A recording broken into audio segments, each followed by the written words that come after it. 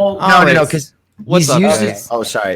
What's up? We're on. We're live. Yeah, we're live. All right. What's up, guys? No more I'm secret gonna go ahead and names. sort your name tags. But while I do that, let's go ahead and do some intros. Middle American, you want to let people know what you're all about, where to find you, and all that shit? Hi, I'm Middle American. I stream here on Twitch. Been streaming since July. Constitutional conservative. Sometimes Trump supporter. Probably more than not. Definitely right now, MAGA 2020. We'll see. I stream every night, 10 Central. Usually about 2 hours. Usually a little bit longer than that. But yeah, that's me. Hell yeah. Wes, go ahead and introduce yourself.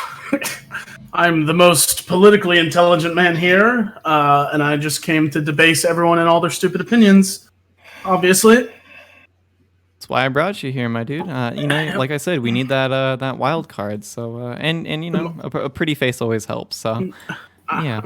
Bastiat, get drunk and make fun of everyone. Bastiat, you want to go ahead and introduce yourself? Sure. Thanks for having me here, Mindwaves. It's always a pleasure. My name is Bastiat. I stream here on Twitch by night and by day. I work as a corporate attorney in fossil fuels. So here on Twitch, we talk about law and politics. I like to shill my neoliberalism and my fossil fuel takes. But generally, we have a good time talking about all kinds of good stuff. We do call-ins and political talk and occasionally all kinds of other fun stuff too. So be great to have you here to join us sometimes. We talk about all that. And of course, we cover elections from around the world as well. We covered the exotic places like Botswana, Oman, and tonight Mississippi. So a whole lot of fun doing a whole lot of good stuff on our channel. Bossy, it's really cool to see you make an appearance change for once. Like, you know, it's a really big day for you. Every time it's the suit and a tie, but now it's an orange tie instead of red. Yes. So that's moving on up in the world. That's true. Well, as we grow, we got to diversify. The shirt's blue too, so it's big changes all around. Wow. Thanks for noticing. Holy smokes! Is that a cardigan behind you? This guy's out of line. A little bit. Yeah. It's good to have you here, Bastiat, as always. You've become a sort of regular, so hell yeah. Thanks, buddy. PigPuncher, go ahead. I've had you on the show before a long time ago, and it's good to have you here returning. Let the people know where to find you, what you do, and all that shit. Yeah, my name is PigPuncher. I've been doing streaming and YouTube for about 8 months now, at least seriously as my job. The name is not about punching cops. It's a Minecraft reference. Just thought I'd clear that up. And you can find me at... hated fat people. I mean, listen. We're gonna go wait, what do you mean hate fat people? He just said he doesn't hate cops, dude. Chill. Oh, got him. Actually, I got my start doing politics on YouTube, talking to Destiny. The video's up on his channel. I forget what it's called, but it was pretty good. You can find me on YouTube and Twitch as PigPuncher, and that's it. Are you the guy who had the Hitler skin on Minecraft? Is that you? No, definitely not. What the hell? I saw someone who had that. You said PigPuncher, and I was trying to connect dots. No, I'm a leftist. Nice. I don't think I would have Hitler as my.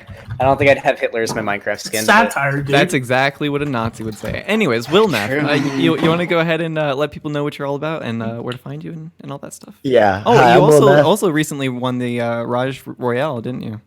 I did. I won the Raj Royale. I don't know if that gains me any credibility in this place where the brains are big.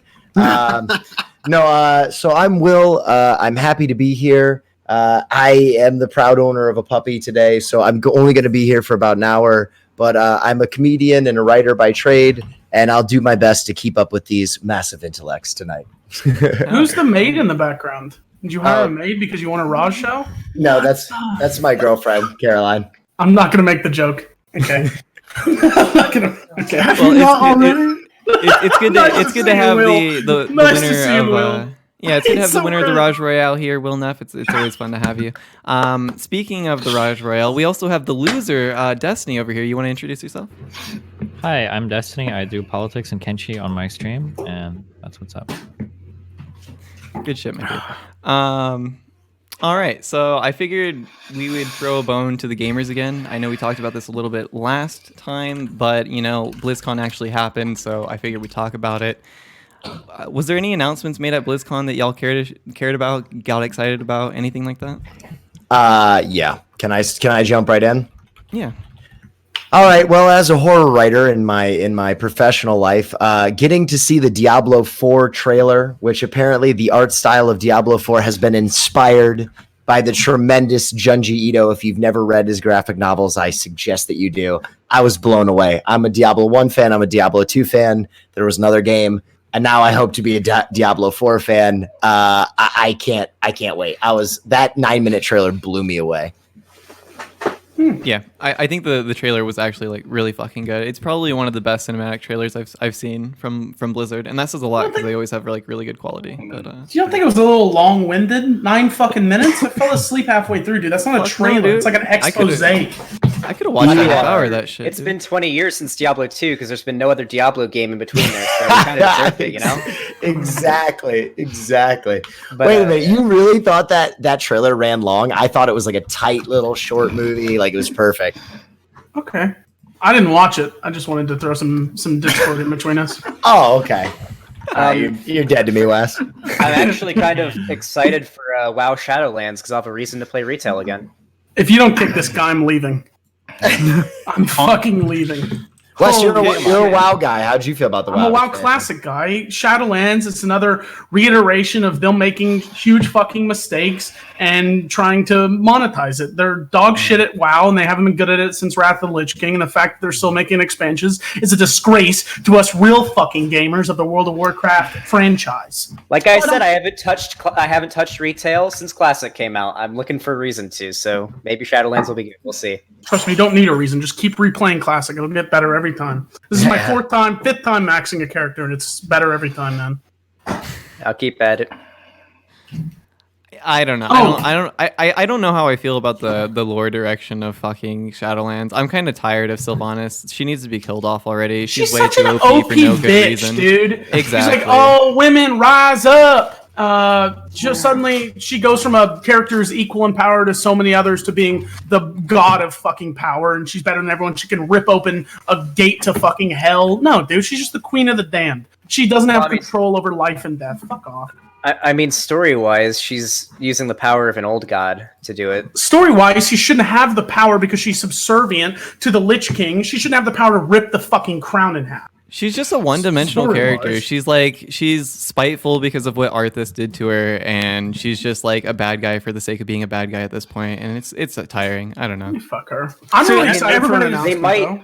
It is possible they might go full not Garrosh too. You never know. She could be good in the end. Who knows? Everybody's missing something here, though. Did you see how long she was standing still in that trailer? She would have been in that defile, and she would have wiped the raid over and over and over again. There's no way she's ripping that. Reference. There's no way she's ripping that apart.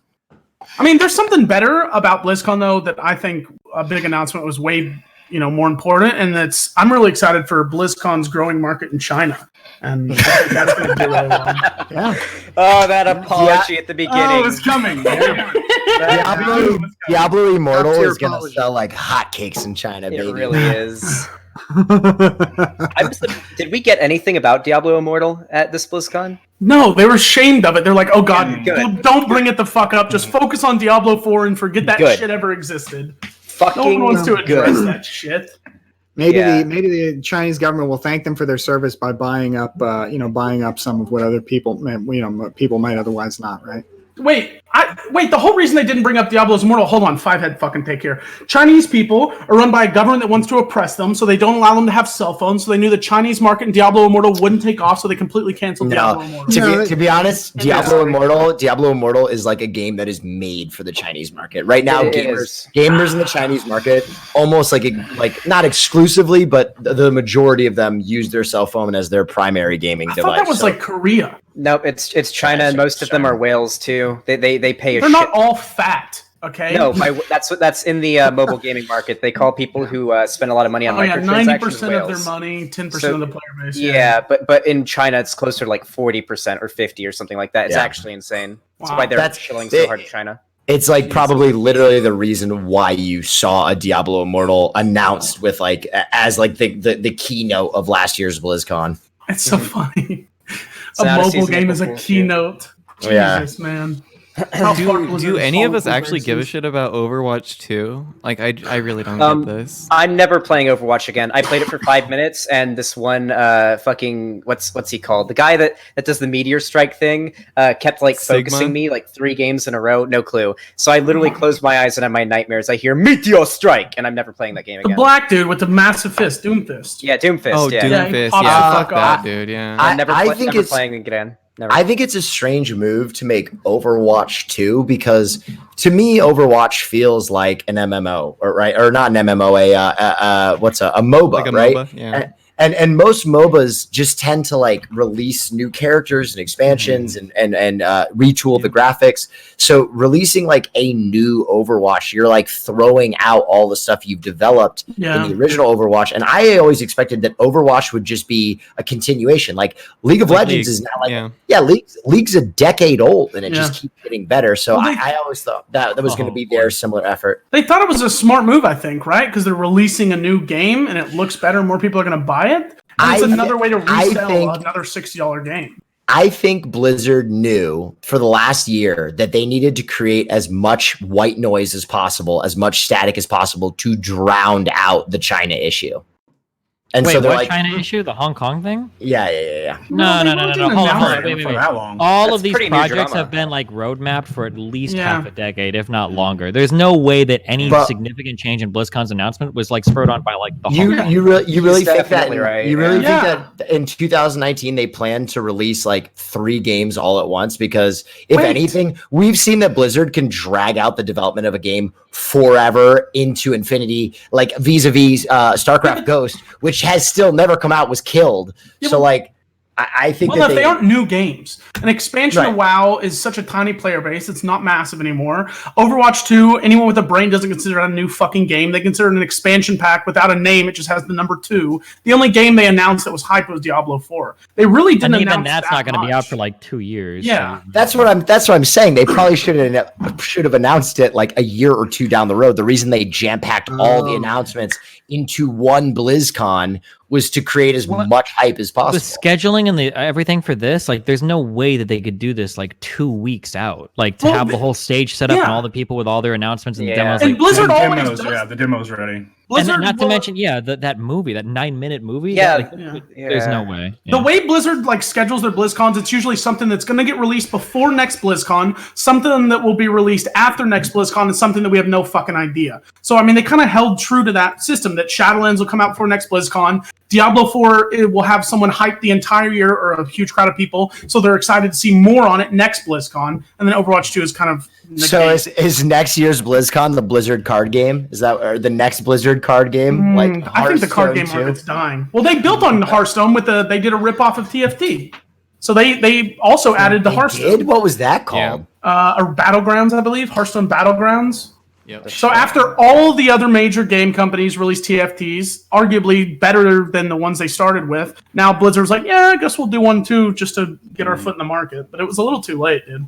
So are we gonna see a StarCraft card game finally? Fuck no. StarCraft is a dead franchise. They already Really? canceled Can you the have some fucking StarCraft respect? project that they had. Weren't they going Sorry, to do like Destiny. a shooter? They were going to do like a shooter StarCraft game, and then like they fucking scrapped it No. twice now.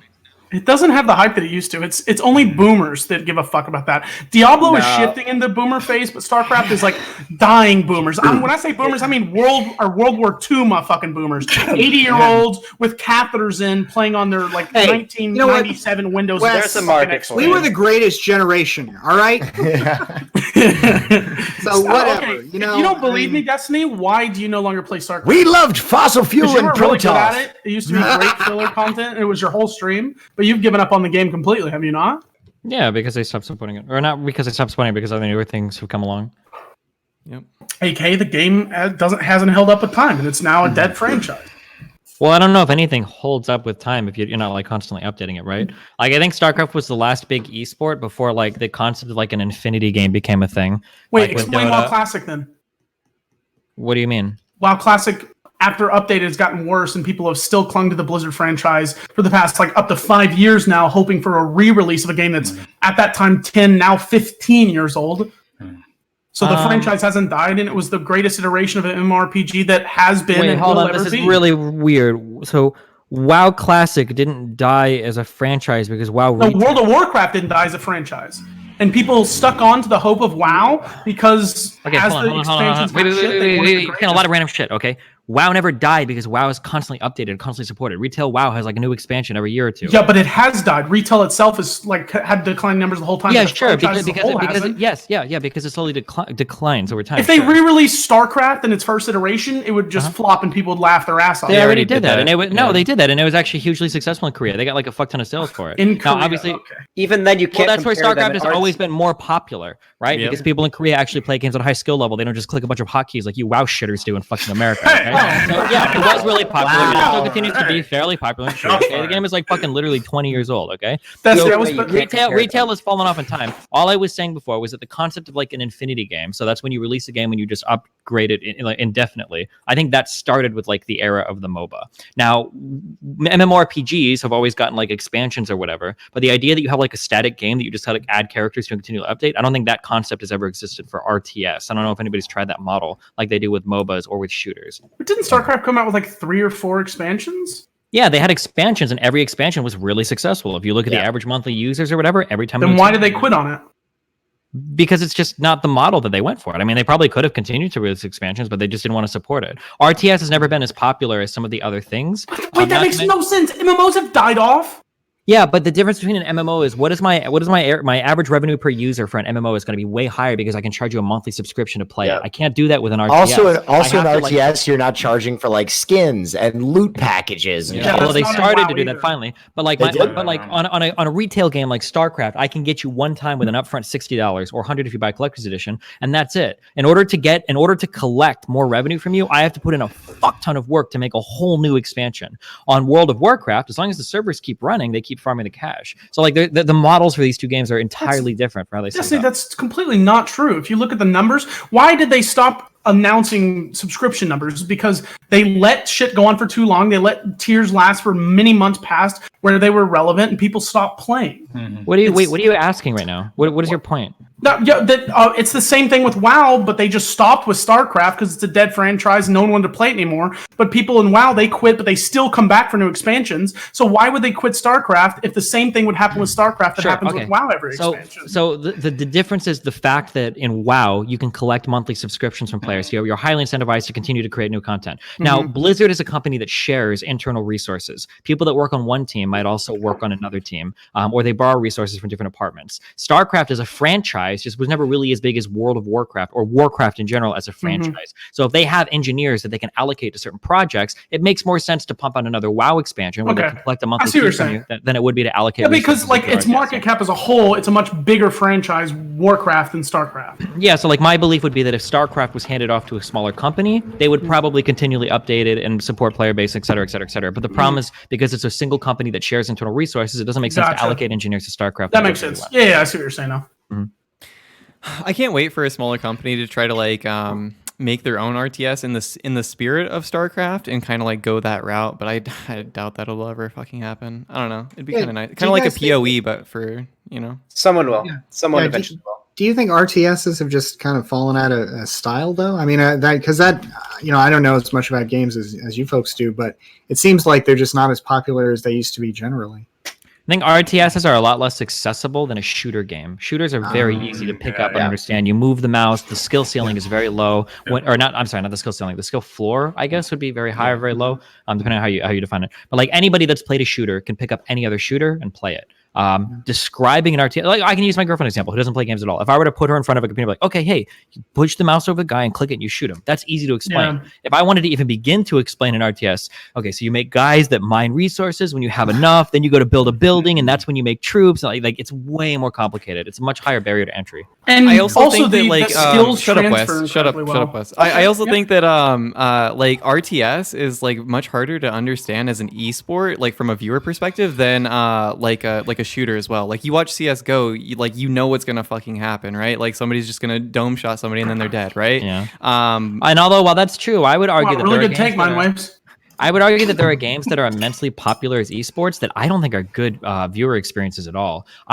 Even when I was good at League, I can't follow a fucking league team fight like to save my fucking life, especially post season 6, man. When I watch like try to watch any LCS, like I see like a bunch of fucking colors flash on the screen and like the fight's over in 2 seconds, and I'm like, what the fuck just happened? I feel that way. Like I feel that way. The same about Dota as well. Like I play a decent amount of MOBA, but when I watch like Dota team fights, I don't know what the fuck is going on. But somehow these games are like immensely popular. So even if they're not really like the greatest viewership experience, it seems like there are enough people that play that it like carries the esport.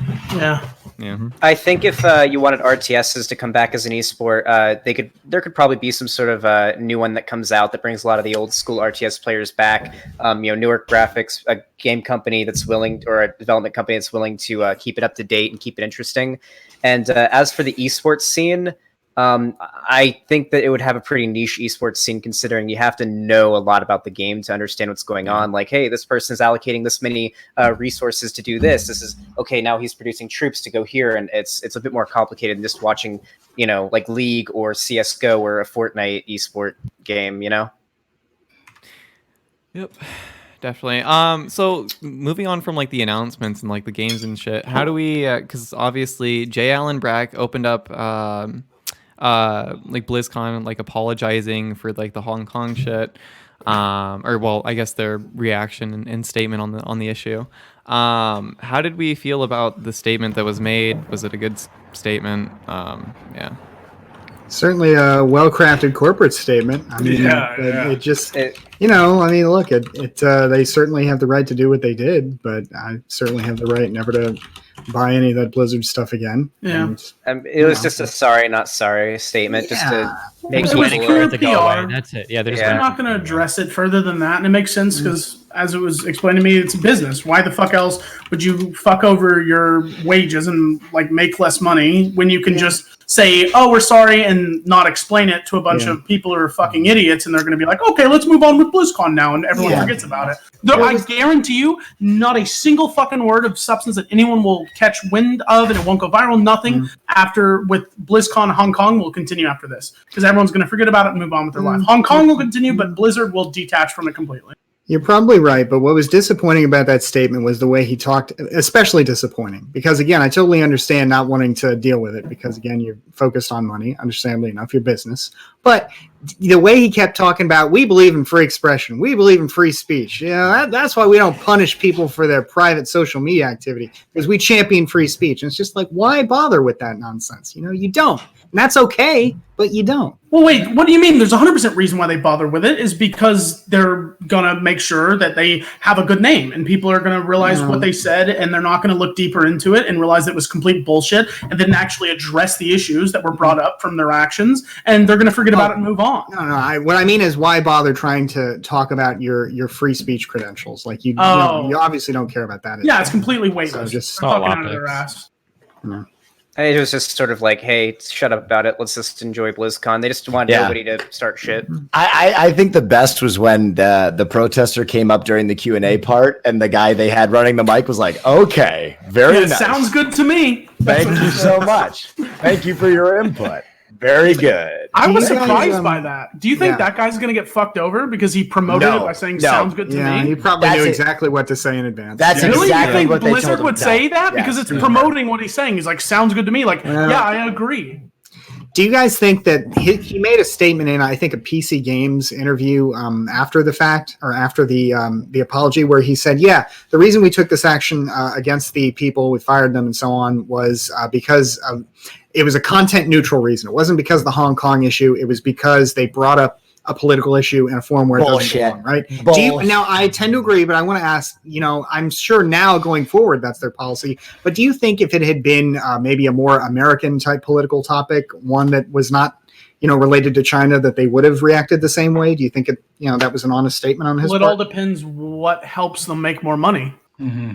That's all it comes down to. I made this take the other day. So recently they Hearthstone had a tournament and a woman won, and she made a statement about how you shouldn't let gender define you and stuff like that. You should rise above it and blah blah blah blah blah. Which in and of itself is a political statement, right? You're talking about like the discrepancies between gender in like esports and blah blah blah blah blah. So it's like, and they fully endorse that. So that's a political statement. So it's like basically they only give a shit about political statements that they don't agree with. with, or that affects their bottom dollar, right? There you go. Bottom dollar is the key. They don't give a fuck if they agree with it or Yeah. not, whether or not it affects the bottom line.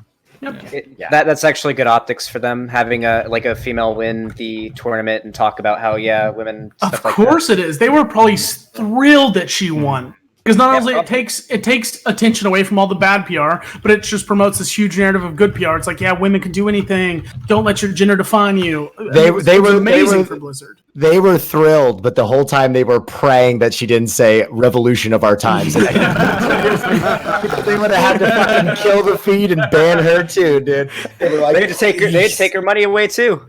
Yeah, dude. They'd go from being like woman power to your prize money's gone. Yeah, but they would have used the same excuse, dude. I bet they would have used the same excuse. Whether or not they would be like, "Listen, it was a political statement about women. Our hands are tied here, guys." Yeah, solidarity. Well, speaking about like women in esports, like how do we feel about how like little there is in esports? Like, and like how could we like fix that problem? It's pretty or do simple. we even perceive it to be a problem? Oh, sorry. Yeah. So I think it's probably going to change a lot as gaming becomes more inclusive to women as time passes. Generally, when you look at pro players and you interview them, a lot of them say they've been playing the type of game that they are a pro in for a long time since they were very young. But up until recently, there's not been quite as many women who play a lot of those games as extremely. But I think as the years go by, we're going to see more women getting into pro esports just because they'll play it so much. I disagree because they're not going to play it much because the incel fucking take of, this is a woman, show us your tits, you're terrible at this game, isn't going anywhere unless somehow we change that. All is dependent on. Go away with time. It's hopefully. Really? Well, I mean, so. It's kind you of think, novelty, but that take is just like if we ignored it's going to go away. We have to actively address the issue. Well, no, you don't ignore it, but it will go. Yeah. But it's going to go. Right. I mean, it's going to die out eventually. How? Well, I think the first thing is like just like film, more inclusion. Like we're finally getting some games that are like that have female leads that aren't just like super busty, curvy, like size 0 with quadruple double D tits hanging out. And I think that will probably help young women be like, oh, I see myself in this game. I'd like to play this game. Have you guys ever played Super Princess Peach? Fuck off, Bastiat. Do you remember when what was it called? It was like WFL and it was girls playing football in lingerie. Mm-hmm.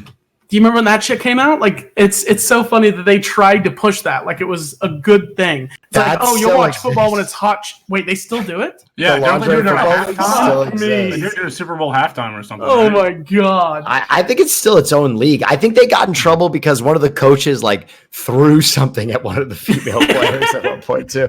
It was not a good look. I tried to watch it in the beginning because I was like, "Fuck yeah, this is awesome!" But then just watching them playing how terrible they all were at it, it just made me not want to watch it anymore. Like I haven't watched in years. Maybe they actually have good players now and like reputable teams. But then I feel like it's devaluing their whole message of, if that is the message, of women can do it as well. If you're just going to sexualize them and put them in lingerie the whole time, which is like completely opposite of what we want to do to like allow women in esports, right? Well, I mean, if their goal is to make money and sex sells, then I mean they're going to go with that. They should put some dudes in G-strings then too, though. No, but it's I don't know if that would sell quite as well. They already wear tights. Yeah, basically. All of them are parading around in tights. And then when they're done, they go into the locker room and then they're all naked in there. I mean, hey, that's basically doing it. It's not November, dude. Please stop talking about this. True. Sorry, I apologize. I didn't. We're talking keep that in about mind. gay hot sex. I mean, hey. Welcome to the Big Brain that's Podcast. That's for your podcast, Les. Yeah. Apparently I missed a meme. What is this? I just want to have sex. Or is it even worth addressing? Well, speaking of gay sex, let's go ahead and hop onto another topic. Actually, let's actually hop to the last one. So apparently Christianity. Well, all right. So Pew actually did a study into like the religious affiliations of Americans in the United States, right? And it looks like Christianity is actually like on the decline by quite a bit. I think I had the stats here. Oh yeah, Christianity is down like 12% in the last decade, and religiously unaffiliated is up 17%. Like, what does this say about like the state of like religion in America, and is there any like political ramifications of this or what? It's just so hard to believe that a guy walked on water when you have the internet, right? Like it's hard to keep that. It's hard to keep that up. And if you are a person who has a lot of faith, I mean that in not an offensive way at all. I think it is important to have some kind of faith-based or spirituality. But I think like the hard line, I'm going to let like the Pope dictate to me what is right and wrong because he is the direct conduit to God. I think that level of like blind faith, as it were, it just is impossible in the information era. It's just impossible to maintain.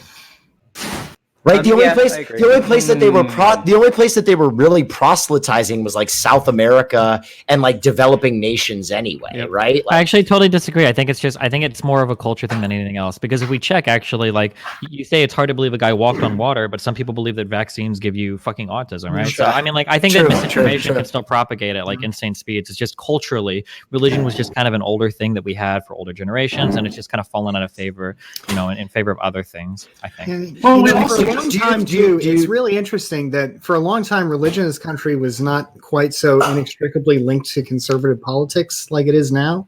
And I feel like as that link grew and really especially became clear in the late 70s and 80s, I don't know, my entire life I've identified, real, committed Christianity with Republican conservative politics. And I feel like that association was politically successful at first, but probably long-term did real damage to the Christian faith in the United States. That's a good take.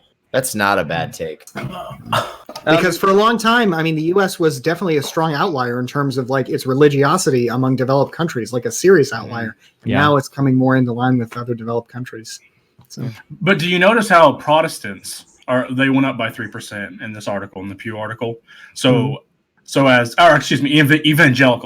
Yeah. The evangelical Protestants are going up. So it's not necessarily, well, they are all going down, but there's still a need for that religious fervor and that passion, and that still is important to people's lives. And the argument that I'll make is that even though it's declining overall, people aren't losing the religiosity.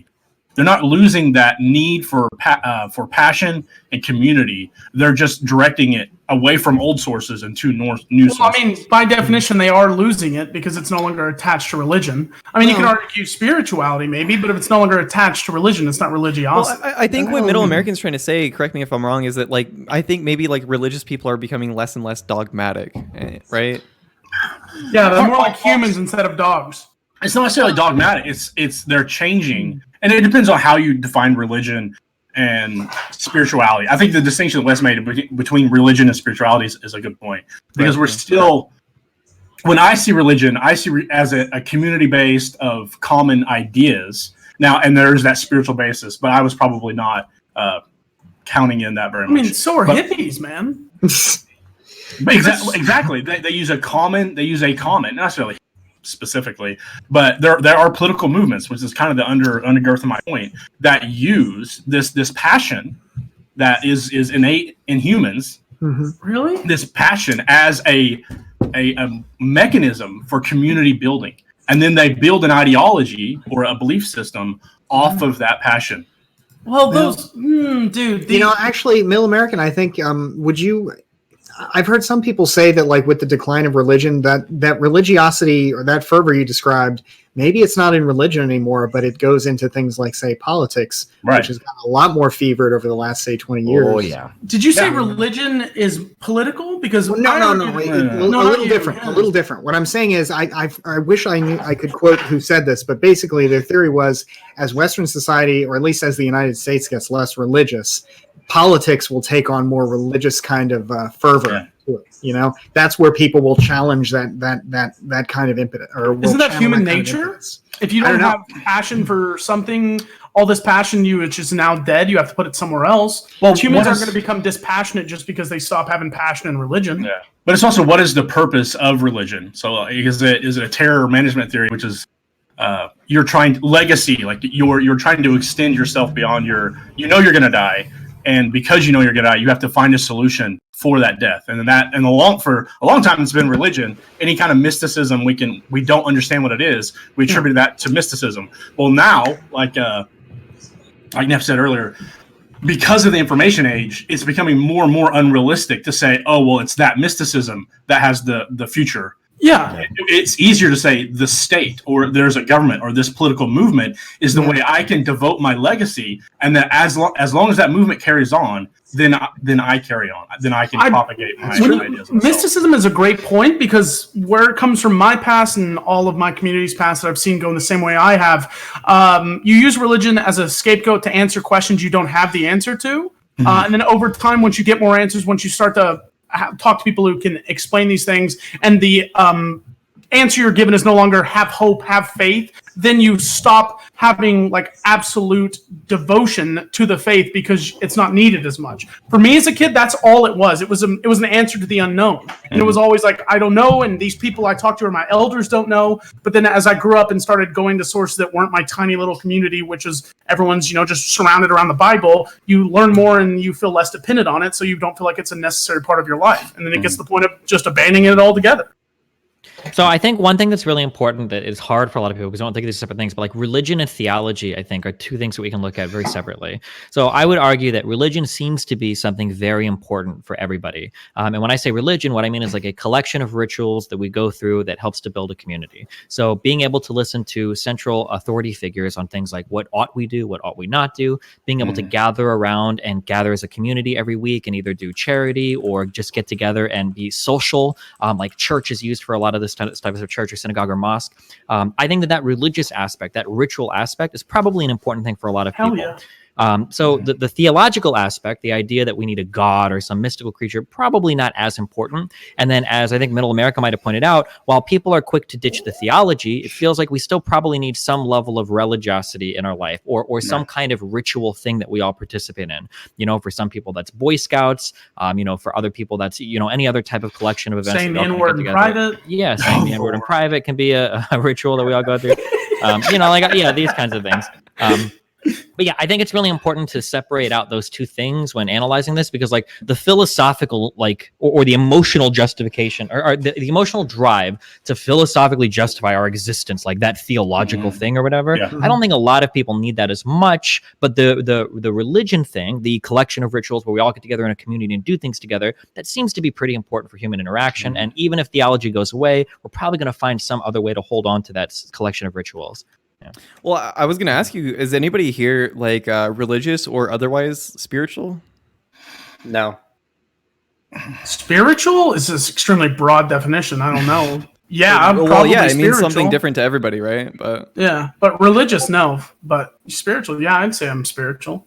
I'm probably agnostic. I was very religious growing up, and I'm agnostic now. I'm coming back to maybe broaden my definition of what God is. Okay. And that instead of it being a anthropomorphized version of the rules of man or the way the universe works. I mean, this might be a little bit too esoteric for this, but yeah, so that it is the rules itself. That it is, we give it just like the Greeks and the Romans gave their gods human emotions. Right. We give these rules of the universe, if you want to call them that, those same features, so that they make sense, and really to justify why the world is cruel or unfair. Give me an example.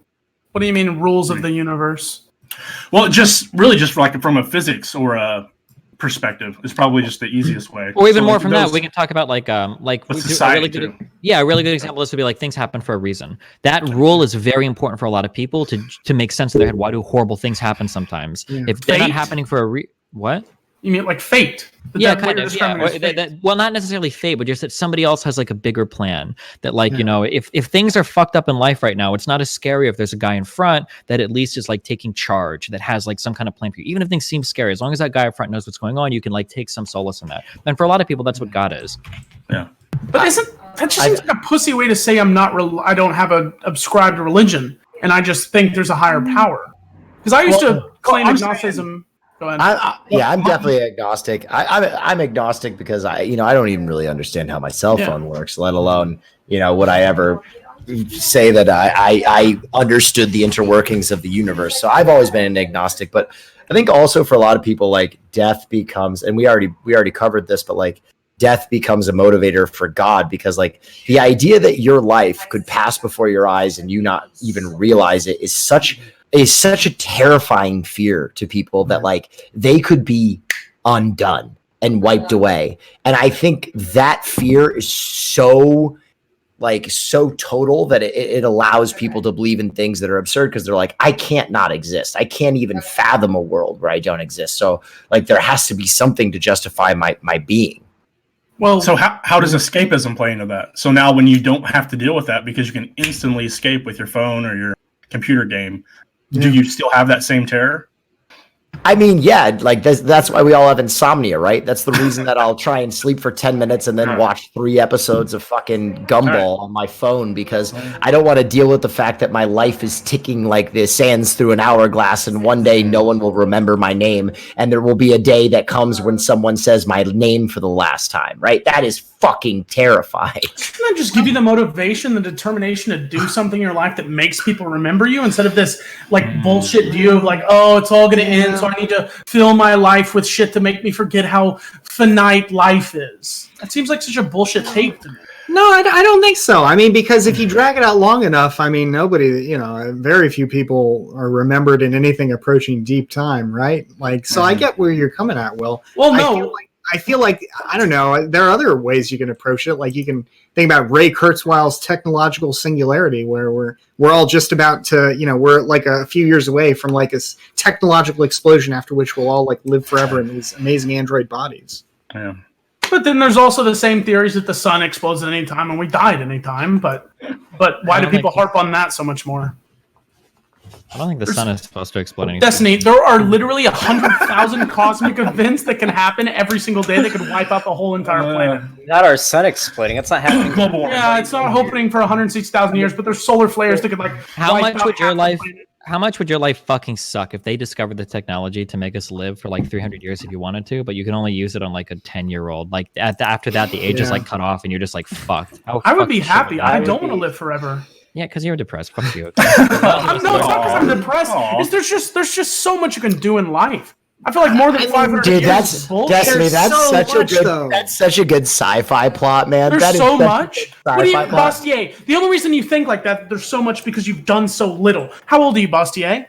Yeah, I'm 31. 30-something. Okay, Yeah. so you've done so little in 30 years. Let's say in 500 years, I've done a few things, times buddy. more. You could do so much more. And by that point, when you've done so much, everything else would seem so little. It has such little substance to you. I get where The you're only going. reason I get that where you you're think going. this way right now is because you've done so little that everything else seems so fucking grand. But once you get where have the you're going. ability I I'm to gonna do so come much, to. I'm gonna come to But in Bastiat's no defense real situation, quick. in no situation is like 80 years enough. Like Sure. there's so many. Like if I you get really that. did have unlimited time, the options available before you to live all kinds of different lives, in whatever way you want. I mean, I think you're kind of underestimating. Maybe I'm overestimating. Like forever is a long time. You're right. But I think you're kind of underestimating just how long The a brevity, fulfilling and yeah. interesting life could be.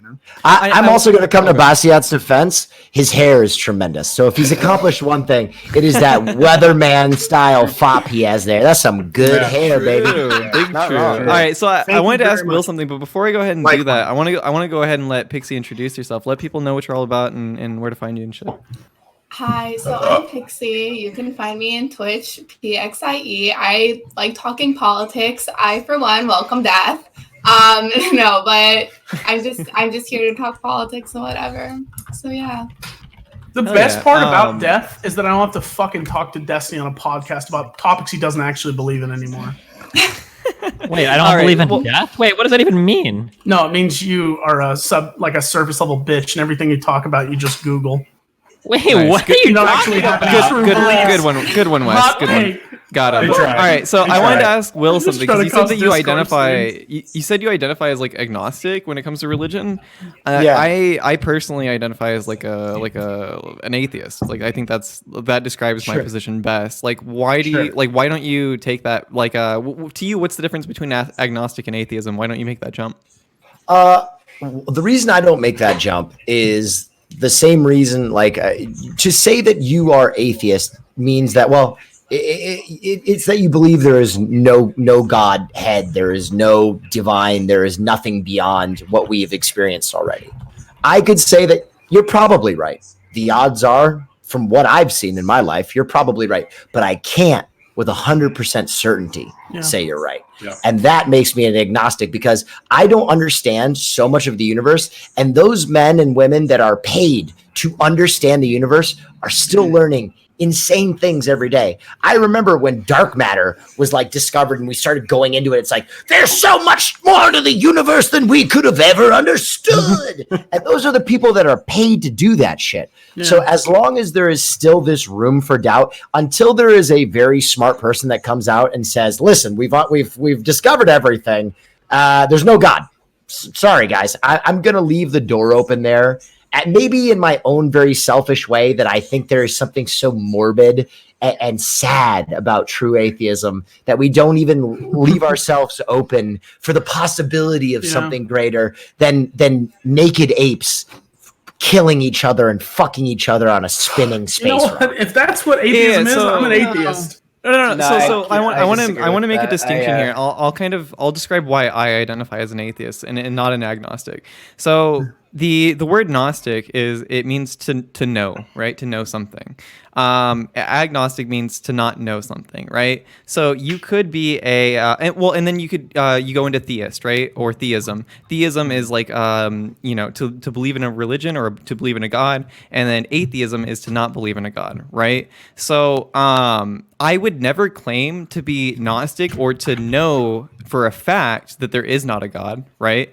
But I don't actively believe in a God. So that's why I would identify as an atheist and not necessarily like an agnostic. So you might exactly agnostic atheism. Wait, yeah. Can I say something, Mindwaves? So we're kind of on the same page here in that like my whole take is like if there were a God, I would be like an Anton to him, and to try and be like, oh, that's God over there. That's Jeez. You know what I mean? He lets me call him Jeez because I know him so well. Jesus man over there. He's got a beard. He looks just like human beings. Crazy how similar we are. Like if there is a Godhead, if there is a God, if there is a higher being, my whole take is that like we have these 5 pinhole senses in like a shoebox that is like the universe.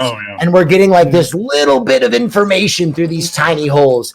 And to know God would be to like blow the shoebox apart and to like be given the divine, like, you know, that scene in Raiders of the Lost Ark where their fucking eyeballs melt. Like that is like my understanding of what a God would be to us. It's like trying to explain neuroscience to a dog. Like, how the fuck are you going to do that? I mean, I don't know. Maybe there is a God. I'm also agnostic. I really have no fucking clue because I know so little. But either way, like, I think my interpretation of this is that even if there is a God, I don't think God can be benevolent, omniscient, and omnipotent. I don't think God can be all three. So that just throws everything into like a whole other conversation in case any of y'all are Christian. But if not, then like forget it. I like how Chad's saying no evidence. It's like, yeah, guys, it's fucking God. I'm sorry I didn't bring my God without evidence. That's what's so funny about that we're arguing over the definition of religious stances is because the whole science of religion, or whatever you want to clarify it as, is all based off things we don't know. It's all stipulations or some guy 1,000 years ago wrote on a thing we've never seen. So it seems so strange of us to argue definitions of agnostic or atheist when the whole belief system of religion as a whole is based off shit no one can prove. Yeah, so I think that like what Mindwave said earlier, I don't know if you fucking stole this from me or not, but like I think what Mindwave said earlier is like a perfect summary of like what I would consider like a reasonable stance on God. So you have statements of faith, or statements of knowledge rather. So an agnostic would say you can't have knowledge of the supernatural. A Gnostic would say you can. So I think I would be an agnostic. I would say we can't know about a God even if there is one. And then theism is like a profession of belief, right? An atheist says I don't currently believe in a God. It's not a statement saying there is no God, right? Unless you were perhaps a Gnostic atheist, in which you would say I can know if there is a God or not, and then you were an atheist who said there is no God, right? An agnostic atheist would say if there is a God, you know, there may or may not be one. I can't know about it. That's why I'm agnostic. And then an atheist would say I currently do not have a belief in a God. Would be those two things. Can I ask so do you want my actual take on probably what I think God is like the definition doesn't really work, but like whatever existed before the Big Bang, that size of a pencil head singularity, that's God. Right? I mean, that's the point. Like, we don't know what happened. And at that point, everything breaks down, and we just have to guess. So, and then you can guess whatever you want, because your guess is just as good as anyone else's. I know there's a lot of. Oh, sorry, go on, Pixie. I was just gonna say, like, interesting tidbit. Do you guys know who Thomas Aquinas is? Aquinas, I can never pronounce his name. Yeah. Yeah. So like, Love that guy. Yeah, Fuck off. when he's talking about like God in his Summa Theologiae or whatever, he's actually like the actual translation translates to something like Zeta or Delta or whatever, because God already has like such a strong connotation, right? Of like, oh, we gave him like these like personal characteristics and these things like that. When in reality, he's just trying to like speak of like kind of like the first mover or whatever, right? Which would be like the first, like what came before the Big Bang, or like the first like existential being or shit like that, you know? So just a fun little tidbit. That I'm was assuming the most you five sad thing I've ever heard. you define God as the one who created all, Will? So creation is like that's like a tough term to define, because like creation implies that there was like some kind of intent or intelligence. Okay. God might not even have cognition. Like, What about the one who just caused it? Would that be God to you? Like if there was some fly, whatever we consider fly, that caused the Big Bang, would he be God to you? Shut the fuck up, chat. I It's already hard to muted it. define. That's why you heard it. Like, I don't think God would sum that up properly. Like the word God. Yeah, it's basically because like the standing theory, right, is like that whatever existed before the Big Bang existed in the area the size of like the head of a pencil, like the lead of a pencil, right? Well, that would be like the Big Bang. I don't think there are any theories about what could have existed before the Big Bang, because that right. escapes, I'm just talking about the Big Bang, right? Sure. So in that theory, whatever the fuck that was, you, me, Stardust, a whale, we all existed in that pencil head, like that. Whether it is cognizant or not, you could probably define as God, no? Could there be a division of gods? Like, for example, Hindus who have uncountable. You mean like a amounts of monotheism? gods? Yeah. I mean, I don't assume to know, but like I don't ever envision God as like something that is like cognizant and being like, oh, look at my universe. I did such a good job. This is the best universe. Oh my God, so many universes. This one is great. Trump is God? Pog.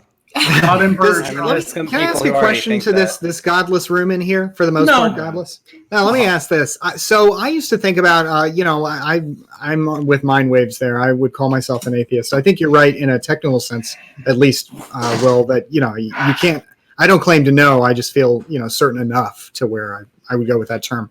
But thinking about it from that perspective, then the next question to me is, would you wish that there was a God of some kind? And I guess I'm curious if anybody in here, if you think there's not one, do you think it would be better if there was one? And to me, I feel like it's probably best that there isn't, because that seems like some kind of universal, inescapable tyrant. Well, wait, what do you mean?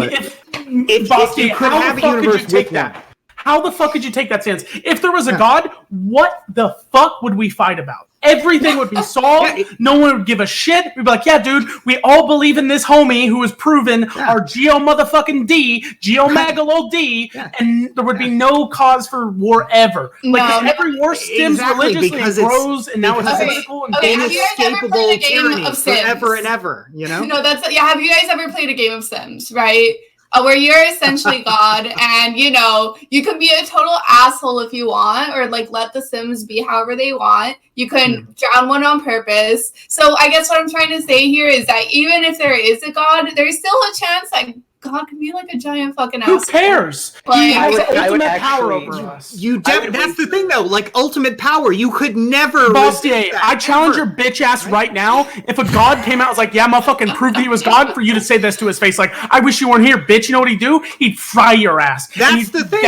That's why I would wish he wasn't there, because you're right. There's nothing I can do about it, ever. Vengeful and justice and all of that. If you're going to believe in it, at least believe in it to your grave, man. So I personally feel like the type of person that would like want a God even if there wasn't is the same type of person that would like totally welcome in like a totalitarian state, like by like some omnipotent leader, right? Like I don't know. But there'd be no issue with the totalitarian state, because every totalitarian state has been based off of a person or a goal or whatever the fuck it is. But if you have a totalitarian If you have a T state based off of God, the guy who has the absolute control and can do and say whatever the fuck he wants, because if you disagree, you're dead. What are you going to argue against? You can't beat him. You can't be stronger than him. You can't take his place. You have to be subservient to this guy. That's A lot of those that's states that's were the based on joy. God. That's like eternal slavery, immutable, Hell yeah. unchallengeable. That's Hell terrible. motherfucking yeah. Wait, It's not that bad. The only reason you think it's that bad is because you live in a place where capitalism fucking dominates, and if a god came around and made your bitch ass be a socialist, you'd deal with it because you The are socialist a fucking slave to the Jesus, almighty dude. I'm waiting for Geomerloth. it, bro. Hell yeah, he'd take over. I welcome that Jesus. son of a bitch. If you're watching this, God, come down and just lay motherfucking waste. Just what a take fucking over. bootlicker. Holy shit. Yeah, bootlicking God. If God's some real, galaxy level bootlicking okay, right hold there. on. Listen here. If you died and you had the choice, God said, "Lick my fucking shoe, you slut," or go to hell and burn for the rest of your life. If I don't believe in this, but if that was the state, you're gonna tell me to my fucking face you wouldn't suck his almighty cock? Because I sure as fuck would. Hell no. Look, I look. accepted. I'd go straight down to hell, and then when you come down, Yeah, it's easy to say when you're a 20-year-old. It's easy to say you're a 20-year-old university student. Fuck off, kid. Even though Wes's question is What do you know about frustrating, hell in you know, university? Yeah, you don't. I mean, and that's you don't know in that situation. No, it's easy to say when I you're mean, that's young the and you're not problem. facing death in the face. If you just got in a car crash and your fucking life's draining before you, and you're given the opportunity by God, he's like, motherfucker, Just suck his repent, cock. apologize for being comes down, such an he's like- asshole he's to like, me, and you can I spend can't the help rest but of your notice. you can I spend the can't rest help of but your notice eternal what a days. precarious situation I find you in, my child. It's as though your spine has been We're not broken in making many God places. porn. We're not turning it into God Well, porn. my Okay, my, relax. my godly Wes, you got cock it there, is buddy. very dry. God, can you help me? Oh, I can help you, all right, but I need you to help yourself, if you know what I'm talking about. Shit. What is your Twitch? Hold on. I'm dropping I'd your suck follow. God's cock if it put me to heaven. Holy shit. Because that's the one thing I've always been scared of my whole You life. would is suck like, a God cock damn it, whether what or if not I'm he would wrong? put you in heaven. Let's be real, dude. Come on. No, I wouldn't. Whoa, That's hey, is there fucking something gross. wrong with that? Whoa. No, I'm just saying. I'm just saying he's admitted he's to it. acting It's like totally it's something fine. Nothing special. wrong with Took a that. turn but- for the homophobic there. He's Watch acting out. like All he's right, the special chill. parts for God. Yeah, So trust me, here's the Luna thing. knows a lot about sucking cock. She's the pharaoh on What? this topic. Wait, so if God Are actually you claiming I'm wants you to heterosexual? What a brilliant claim. doesn't that make being gay okay?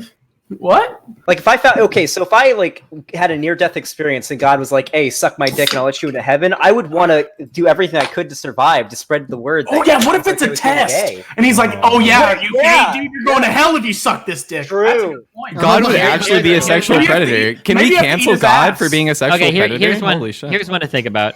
If God was real, does morality exist independent of God, or does it exist because of God? So, for instance, when God makes a statement, "Murder is wrong," Why do was you sound murder like wrong, Rim? and God revealed that to you, or is it wrong because God said it is? Destiny, you've been talking to Rim way too fucking long, dude. That's a pretty standard. This is so philosophical. dilemma. My take on this is that if a God exists and they're at least somewhat reasonable, then it would be God murder was always wrong and you just learned of it, and that not knowing murder was wrong, and if you committed it, you would probably be forgiven if that was the case. I don't believe in God, so it's kind of Yeah, Are we but answering what through you're our saying own lens? here, Are we yeah. answering through like a dogmatic lens, or just? Can someone explain what the fuck dogmatic means? Means you like dogs, right? A strict adherence of theology, probably. Yeah. Does dogma have to necessarily be theological? It might be. I'm not sure. Well, No, I mean, it can be. I don't know. Isn't dogma just a set of It's beliefs? a script. It's Yeah, a learning. It's like a you believe in script of something like beliefs. very strongly, kind of like you're Yeah. dogmatic, like you're Okay. very much aligned to some Yeah, principle, yeah. like That's what I saying. thought, but I don't know why we're putting it religiously, because Well, because we're having a Dogmatic. theological conversation, so probably. Luna, I'm gonna go out on a limb and say, like, do you identify as like an agnostic or an atheist or something like that, or what? Wait, how did you go out on a limb there? You just asked her a question. Well, I mean, I'm kind of question to a assuming, woman. right? I'm assuming that she's not religious, right? I don't think that Luna's like the I religious think we've type. talked right? about this before off of the podcast, but I'm like, I guess mostly questioning. So maybe like I would align most with agnostic, but I have a robust religious background in my like life experience, but I don't necessarily align with that today. So yeah. Yeah, I feel you on that. Well, speaking about God, let's talk about social media. So The real Your God. transitions are next level. Wow. Yeah. I dude, know, dude. holy My shit. segues are You know. That was good. Yeah. So recently, Twitter made a decision to not allow political ads on their platform. This is directly opposed to Facebook's recent decision. We can kind of talk more about Facebook. To highlight Breitbart. Breitbart, yeah. All right. That's pretty yikes. But fuck. There was a huge post that Jack posted, kind of explaining that shit. I'm assuming you guys saw it. How do we feel about this decision? Who? Jack is like the Twitter guy. Yeah. Well, I mean, it sounds like what the end result will be is that it would privilege incumbent views. I don't know that it would really make the platform any more honest at all. I don't think it makes it any more fair, really, because, again, yeah, you're equalizing things in terms of money, but you're just giving a stronger advantage to people who already have strong Twitter platforms. So I don't know. I mean, it seems like it narrows the range of speech for people with new ideas who've managed to raise some funds, to talk about them. I have a question. How are they going to limit political ads when the best political ads on Twitter is someone endorsing a politician on Twitter, which they can probably still pay for? How the fuck are you going to stop important Twitter people from being like, I feel the burn? It's only paid political ads. No. What you just said about paid, that can't be hidden. I'm pretty sure the FEC would require you to file that you're paying somebody for a political ad. Now, a super PAC might be able to pay for stuff like that and kind of tumble it, and you wouldn't really know as well. But wait, Destiny, what if someone made a really large political statement, like let's say someone dropped out of the race and endorsed someone and then paid Twitter to promote it? Would that be against the rules? I'm guessing Twitter probably won't be taking paid promotions about political topics. Although what political topics mean, God knows what. Yeah, that's the thing. Is the biggest issue here is how they clarify and define it. Yeah, and now this is where we run into the trouble with things like Citizens United that people like to take a really strong stance against. But when you ask people, well, what is a political ad or what is political speech? All of a sudden, you're in a very weird world when you say you shouldn't be allowed to advertise or pay for it. Mm-hmm. Absolutely. I don't know. I think it is possible to create some guidelines. Yeah, there's going to be some gray areas, but let's be honest here. At least when it comes to Facebook, the fact that people can post blatant misinformation and know it's false and just put it because it's a political agenda, I think there definitely has to be something done about that. Well, but this has nothing to do with that, does it? Well, yeah, because Twitter did it as a response to that, right? They were we don't want political. I could still post political memes and shit. I just can't it just can't be. No, I think what Pixie is talking about is political fact checking on paid political speech advertisements, rather than just political speech that's misinformative. Are you talking about Facebook? Well, okay, here I'm talking about the fact that you can argue, well, individual accounts can still post misinformation, but at least now it won't be on the little trending Twitter thing or randomly on your feed, which you can argue that's negligible or that doesn't make much of an impact. But I would think that it somehow does, right? If you're getting a bunch of these ads up to a bunch of random people who might have not seen it before and think, oh no, this is actually trustworthy, or this is real or whatever, because now it's on my feed and Twitter approved it.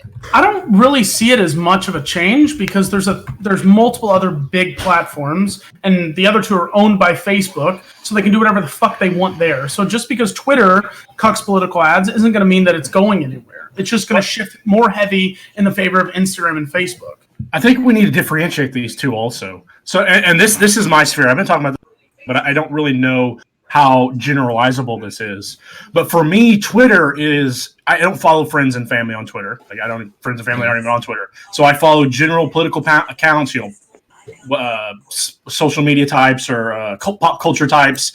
But those people aren't important to me. Whereas Facebook is much more personal, and I take time instead of flipping through Twitter, where I'm grazing through. On Facebook, I'm reading posts more. So an ad on Facebook might have, and we have to talk, why I bring this up is the efficacy of ads. So on Facebook, I'm spending more time reading posts. So it'd be easier for me to here's a post, a paid post, and I'm going to spend more time reading it because that's my habit on Facebook. This is anecdotal because it's just you. I know. So yeah. So is Twitter, is that the way people treat Twitter? Or is people deep diving on every 240 character tweet? The only way you can study this is based off user hours per platform.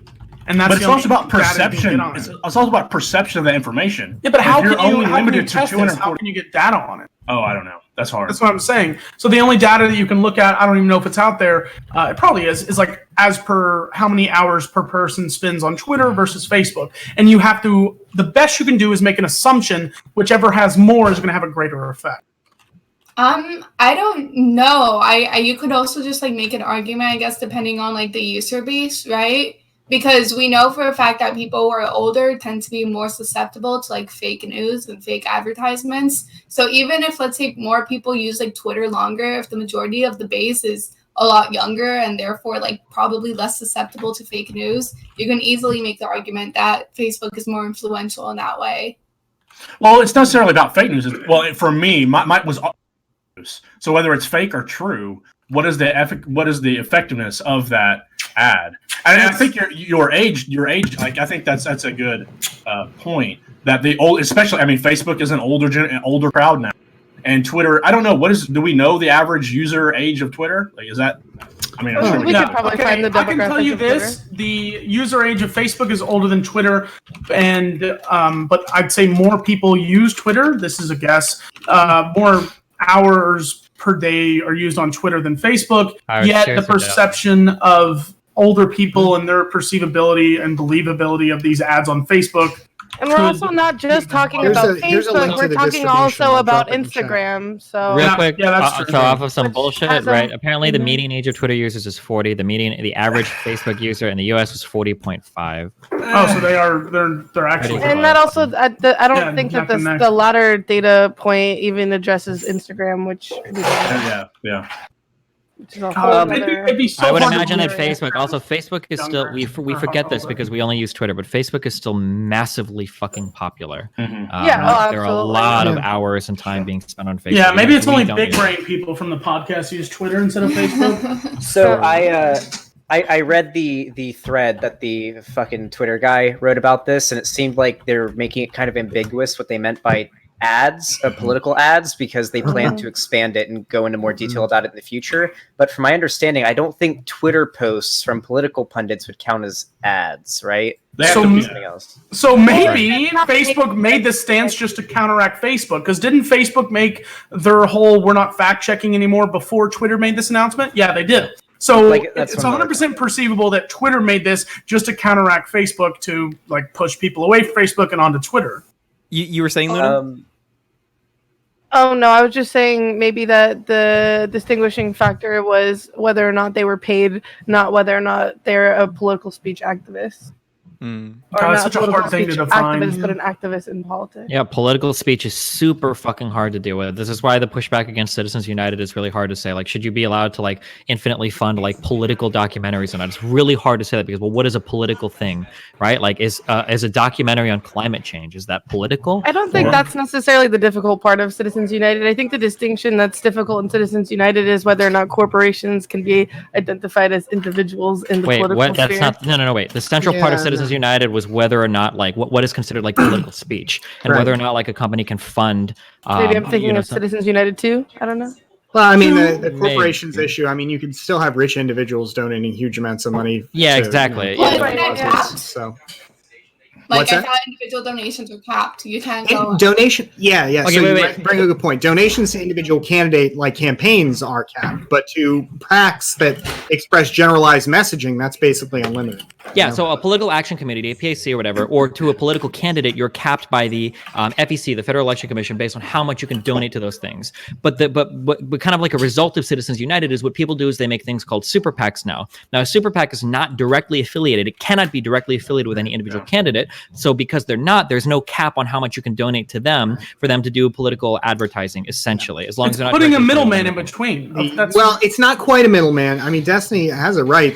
One of the strange side effects, though, is the way that PACs will sometimes try to align without officially working with candidates. Yeah. for example. So there's a lot of cheating at the edges. Mhm. how is it not a middleman? Because you can give all the money you want to Super PAC, and Super can give all the money they want to the candidate. No. That's They the can difference. They can't give unlimited to the candidate. They can give some money to the candidate within the fixed limits, but their unlimited is they can spend unlimited to advocate for whatever issues they want to advocate. Yeah. Gotcha.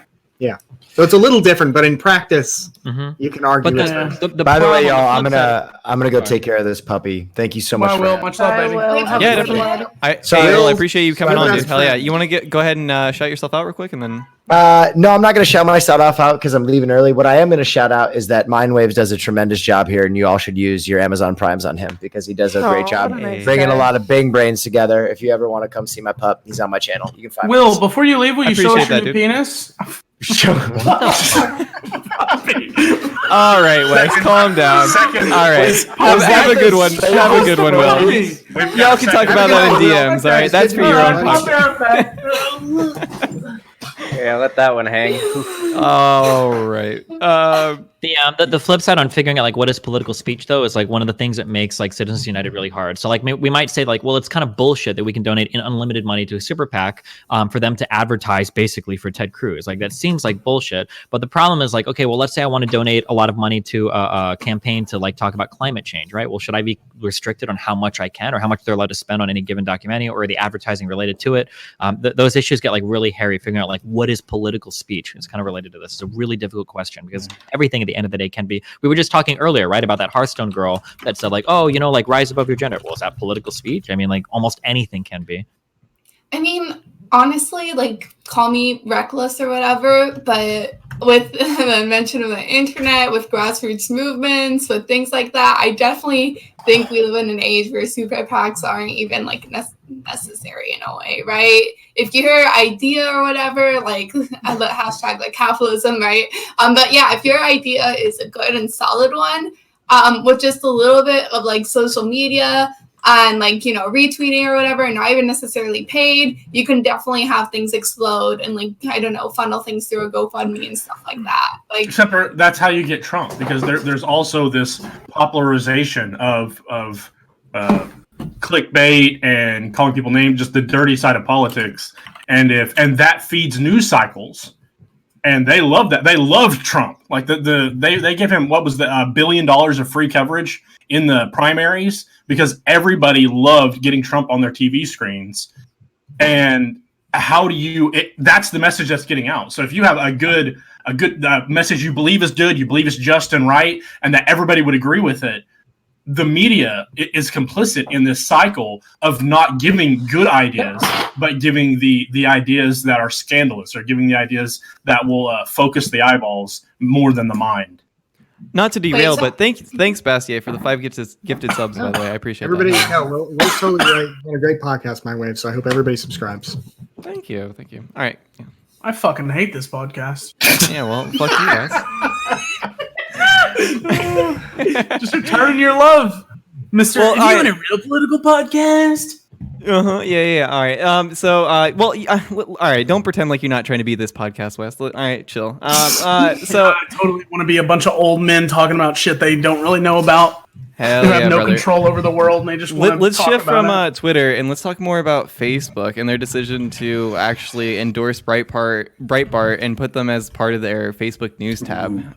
What kind Hey, of they're message being does- honest now. I mean, hey, they're just embracing their demographic. Hey, most of the people who use Facebook are boomers on the right. Like, they're just owning up to it now. Like, fuck, I'm not surprised. The only reason this happened is because Richard Lewis is going back to Breitbart, and he just wants to push it so he can gain some more fucking Twitter followers. All right, it's nothing more than that. I love Breitbart. Who's Richard Lewis? You like exactly who? Wait, you love Breitbart? Like I look at Breitbart every day, dude. Holy shit! Oh boy. What do you think about people who aren't white? What? I reject your premise, dude. No, I read every day. Like people come on stream. I look at Breitbart. I look at Vox. I look at Washington Examiner. Like I think if you're getting your news from one source, it doesn't matter what that one source is. You're wrong. You're doing it wrong. You're getting bad information. I agree, but there are sources that aren't hatefully biased. There might be bias in news. Well, give me an article. So show me that's hatefully biased. Give me some articles by Breitbart that are hatefully biased. Yeah, you're right. Let me do that right now. Let me do that right now. I can even be easy and say, guess what? That's shit, and we should reject it. But does that mean Wait, all the can I information is ask bad? I did a debate against a white nationalist called James Yeah. Alsup a while ago, and actually I had to cite a lot of Breitbart articles, mainly because we were going to have an argument on birth control, and I knew that all of his talking points were going to be coming from there. So I actually went through a few articles on Breitbart related to birth control. I think one was even written by Milo Yiannopoulos that was actually full of an insane number of inaccuracies. I can try and find it later, but basically it like takes like one-off studies and says like, oh, if you get on the pill, you're going to grow like a fucking beard or some shit as a woman. And to build off his point, didn't the founder call it like a haven for white nationalists? Well, The guy who made the website. no, because Breitbart died 10 years ago. So you're probably talking about Bannon, who was the CEO. And he It said died, that- but you read it every day? No, the guy who made it. His name was Andrew Breitbart, Oh, the okay, guy I see who founded what the you're site, saying. Okay, yeah, I and see he what you're died. Gotcha, You're probably gotcha. talking about Steve Bannon, who said that it was an alt. I don't remember exact quote, but it was something. It was a haven for the alt right. I mean, he used the phrase alt right.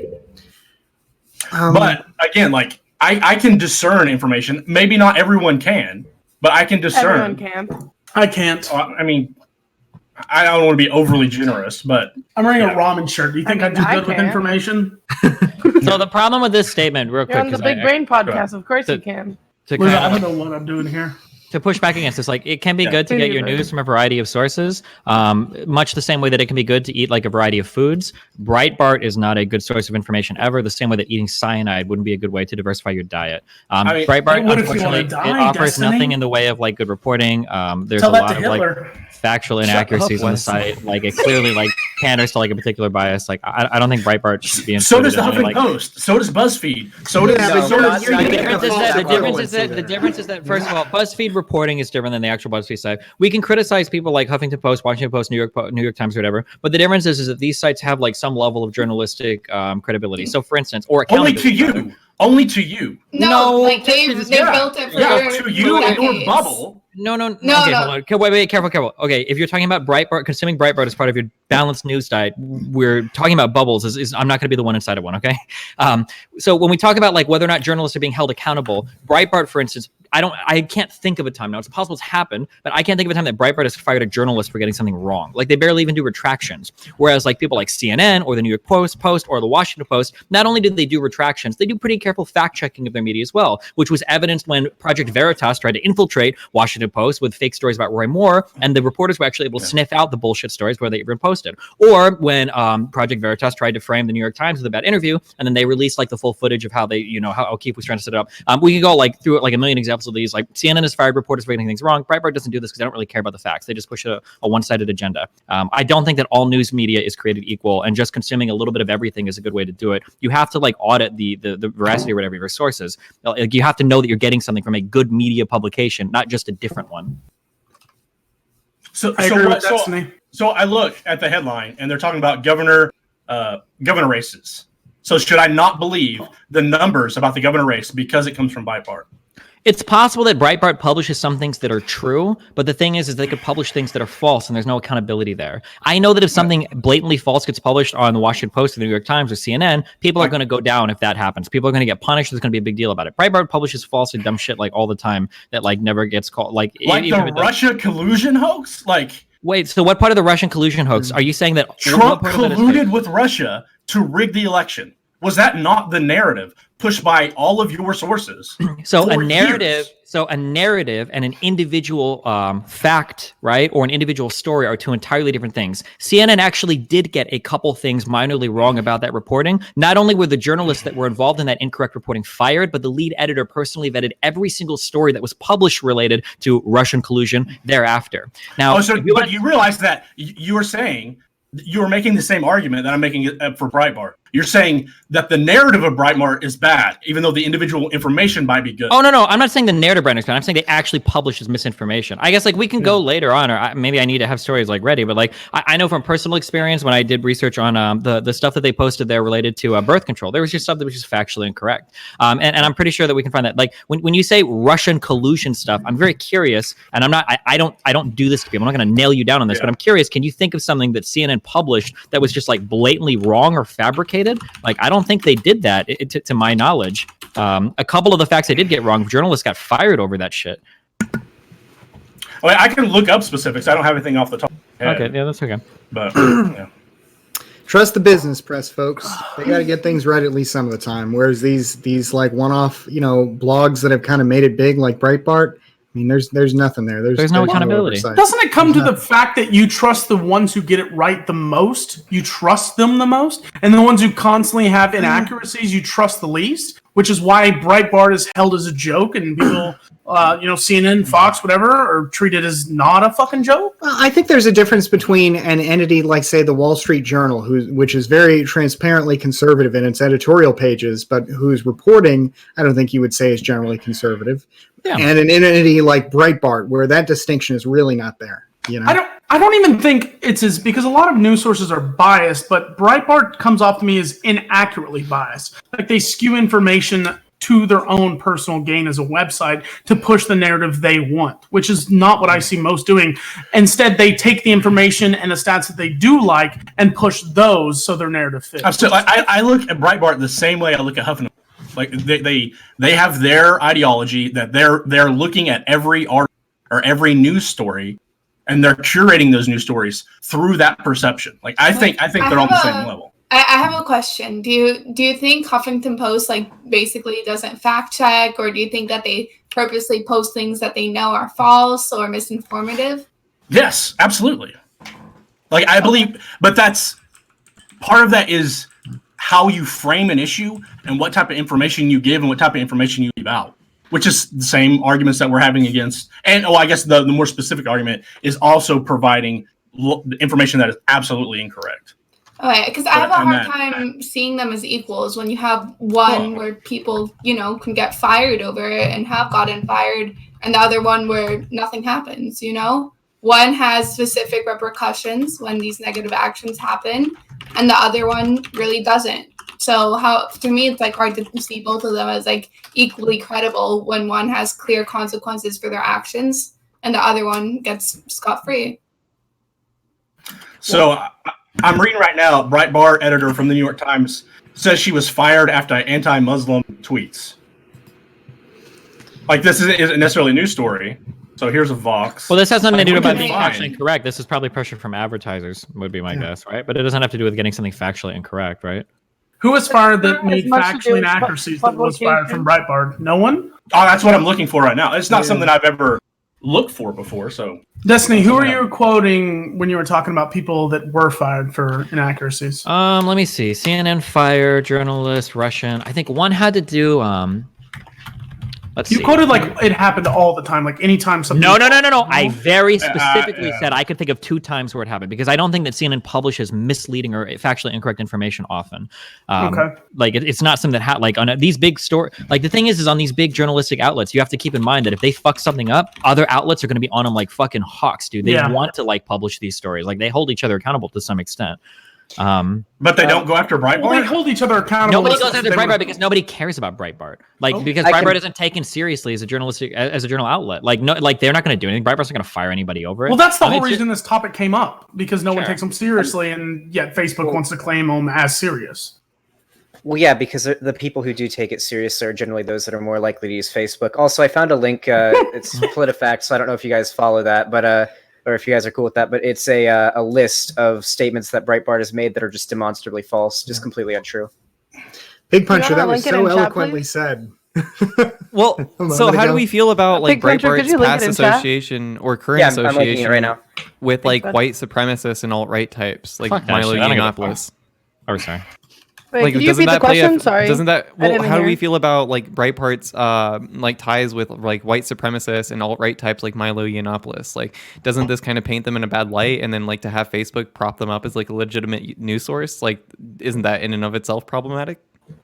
Oh yeah, it's disgusting, but that's who they cater to. A person who, most people who are reasonable and who actually care about facts and data and things like that aren't going to go to Breitbart, but if you already have some underlying biases or, discriminatory views, and you have this one, basically journalistic outlet reinforcing those views, no matter how false they are, of course you're going to go towards it. So yeah, I definitely think Facebook is in the wrong for this, but it's not a surprise when they're trying to kiss up to the conservative base right now so that they don't get broken up. Do we have a list of the other 200 that are in that news feed because I couldn't find it today. Like what other news publications are included in their 200 publisher license? Oh, like alongside Right, Breitbart, get a you list. mean? Right. Yeah. Okay. So what are I you have trying to no find idea. another one that? Well, I'm just because there's some that I don't look at on the right, like Gateway Punch, go there because I don't like the stuff that they publish and what they choose to publish and how they choose to publish it. And a lot of people, I don't know if a lot of people, but they're one of the. I don't know. I don't even want to say I see how. what you're saying. You're trying I don't go there. Other people, other news sources that Facebook says were okay. I don't know. that There aren't might Breitbart. be. Yeah, I would like to know. I'm trying to It's a find a huge list for fucking you right list now. of sources. Yeah, I looked. I couldn't find it. Maybe DuckDuckGo it or something because Google didn't have any. Well, DuckDuckGo is actually It's powered by don't they Google. use Google? Oh. Yeah. Oh, do they? Yeah. Somebody explain that to me. I'm a boomer. They're supposed to be like less, how do you call it, invasive, right? So how does that work if they're still being powered by Google? Well, they take Google search engines, but I think they take away some of the like hidden shadow filters that are put on. That's from what I understand.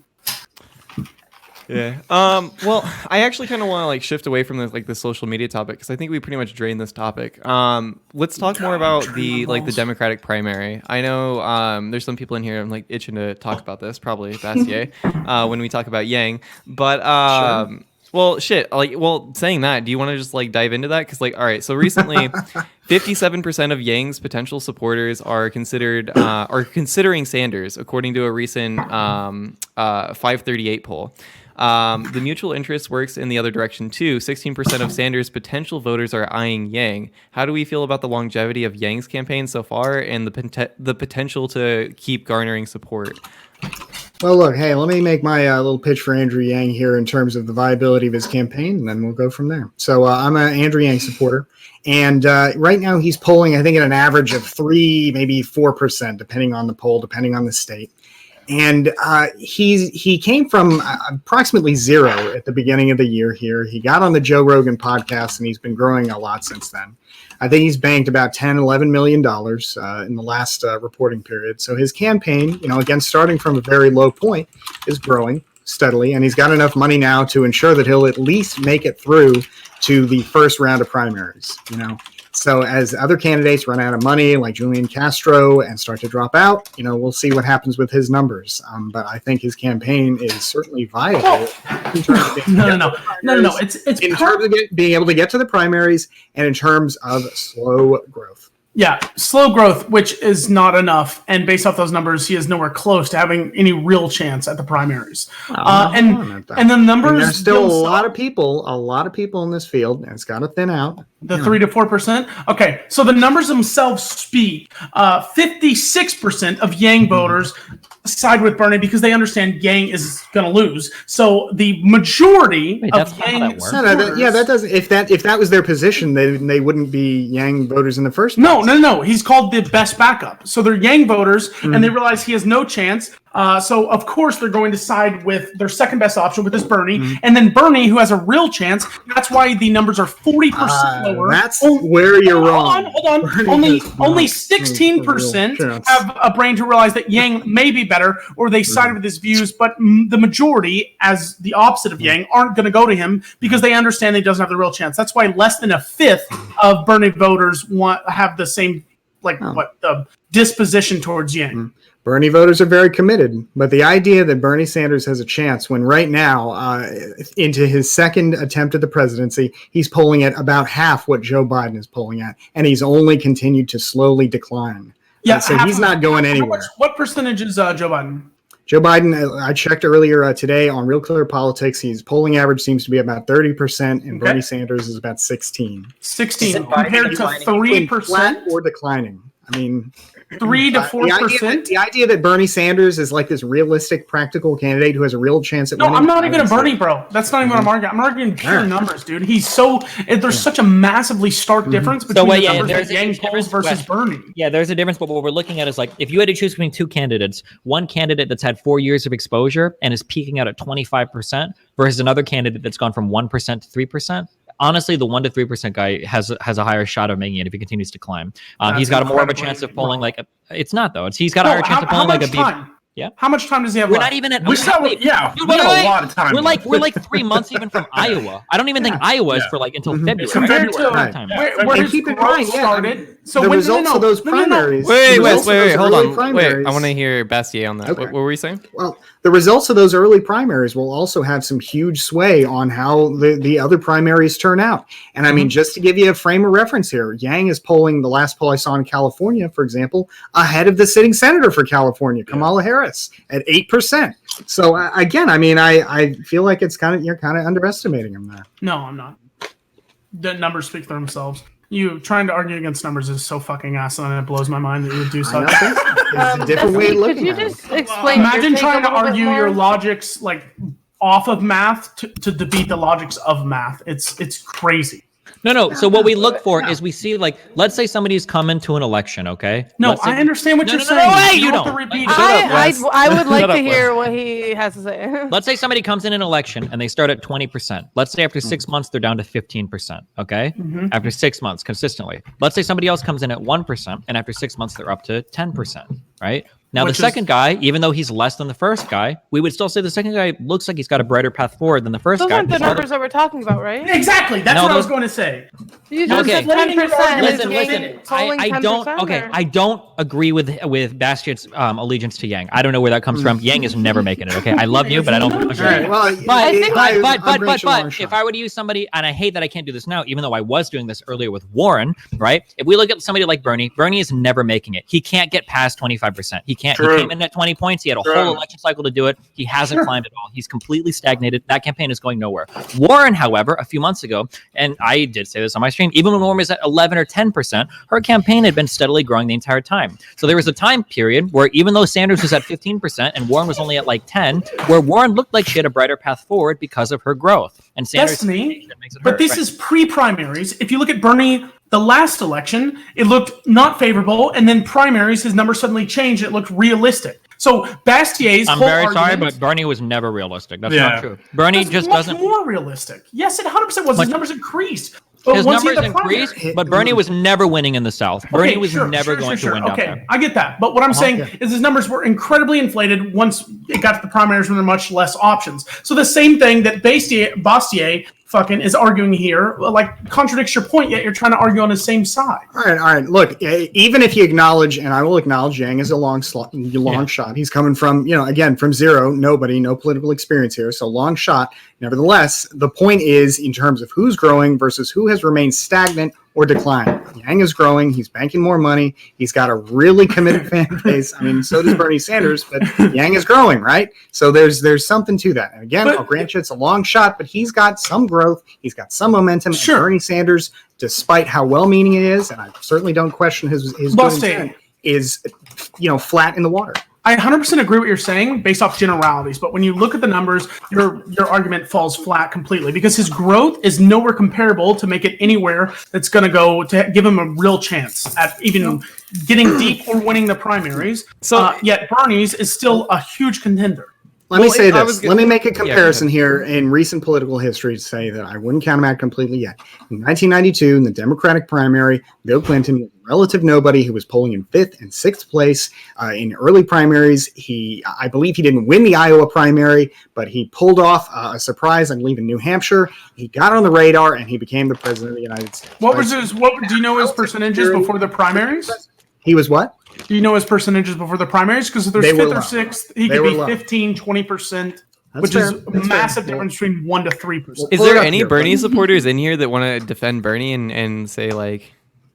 Or is, I mean, is I like there Bernie, anybody that but can even I'm make not that gonna- argument in here? I mean, if you look at the numbers, Bernie is probably not going to end up being the chosen candidate for the Democrats. I mean, from the looks of it, I'm not going to argue Trump against the numbers. supporters. I don't know. Yeah, I'm not I happy kind of about have it, lost but a lot of faith on the polls, especially after last election cycle. Last election cycle, the polls were almost entirely dead on. The polls did a very good job. A couple of the forecasts were bad, but most of the honest polling had this election within 5 points. Even if you can go back and you can look at all the aggregates right now, all of it shows it within a clear about 5 points. Hillary did win the popular vote. Most of the polls were more or less on. Trump winning was within a margin of error for reputable forecasts like 538. Now, Huffington Post that came out and forecasted 99% that Hillary's going to win, those people were fucking delusional. However, it wasn't because the polls were wrong. It's because their forecasting methodology was asinine.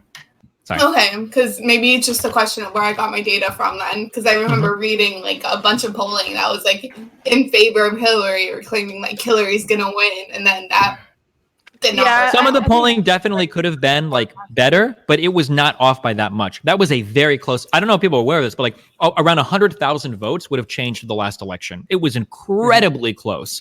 Now because of the way the Electoral College works, it looked like a landslide victory for Trump, but it was a very close election. Yeah. Who's actually going to win the Democratic primary? Warren. Probably Warren. Warren. Yeah, that's so? what's most realistic. Yeah, probably. Do Or any of Biden. us have an objection to Warren winning?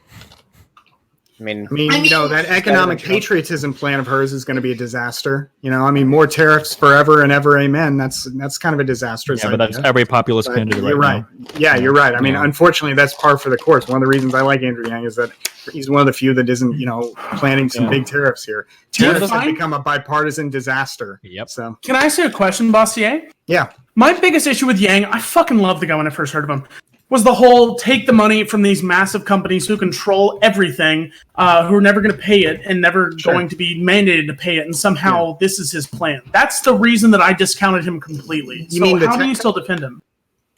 Whatever Well, it's called, yes, this whole take the money from the massive companies and give it to everyone that's- else. dividend. That sounds like, Freedom I mean, dividend. take the money from the massive companies sounds kind of like a Bernie thing with his plan to, Or Warren.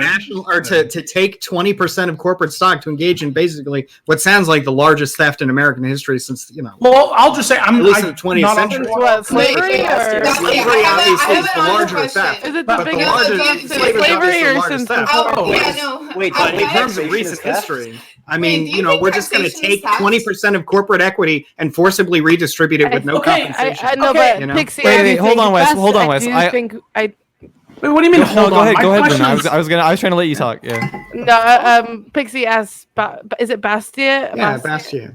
Bastiat. all good.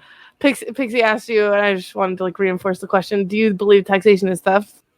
I mean, yeah, technically. Well, yeah, not Okay, so technically that's it why is, you but think that. that being said, there's a big That- issue. That's There's a big totally issue. fine. I just want to orient why you think that this is like the biggest Well, theft in and here's history. Okay, wait. Oh my God. Wait, hold on. Bad There's shit. a difference. Let me make this difference here, and then Destiny, please, you know. Yeah, before go. we take on.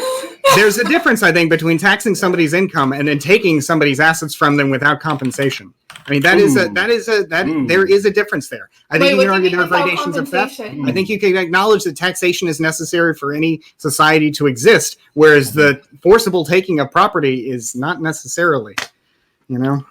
Wait. Yeah, okay, so like taxation is a form of theft, but we would say that it's justified, so we wouldn't call it theft, right? Like the government basically is stealing Monday and Tuesday from you that you have to pay in order to have a That's why society. we and all call that it shit. tax instead of yeah, theft. Yeah, so we wouldn't call it theft. That's fine. What we're talking about in terms of the 20% of the corporation, that's literal theft. That's borderline expropriation. That's the government stealing your shit and then reappropriating it to other people in a not a very tax-like way. That's literally just the government coming in and saying like, hey, we're taking 20% of your company, get fucked. It's a way different Okay, thing. so you think And Yang's is less invasive? Well, do you Yang's- think- do you I think don't- I'm not skipping sure out on what- taxes is stuff from the Yeah. American public, or do you think Well, what? I'm not sure what you're referencing. skipping out on Wes, taxes? so. Skipping Wait, out on you taxes? mean Well, the- depends- Theoretically. Isn't Yang's whole basis is that these massive companies get around paying just taxes? curious. So instead Well, of now just say, he- fuck you, we're taking 1% of it and Right. redistributing it. He does now that I'm not sure what you're getting at. He has this idea. He talks about how Americans should have ownership rights over their data. So he does say Plus, things yeah, I'm like talking that. numbers, Braden. Yeah, I mean, I'm not numbers. sure what you're referencing with the 1% taking part. They correct me. I thought that was his premise, is take 1% of revenue from these massive companies and redistribute it. If I'm wrong, I'm more I than don't welcome think to learn. so. I mean, again, That's if I'm what I remember we're from the talking Diablo about Bernie's podcast plan, in right, the Wes? H3H3. I think I thought this was Yang's plan. Yeah, I mean, he Yang's has plan. Okay. his big thing is, Freedom you know, the payment. universal basic income, which he would fund in part through a tax on financial transactions, and a couple of other taxes, value-added tax being the biggest one. I don't think Yeah, he's got any exactly. plans for like corporate like expropriation a la Bernie Sanders. But yeah. And it's a really frustrating idea because, I mean, these companies, right? I mean, people who invest their time and money into a company, they literally are like the maestros to the concert of the free market. They have hundreds of thousands of individuals This neoliberal take. It's too coordinating much. really basic Bastards skill don't sets do so that this. even the simplest laborer can trade their labor much. in for like the value of a new car or a 3-bedroom house or whatever, and so instead of acknowledging that, we're just going to take your stuff because it feels good. Okay. Because it feels good? Really? Yeah, You appropriate to it feels good and not the benefit of the people? No, what benefit of the people? You think they're jerking off like, oh, it feels Well, good. let me ask you a question. Well, because we if you can just swipe something, if you can just swipe 20% of somebody's, assets, just straight up, just I totally 20% understand of their property. where this argument Well, is no, going. the feels good argument's bullshit. shut up, Wes. Shut up. Let the women speak. I know you hate women, but not on my podcast. All right. Go ahead, Luna. True. Don't slander Well, no, me. I just kind of want to ask my question again, and everyone kind of got quiet when I asked, do you think skipping out on taxes, theoretically, do you think that is theft from the American people, as you would apply this standard to businesses? Wait, what do you mean by skipping out on taxes? Because we've got tax evasion, okay, which means that Tax you're literally... paradises and tax evasion, yeah. Wait, okay, hold on. Because you've got something called tax evasion, which is a federal crime, which is where you are actually skipping out on tax that you're supposed to pay by doing some illegal activity. Wesley Because Snipes. money laundering or tax paradises and things like that. Sure, yeah. Well, no, tax paradise could be a form of tax avoidance. So, for instance, if I move to Texas because I don't want to pay state income tax, that's a tax avoidance strategy. Or if I invest in a Roth IRA or 401k or a SEP IRA or whatever, these are tax avoidance strategies. They're not tax evasion. So these are two very different things. Yeah, I think I'm talking more about tax evasion. I think that's pretty clear, hard line, more on the thievery. Yeah, end then of I think things. everybody should agree that tax evasion is bad. It's literally illegal by definition. I don't think everyone agrees. The middle I don't give American a has fuck no that it's respect for that. illegal. I'm a Twitch streamer. Do you know how much money I save every year by evading in taxes, metaphorically? Not actually, fictionally? Hypothetically speaking. I think it's fucking In a awesome, video hypothetically. In the video game of Switch. Fuck the video game, baby. At IRS. But I'm interested in Bastiat's take on this. Sure.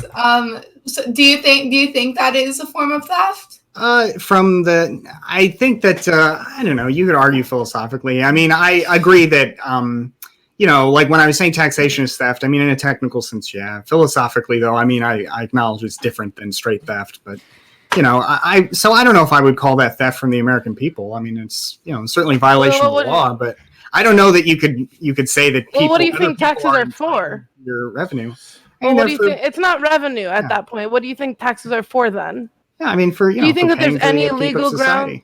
Right, exactly. So when that gets evaded, when your tax responsibility gets evaded, when you're utilizing public resources such as roads and things like that, do you think that is a theft at that point, right? Yeah, I don't. I mean, only. Yes, only I think maybe that maybe insofar I really as respect your view because I think everyone can have their own understanding about the freedom of the people and the freedoms of government. But I just think that you should probably apply that principle universally, not only to corporations but also to the public. I grant you what you're saying there. Yeah, I see what you're saying. In the same philosophical sense that you could say that taxation is theft, then holding back on that service, refusing to participate in the society by helping fund. Well, yeah, you want to participate in the economy, but not in society. I don't think that could work. Yeah, now that not being working said, that way. I think that's very clear. Right. Now I would say this though. When you say refusing to pay, I don't think arranging your affairs in such a way as to pay the smallest amount of tax you can is any kind of theft.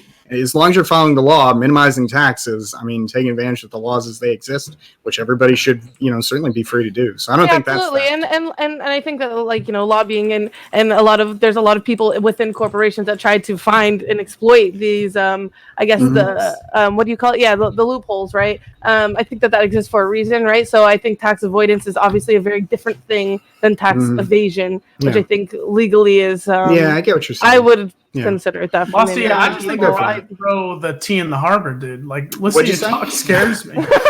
What'd you say? I think you're about to throw the tea in the harbor, man. No.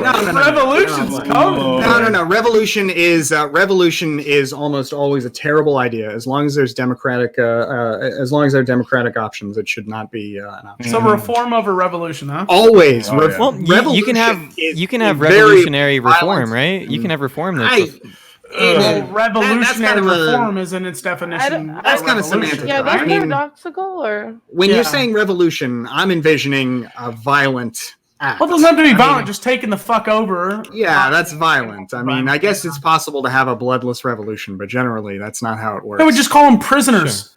And then the other side of it is generally after your violent revolution, not always, but generally, you seem to end up the same. When all the dust settles, you end up in the same spot you were, whether it be or worse, Or whether it be Russia or Egypt or so on and so forth. So not a good idea. I don't want to, keep pushing this point on this stream, but maybe like another time. I'm not like super deep on Twitch right now, but would you want to talk maybe off stream or on your stream about, of course. Just shout your stream out. tax responsibility, and how the public is entitled to that? Yeah, I would be glad to talk with you about that anytime. I'd love to. Awesome. Let's talk about another. The public is entitled to Go taxes, ahead. though. The public is not entitled to take a 20% share in a company. Not only. Yeah, that's I mean, Destiny. Can I just ask? Can I ask? That's a value statement, though. That's a pretty arbitrary. Well, that was the context I never- talking about it with. Well, now, yeah, that's That's why I want to ask how much is too much. when you're saying taxation, I'm talking about when I'm conceding that I would agree that refusing to pay taxes could be a form of theft. I'm talking about like traditional taxes, not like refusing to participate in the 20% expropriation plan that Bernie Sanders is pushing. I don't acknowledge refusing to participate that as in some kind of theft. I mean, that's straight theft. What would be a reasonable number for you guys in that plan, theoretically speaking? It's like no number would be reasonable because it's expropriation without compensation. I mean, if you wanted to compensate people, which the Constitution would require. I'm pretty sure that Bernie's plan is not even constitutional. But if you wanted to compensate, I guess you can make some argument there. But there's no compensation in this plan, as far as I know. So it's straight taking. All right, let's shift over to shut up. Let's. Hey, you know what? I just got one second. You fucking pandering bitch. Every time Destiny talks, oh yeah, sorry, go ahead. You viewership pandering bitch. But because he doesn't talk over every. I'm pretty sure you talk the most. I know you think you're cute, but coming on this stream and then sexualizing the fuck out of me and acting the way you do on your dog shit stream is not super fun for the people who have been watching this stream for 12 episodes and have been enjoying the content and the conduct that people expect to present themselves with. When did I sexualize you? You about me fucking sucking cock or whatever, dude. Look, Luna, I don't need you white knighting for me. All right, just I don't need you white knighting for me. Shut the fuck up. Pretty cringe. Yeah, exactly. It was super fucking cringe when you did that. Cringe. I don't know. This is I don't know. All right, whatever. You've been voted off the island. I'm glad to leave. If he wants me gone, I'm. You're fucking welcome. It was a joke. Chill. Wait, did you really think that I was you were being cute? I just think it was a little patronizing. Cute. Wes was literally talking over you, and he interrupted not only Pixie but also you. So, and I appreciate you moderating. I appreciate you and he does it again, and trying to give me a voice. I appreciate you doing that. I don't need it, but I appreciate it very much. I think that. Thank you. All right. Well, let's talk about Beto and him dropping. On his bullshit. Fucking idiot. All right, so Beto dropped out of the Democratic primary. What did we all expect this? And where's his supporters going to go? I'm so sad. I think we all saw it coming. He's been sort of from what I've read, he's been pretty inept with his campaign. Didn't he he didn't even have a campaign manager when he announced that he was going to be running, right? The article that you linked talked about this. He started out raising I think it was $1.6 billion $1.6 million in the first month, and then after that, it's just been a slow decline of him seemingly having probably the most inept run I've ever seen. That's what the article that Mindwaves link said. So I don't know. What are your take on it? I'm not surprised at all. He's I definitely don't think that this election can be won by somebody who's kind of a centrist low-key. Which is why if Biden wins, I'm gonna cry. Yeah, I feel a lot of people. I think Beto, I don't blame him for running. It's definitely a good way to get your name out there even more. Even though he was his name was already out there, it's a good way to even further your profile, But I'm not surprised at all that he dropped out. I had no chance of winning. Yeah. It's kind of a bad thing to launch your campaign with the words "I was born to do this." Kind of unfortunate. It's a shame too because he could have probably won a Senate seat in Texas or at least given it a good try, and that's gone. I remember when I haven't looked at the polling. I haven't looked at the polling, but what are Beto's supporters' second choice? Ooh, good question. No idea. Probably Biden. I was trying to look this up Klobuchar. on stream. Klobuchar. I have no idea. But I hate red meat politics, and I know from the right we will hear for the entire election cycle, they're going to take your guns. They said they're going to take your guns because Beto O'Rourke was stupid enough to say we're going to take your guns. Even though he dropped out, we're still going to hear it. And yeah, didn't he switch on a dime? That he went from one point to now he wants to take everyone's gun? I was reading some shit that he came out like last minute and tried to switch his politics to get more views. Is that true or false? I mean, we don't know what's in his mind. We don't know. No, about what? Well, fuck his mind. But his public position was that they wasn't going to take that, and then it evolved into good faith reading. I mean, but that's what you can always see. Like, how if you're going to run and you are going to change your views on a dime, when a large percentage of your supporters are based off probably that single view, you have to expect to lose. I mean, Inslee ran for a while. I mean, there's Yang, the UBI. Like, you've got other single issue. Oh, that guy was 3%. Yeah, I heard of him. Oh, shit. It's got more issues than that, my man. He's growing. He's an appreciating asset. Talisa has Syria. Like, I mean, that's what it was. They're one issue things. It was that was when he switched the El Paso shooting, and that's when he just changed on a dime because in his home state. Because I remember this guy. I went to his rally here, or is it not his home? But where I live in Denton, Texas, and he came here and he preached, or whatever the fuck you call it. It's practically preaching. And I remember living this shit, and then his views changed like overnight once the El Paso shooting happened. Yeah, and that's why wouldn't that be a good faith instigator for that change? But I don't know, man. I feel like you have to be steadfast in your beliefs, and if you change on them, you're gonna abandon a large percentage of your audience. And I've never seen it work before. Yeah, it was so like you couldn't have designed a better handout for the gun companies too. I bet their stocks shot up. It's so funny that the worse shit that happens, the more money gun companies make. It's so cute. It's like, how does that work, dude? It's not a bug. It's a feature. The more people we kill that we weren't intending to kill, we make more money. It's like what is that? Under Obama's presidency, they made a lot more money than under Trump. Yeah, it had nothing to do with it shooting it. Just Obama said he was against guns. It's people are afraid of losing their guns. So 22 ammo was sold out in 4 months. Like, as soon as it hit the shelf, ammo was selling out. Almost their entire Obama's entire presidency for 8 years. Because people were like, "Oh, he's going to ban 22 ammo." Like, it was an absurd thing. Like, but it happened. I started getting ammo online after that happened. Actually, when I heard the local in Omaha, it's like fuck, I don't remember the name of it. But as soon as they started doing those political ads, we're like, "Oh, come get your guns before Obama bans them all." Yeah. Time to buy stock, but not. Not buy online ammo is way fucking cheaper anyway. So fuck this shit. Hey, do you go ahead, Pixie. I was gonna ask, do you guys actually have guns? Hell yeah, that's a good question. I don't have in fucking California because literal fucking Nazis run this state. I was about to say, you don't have guns. Destiny, have you ever owned guns before? Because you used to live in Nebraska? Yeah, I got a Mosin Nagant and a Glock 17. I was gonna build an AR-15, but maybe when I go to Austin. Are you just being a shit memer right now? Or did you actually have weapons? No, you did. No, I own a Glock. What do you mean? I had a CCW and everything. I can still did you not see the meme? Yeah, fuck you. Did you actually conceal carry when you go out in public, Destiny? Well, I can't tell you that because I don't want you to know what the fuck I got on me, kid. Why don't you fuck with me in a video game? Wait, are you gladly have a conversation with you about my CCWs don't transfer statewide, do they? Like, you don't even need one. There are a lot of states that have reciprocation for CCWs. California and like Washington, there are a few that don't. But I think Nebraska, I had reciprocation among it's like 30 states or some shit. I have to go look it up again. That's what I'm saying. But I knew you moved to California. I was like, there's no way this guy does CCW. Nope, I left all my shit. I think California issues like double digits or like triple digits per year. It's really hard to get one. You have to show like an extreme need. Yeah, in Oklahoma, you don't even need that anymore. Anybody can carry anything at any time. Yeah. As of 4 days ago. Do you have open carry laws in Oklahoma? There's nothing anymore. Like, anybody can carry. I think you can still carry in Oklahoma without a permit, right? It's like holy shit. Yeah, that just went into effect. You can't go to the library. You can't go to libraries. You can't go to schools. Yeah. But anywhere else, like if it's not posted, you can either strap it inside or on the outside.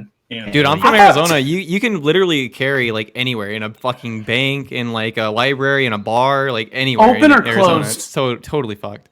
Wait, I think open either. Or closed? It's like open. I thought Texas was fucking nuts when we went OCW, and I was like, this is fucking crazy to let everyone just strap in Wild West style, like duels are going on in the fucking streets. But surprisingly, nothing happened. Yeah, I don't own a gun. I like shooting. Like my stepdad owns guns, and I go shooting with him and shit. But like I have kids, and I personally don't feel comfortable like even owning a firearm or having it in the house. So if I was to own one, I wouldn't even keep it in the house, or I'd get a fucking safe, and that shit's expensive. So fuck that. Wait, Mindwaves, how old are you? I'm 20. Well, I'm about to be 25 in a few like 4 days. So. I thought you were like 21. For me in Texas, I have the right to, and I can get one any day I want. But the issue is that if someone ever breaks in my house, I know I'll fucking kill them if I had a gun, and I don't want to have that on my conscience. Like it seems so nuts that shit. What someone, the fuck? Would you rather be dead? No. Of course I wouldn't rather be dead, but it just. Fuck, man. It's something way media coverage. If I took another man's life, clip that. Holy That's clip. shit. No, he's breaking into your shit. You seem more like the type that would have a katana when he entered the door, Wait, bro. Destiny, do you think someone who breaks into your house and starts stealing your shit deserves to be killed? 100%. So Destiny, hold on. Easy. No, wait, hold on, because hey, welcome to Gotcha Moments. So based off that, if someone is charged and convicted with these same crimes, they deserve the death penalty. Not necessarily. Oh, why not? You can make a big difference there. Because the difference is that when somebody is there is no difference. Tell me what I think. Go ahead. Okay, go ahead and tell me what you think. Go ahead. Oh, okay, cool. Thank you. So if somebody is in custody, you're no longer a threat to anybody. So killing somebody past that point is like pretty fucked up. But if somebody's in your house, you don't know what the fuck their intentions are. They've already demonstrated that they're not willing to respect. Oh, really? Except they get out in like 5 years, and then they have the exact same inclinations to the exact same things, but once they're arrested, they no longer a problem. No, don't say because what is it like? Some outrageous percent. Yeah, recidivism rate is high. Recidivism is fucking nuts. So don't use that bullshit argument because you're not saying so. Based off your argument, the only reason it would work is if they get life sentences. Well, if they break out of prison and then they're in my house. No. Okay, my bad. So you think someone who breaks into my house should get life sentences, but not the death penalty? Because that's the only way your argument stands. When you're being handled, you're no longer a threat to somebody. Once they're out of jail, Destiny, years later, the exact same threat, because recidivism is incredibly high, and usually for the same exact well, that's an argument for justice reform, not necessarily. Yeah, it's not. No, wait. I don't get the argument you're making here, Wes. Like, How what is not? the consistent position you're trying to seek here? Are you saying what did I say when I first arrived here? I said I was the most politically intellectual person on this podcast, so I need you to pump your fucking brakes. You don't have to cop out. So I want to give my take. So like the reason why I personally don't feel comfortable using a gun in self-defense even in my own home is like all the fucking stories that I hear of like people thinking like somebody's breaking into their home and then they end up shooting like their mother-in-law or fucking like a child or something, right? Like because they just don't expect them at the fucking door or anything like that, right? That's a totally reasonable practical point, but I mean I think you can recognize that. Look, if somebody breaks in your house, you certainly have to have the right to like kill them because your house is supposed to be like your safe place, right? Now, in terms of the goal, I'm not saying the goal should necessarily be to kill somebody. Oh yeah, well, if you're shooting a gun, if you're shooting a gun, the aim is always to kill. But I'm not saying like that you have to live your life with a gun like wanting to kill somebody, because it sounds like, I'm not saying that, but I mean, like once they're in prison, that threat issue is gone, right? And in terms of in terms of the consistency of executing somebody, I mean, there's a big difference between wanting to have the ability to defend yourself on the one hand, and then two, like wanting to invest the state with the power to kill people who are not a threat. Bastiat, do you know what the effectiveness of the death penalty is? They can never have that danger to society. Yeah. Do you know what the innocence rate with the death penalty is? Do you know what the innocence rate with the death penalty is? A problem. Who cares? Who cares about innocent people dying? What are you talking about? We have a massive issue with 1 out of 4. Hey, you want to hear something, Bastiat? No one has ever been demolished. All right. Okay. 1 out of 4 people, 1 out of 4 death penalty convictions results in exoneration in Florida. Yes, and 100% of executions, the person who's been executed has never had a clean record. Yeah. Well, So Well, you that's shouldn't die over irrelevant. not How is that having relevant? I mean, is that the Hey, threshold? hey, no, I'm just saying they've done something to be a criminal in the past, dude. Oh I man. get- What if the offenses are non-violent crimes like owning Someone weed or tell something me like what's that? happening right No, now. no. Of no I'm sorry, man, you're right. no Violent problem. crimes. 100% have been violent criminals in the past. You can look those stats up. Look, Wait, what? I know that's not true. Yeah, that's not true. 100%? That's not saying- true at all. I don't know about that. 100% I don't of know every about that. executed person has had at least one valid conviction of a violent crime. Wait, so you're going to argue Yeah, the that's not validity? gonna happen. Wait, hold on, Destiny. So not only are you going to argue the validity of the crime that got them executed, but you're going to argue the validity of the crimes past that they were convicted on because you're That's like, the whole "Yeah, point of yeah, executing yeah." somebody innocent No, is that they were no, no, convicted of a crime they didn't no, no, do. That's the entire fucking No, point. it isn't. Congratulations, No, it isn't, welcome to the you fucking idiot. argument. No, We're it gonna isn't, have a you big brain fucking podcast, idiot. Will. No, it isn't. Hey, listen here, you guard numb fuck. You cannot sit Do you here. think people get executed for crimes they weren't convicted of? What do you mean? No, that's not what I said, Destiny. What I said is that 100% of people who have been executed have been convicted of violent crimes before this most Yeah, recent that's- crime that's was not- executed. But that's not Hold on. true. Let me That's finish not my 100%. point. So, Destiny, you fucking asshole, you're trying to argue the validity of the crimes prior to the crime that was the one that got them executed. All right. Well, moving on. Good debate. 'Cause I don't give a shit about You don't, that. think it's possible, you don't think it's possible. You don't think it's possible to get an execution sentence off of one super violent crime? You think that's impossible? No, of course it is. Then what are you talking about? Yeah, he's No, interested. you. I'm gonna be honest. I'm talking about my ass. I just wanted to stir the pot. There we go. Now we all know the I'm truth. talking out of my fucking ass. Welcome All to the right. Big Brain Podcast. Well, one yep, asshole. I know. We're real big brain here.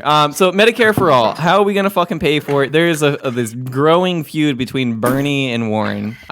Your two favorite progressives. All right. So Warren, in an effort to craft a plan, she characterizes as featuring zero tax increases on the middle class, wants to create an employer contribution into the Medicare for All fund. Sanders, by contrast, has not released a fully detailed plan, but his office has long touted an employer-side payroll tax as part of the answer.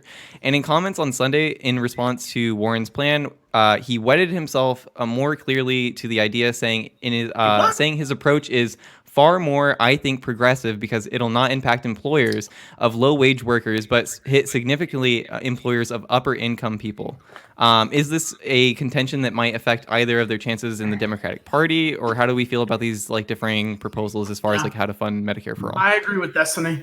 I was picking on Bernie and memeing a little earlier about corporations, but I will say that I think that Bernie Sanders is at least honest enough to say, look, your taxes will go up, your costs will go down, it'll be worth it in the end. But yeah, your taxes will go up. And like Elizabeth Warren marriage, seems to you want to fucking dance around that degenerates. point. Jesus I don't know Christ. why. It doesn't seem like a crazy argument to make, but that seems to be the difference. I mean, yeah, because I can't say most because I don't really know the actual numbers right now off the top of my head, but voters care a lot about taxes. So if you can manage to say, and I think this might play a role in Bernie's support, but because he's acknowledged honesty is kind of a important metric, and not metric, but something that voters will look at. But they want to see, consistency, honesty, and they care about taxes and jobs. And at the end of the day, he's owning up that there'll be higher taxes, but people don't really understand the nuances of that for their own lives, and they think it's kind of a bad idea. But it kind of bothers me as well that Warren isn't as straightforward in who will be affected by tax policy with Medicare for All plans. So I agree with you to an extent on that one, Bastiat. And let's not forget the right-wing talking point that you'll lose your health coverage and go into the government system because there are a lot of union workers. There are a lot of union workers that do not want to lose their good health care. So does that hurt? Does that hurt? What do you Bernie mean or when you Elizabeth say Warren? lose your good health care? Yeah. So my dad works for a union. Yeah. We've had to consider, very, very preemptively, right? Because none of this is taking effect. And even when whoever is the president comes into office, this plan won't take effect for a long time. But we've thought kind of preemptively about what this will look like for us. I'm curious what you think that actually looks like for a union member. Well, will he get the same coverage under the Medicare for all? Unions go away when Medicare for all happens? Because you know what unions are for, right? Unions are for negotiating benefits. The reason I bring this up is because Bernie changed his stance to allow private insurers when before his position was he was not going to allow the private. What? I don't think Bernie has ever walked back that he's going to allow private insurance. Bernie, I'm pretty sure, is very resolutely against it. Yeah. Yeah. The Well, only doesn't time it- the doesn't it, government like, technically yeah. permits A is supplement if plan. something, he yeah, allows like if the government supplemental. didn't cover something. Yeah, but Yeah. when you say supplemental, Bernie wants to expand the Medicare thing to cover, or Medicaid, I'm sorry. He wants to expand that to cover vision and dental as well. So your supplemental at this point is like Death plastic insurance. surgery. I think Yeah, this is really yeah. important, though. This question about union members losing their health care. Like, I really don't want to let this question die. So, like, I want to see where the other side of this argument is coming from. Oh no! The only reason I brought it up because during the second debate, that was all that talked about afterward about healthcare was the moderators from CNN kept using a right wing talking point saying that union workers didn't care about losing their healthcare because they would go for a Medicare for all. Like, am I alone in that? And remember, Sorry, continue. Sorry. no, that's it. That's it.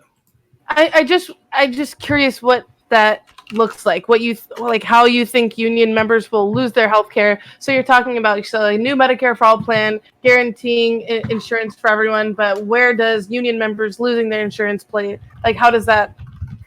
So like if they have Humana through their union, Humana won't exist anymore because they'll be getting their healthcare through Medicaid.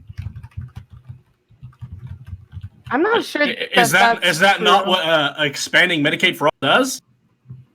It's Wait, not Medicaid for How all. am I alone on this? Wait, It's not Medicaid. Luna, can I ask you a question? Or it's Medicare for all, not Medicaid, sorry. Why are you so attached to the unions when it's like 1/10 just of working population? Well, I mean, exactly. That's why I kind of want to that's the understand problem, because arguably. I think it's really important that we understand where the reality of this talking point and really understand like whose health insurance is at risk as we transition an entire country and millions of people to a new plan. Yeah, and I mean, it may lessen and get worse for these people in the unions, but the percentage But will it that though? That's the question I'm trying to explore. Will it? I mean, Because that's- Yeah, I think it will. because that's what's being talked about, and I think it's worth.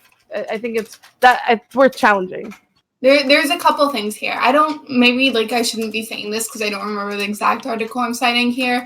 But do you guys remember that like huge like story that came out of like this company whose like union workers went on strike and as like a like payback, the company was like basically threatening to like take away or withhold their like healthcare almost immediately. Okay. I didn't hear of this. Do you know Okay. which organization or which corporation it was? I think it If had you to don't do know, with it's fine. automobiles, but I don't remember. Okay, I'll find it and send it to you later. People if I were saying it what's was your point? GM. What's your Yeah, point? GM. So there's a couple layers here. First of all, this whole idea of like, well, my employer provides for my health care. That's still like not completely reliable, right? If you get fired, you're kind of fucked, right? If you strike against your employer and your employer decides to hold it back, depending on the state or whatever, you're still fucked, right? So when it comes to like, let's say reliability, not just for the short term, for the long term, it makes more sense to have healthcare for all, union or not union, unless you're expecting to work till you literally die. I completely agree. I just don't understand why people. The only reason I asked the question, just because Wes clarified, is just because unions are in place to make sure that workers' benefits are negotiated and are fair, and that's not just going to go away when we have healthcare for all. That's my main point. So here's the problem, okay? The problem is, let's say that I have a group of 5 people and we're working at a store and I really, really, really want to lobby. I'm going to give up a lot to make my workers work a certain way. I want to be able to wear like blue uniforms. All of us have to wear red uniforms, but finally we work and now we get blue uniforms. And now everybody feels awesome. We negotiated that. We gave up some hours to do it, whatever we did, but now we got that. Let's say that somebody comes in and makes a national plan where everybody gets blue uniforms. Well, now the labor union workers go kind of fuck. Is like, well, fuck, we just spent so much time like negotiating for like the blue uniforms and now everybody gets them. Well, fuck, we just kind of like lost that edge that we had. That's essentially the argument being made for unions, that unions have spent time negotiating these healthcare plans and now that it's going to be nationalized, they kind of like lost that. Like the fact that they negotiated doesn't matter, so they have to go back to the table and renegotiate other aspects of their compensation. I mean, that just kind of reminds me of the argument that people use like against like nationalizing education, right? Like, oh, well, I already paid off my student loan, so it doesn't make sense like for everybody else to suddenly have no student loans or it's not a good argument. It's one that unions will probably use, though. You have to remember, unions don't give a fuck about the worker or the country or whatever. Unions care about themselves and the people that are represented by the people. Okay, Wes, I want to hear what you have to say. You have your hands up so annoyingly. Well, this is. Go ahead, Wes. I don't call you annoying. Why am I? Yeah, annoying? you just call me a cocksucker. That's fine too. Oh. Sexuality is not sexism. Okay. That's my point. Based off Did I that. call you a sexist? Go No, ahead you and- did earlier. I just said you were I great. didn't call you a sexist. Just make your you're fucking sex point, poser. Wes. Hey, Mindwaves, is this your show? Yeah, actually. And shut the fuck up. Okay. Hey, I Wes, mean, where's your babysitter? based off when she's dead. When we go to well, everyone always wants to argue, and I feel like most of the time we argue or we end up in the point that medical care for all seems pretty great, and I feel like it'd work. But no one ever seems to have a solution for how it actually works financially. And every representative, every person that's fighting for Medicare for all that is currently trying to run for president, none of them have a solution financially that works, that can be explained and be like real, or what's the word, rational. That's because the reality is that funding this makes even the military budget look like small. That's what I'm saying. This is a massive financial. So it's such a stupid argument because it's never going to work because no one's going to allocate the money for stuff. I don't know that's fair because right because now it we can- pay about double what other countries, at least 50% to 100% more, what other countries are paying per capita. And so I think the idea is that if we Wait, did can you get a say that one system more in time? I place, just want to make sure I understand. I'm all sorry. right, per capita, our health expenditures in the United States compared to our peer developed countries, Sure. Europe, Japan, Australia, all that. Sure. We're about 50% higher to 150% higher per head, right? So if we did have some kind of theoretical universal system that was maybe more efficient, It'd be a responsible it could investment. control costs, then we could maybe drive some of those healthcare costs down over time. Hey, we could drive. I agree. At I first agree with that. We can drive healthcare costs by letting people buy catastrophic care and buy insurance across state lines. Let's reform patent law to like 3 to 5 years instead of 20. And let's do open pricing. So everybody knows whenever I go in to get this procedure, I know how much it's going to cost. Yeah, I really, And we don't have to take over healthcare. I really Hey, wish. The problem is that we have Really no wish examples they of were, this working anywhere in the world. There's no Yeah. reason to expect Americans to reinvent the wheel on this. If other countries are doing it from a nationalized perspective, it's probably the best way to do it. There's no reason to try to reinvent the Except for wheel. you can't pay for it. No, but Well, that's well, the thing. the thing is, Maybe the not money is first, there but, for it. It's you just know. fighting over how we're going to allocate How or we- yeah. Yeah. Like Yeah, we already exactly. spend more money than everybody else on it, but it's going to be a fight to like increase that revenue to the federal Exactly. government. Saying that the money isn't there isn't a legitimate argument. It's a political argument, not a fiscal one. Fiscally, the money is absolutely there for it, but it's going to be fighting over getting those tax receipts and political- allocating those tax Yeah. receipts in order to do it. Yeah, for sure. Yeah. So But we should consider it essential. The fact that this country doesn't provide healthcare to its citizens is an abomination, rivaled only by the fact that we have homeless people in this country. Like it's an absolutely insane thing that we haven't figured this out as the United States. There's no excuse for it. I really wish that there was some kind of market solution because to me, like this is one of those jarring exceptions. well, to it's almost my like the general markets aren't market. perfect. That's crazy. No, it's Well, it's I think almost we like govern it there are That's some fucking exceptions. crazy. Oh, look, I Well, won't doubt markets the markets aren't perfect, but perfect. neither is Markets expropriating are better. industries too. We can go Yeah. south and look at Venezuela to see how taking Exactly. over companies where the government Yeah. works when you're financial upturns, That's right? what you Wait, got. so yeah. so do you think that paying for healthcare will only happen via expropriation? No, I never No. said that. I'm just saying Okay, that so to that's not a sarcastically trade-off. quip, That's not the to sarcastically quip. Wow, it's almost like the markets don't work for everything. Of course. Well, that's not Anybody the that trade-off. understands- The trade-off is not expropriation. In order Never to said get the trade-off was international expropriation. I just said that your You're quip acting was like that. especially That's the fucking same- stupid that's because the same everybody thing. here acknowledges that Because markets you're a don't. fucking capitalist boo. Like you don't need to be mad about it. Nobody is mad there's no about need it. to get to okay? that You're point, on a right? computer Because that's not because what of we're talking about. capitalism right now. You're not on a computer because That of fucking is social. totally It is okay. absolutely okay. That's great. Boss, Then I you call love you out capitalism on it. just as much as I do. You're bootlicking When as I- hard as I am. Thank you. Basta, you Right. call me When I out to be the benefit from it, bootlicker, but maybe. when your dick rider hired you a streamer, Destiny bootlicks, you're like, let's not go that far. No, that's Explain, not what I was Boss, saying. Nick. That's not what I was saying. It's not what I was saying. I was just saying it doesn't need to get personal over the point that, yeah, markets no, don't do people are mad at everything, clips ideally. now. There are exceptions. There are what you call market failures. That doesn't mean that markets in general are not a good way for organizing inherently scarce resources, right? But yeah, sometimes there are market failures where markets don't quite work. Like it's hard to negotiate prices ideally in the back of an ambulance. You know, it's hard to think about optimizing your healthcare costs when you're bleeding to death, you know, or when you're faced with impending death due to cancer or whatever. Yeah, it's hard to compare products that way. So, I mean, I think there are some examples of where markets don't work. where there are natural monopolies like power lines and things like that. Yeah, there are exceptions to markets. That doesn't mean that markets aren't generally good, but healthcare, I think the fact that all these other developed countries do it this way, I think suggests to me that this is an area where markets just don't work ideally as they should. But I'm a huge bitch for saying it. Sorry, guys. I think you're so smart. No, you're saying it because you're acting like you're saying something that everyone here hasn't already acknowledged. Like anybody that has any understanding of economics ever is going to say, of course, I'm markets not attacking anyone. All I said, maybe the markets aren't perfect. I'm not like, I don't understand. Okay, hold on. Like, I don't actually know if I'm going to get ableist here when I call you out on this, because I can't tell actually. Do you not understand that when you say, wow, it's almost like markets don't solve everything? Do you not understand how that sounds like an attack? Yeah, that's an easy yes or no. Is that not under...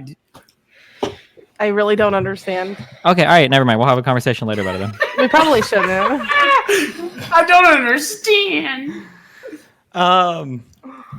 Yeah, well, so Middle American, you don't support Medicare for all then? No. You would rather have a market solution? Oh, yeah. Middle American, can I ask you one question about that? Go for it. The other reason that I have so little faith in free market institutions with respect to healthcare, while I normally, I think I proved my credentials, I normally do, but not with healthcare, is I've never seen any kind of real, comprehensive plan for how to, free market reform our healthcare system from top to bottom. It's just ideas, okay, state lines. Why do we have to reinvent the wheel? Why do we have to reinvent the wheel? This is a massively complex system that every interdependent piece of it has to be put together in working order for it to work properly, or it all crashes out, before it ever gets off the ground. And that's what we've got in the United States, is this perpetually crashing out system that costs twice as much to deliver the same results. I agree with Destiny. I don't know that I would characterize it as a perpetually crashing system. Yeah, I mean, in the sense that it always costs far more than peer countries for the same services. So let's look at why instead of overhauling the entire system and letting the government pay for it. Let's say the reason why is because markets don't solve for healthcare well. That's it. It's super easy. We can maybe the government is driving up the cost by markets to individual states. If this was true, then we should be able to look at other countries aside from Switzerland. We should be able to find other countries then that successfully utilize a free market healthcare system. We just can't find them. It just doesn't happen. And we've tried it in American. How do you rationalize the idea that Canada gets far better healthcare results, even though I think Canada is one of the worst socialized healthcare systems. They have better healthcare results and they pay less than we do. Well, why again? We have to why are they paying less? So they're paying less for what type of cost? So prescription costs are definitely paying less, and we can address that specifically. But hospital cost, what drives up hospital cost? Is it just nurses, greedy insurance companies, or greedy doctors? What do you mean by greedy insurance companies and greedy doctors? These are all market transactions. I'm asking. What is the so if it's a free market that drives up cost? If it's a free market, then they can. Well, that's the thing. It's not really a free market. When you go into an ambulance, you're not choosing what hospital you want to go to get your life-saving surgery. Yeah, there's just so many points where it breaks down, like Pixie said. It's not really a free market inherently. That's a problem. Maybe. Wait, don't you choose because you go to the closest hospital to where you are? Yeah, but we oftentimes can't dictate where we live based on the hospitals available to us. Yeah, you can. What the fuck? He's trolling. Don't ignore. No, I'm not trolling. You're telling me you don't look at your what you should do based off your health needs when you trolling. Don't feed him. Wesley, shut the fuck up. I'm gonna sprinkle. Getting more mad. God damn it. There's at least. God damn it. Wes, there are situations where you need healthcare and you literally can't choose because you're no, Bastiat, no. I get a helicopter and I go to the best hospital and the helicopter's cheaper than the ambulance. Yeah. Okay. Or if you have an accident that's not in your home, let's say you're just in the middle of the street somewhere and you collapse, and that's fucking. Well, we know Wes never leaves his house. That's his percent. Yes, I do. I leave for my insulin. Okay. He doesn't understand that some people drive outside of their home, in their neighborhood, and they might go to someone. Hey, Middle American healthcare conversation. You lost all of your hair because you haven't seen the sun in 38 years. Don't talk to me about going outside. Am I pale? No, that's a very well kept. Come on, man. Dome. Come on, man. Well kept dome. Fuck you. That's respectful. I respect. Let me ask you too, Bill American. I mean, well, maybe this isn't a question, a comment though. That there are different types of like universal coverage, and in places like France and Japan, they don't have like these nationalized Canada, UK style systems. They still have some, the ability to choose your provider and all that, so on and so forth. It's just that the government still, is the universal payer. So I mean, there are whole gradations you can go. Agreed. Sorry. I just want to cut in very quickly.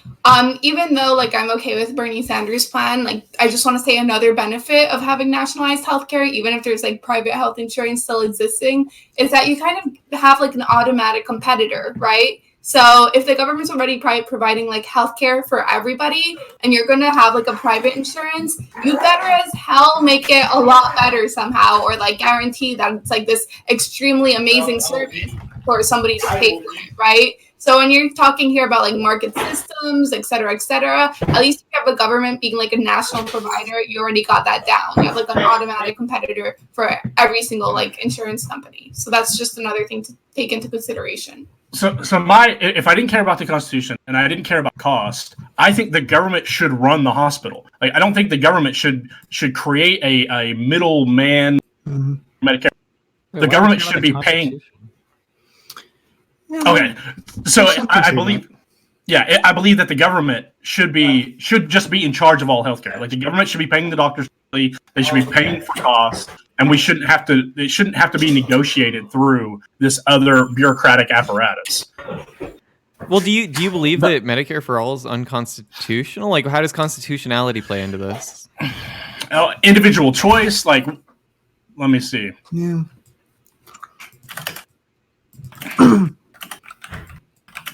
So if you wouldn't have asked me, I would have had it because I've been talking. Go ahead. I mean, Bastiat. Well, I think this is the ultimate kind of, the Commerce Clause allows the federal government to impose laws that, relate to interstate commerce. And I feel like a national healthcare system is the ultimate example of that. I feel like when we start citing the Commerce Clause, we've kind of said, fuck the Constitution, right? Yeah. No, sometimes you're right. Sometimes you're right. Yeah. But there are examples where I don't think that's the case. I mean, this is clearly commerce related. This is like a sixth of our economy. I mean, like, you're right. Sometimes. The most important thing to remember the Constitution is we have an amendment process. We can change it. So, like, I don't think because the Constitution, that's ever really like a good argument. Well, okay, so now I've had some time to think. So is it the role of government? Is it the role of government to provide healthcare? And is that one of the roles prescribed by the Constitution? And I don't believe that it is. Like Destiny said, if we want to value that and we want to add an amendment, then but the whole question's silly because of course it's not. Nowhere in the Constitution do we regulate that it is prescribed by the government. Yeah, but that doesn't mean that Congress can't do it. I mean, no, of course they can, but that wasn't his question. He said, "Is it?" And of course it's not. Well, it would have to be changed, and the amendment would have to be passed, and good fucking luck having that go through. Well, yeah, that's one of the problems, unfortunately, with the amendment process. Like, if I could change one thing about the Constitution, it would be to liberalize the amendment process a little bit, because right now, I think the late Justice Scalia said about 2 to 3% of the population could stop an amendment if they wanted to, which makes it just a little too hard. That's the biggest issue, is that a lot of these concerns that we have go to the level where such a tiny percentage can waver to where it's never going to happen. It should be hard to amend, but not quite that hard. I just want to point something out, like the Constitution, at least you can correct me if I'm wrong, but from what I've read, it's more of a guideline than anything else, right? So some people interpret it as a living document. Some people do not. Yeah, well, it's living in the sense that it can be amended. Yeah, no, the whole thing about also the Supreme Court's having the ability to interpret it also. Yeah, that's exactly. true. Make the interpretation, a living document. Sorry, Pixie, continue. I don't mean to cut you off. Yeah, no, it's okay. So I was like, talking about how it's like more of a guideline. So even if, it doesn't specifically say in the Constitution that the government is responsible for healthcare, et cetera, et cetera, et cetera, it doesn't mean that it's not the government's responsibility still. Do you understand where I'm getting at? I mean, it doesn't. I think I wouldn't say the Constitution is just a guideline. One of the reasons that we have the country that is, I think far more good than bad that we have is that our Constitution is, it's all force of law. It's not aspirational like the Constitution of some countries are. But to get to one point though that you made, I think the kernel of what you're saying, I think is reasonable. That just because the Constitution doesn't say also healthcare is the federal government's responsibility, doesn't mean the federal government can't take it on. Exactly. Yeah. Well, it does. Yeah. It's a limiting document, and rights that aren't given, they're supposed to go to the states. Right, but I think that I mean, I think this is like the ultimate example of an interstate commerce issue. I mean, across state lines, like you were talking about, that's something that the federal government, just is an example of how it would get into. That's a good point. I just want to bring up real quick, as far as if we're Mm-hmm. talking about constitutionality, there's a Supreme Court case called United States versus Butler, where they basically decided that it says, if I'm just reading it from the Wikipedia, it says the U.S. Supreme Court case in which the court held the U.S. Congress power to lay taxes is not limited only to the level necessary to carry out its other powers enumerated in Article 1 of the Constitution, but is a broad authority to tax and spend for the general welfare of the United States. So this is in reference to like the general welfare clause, right? Yeah.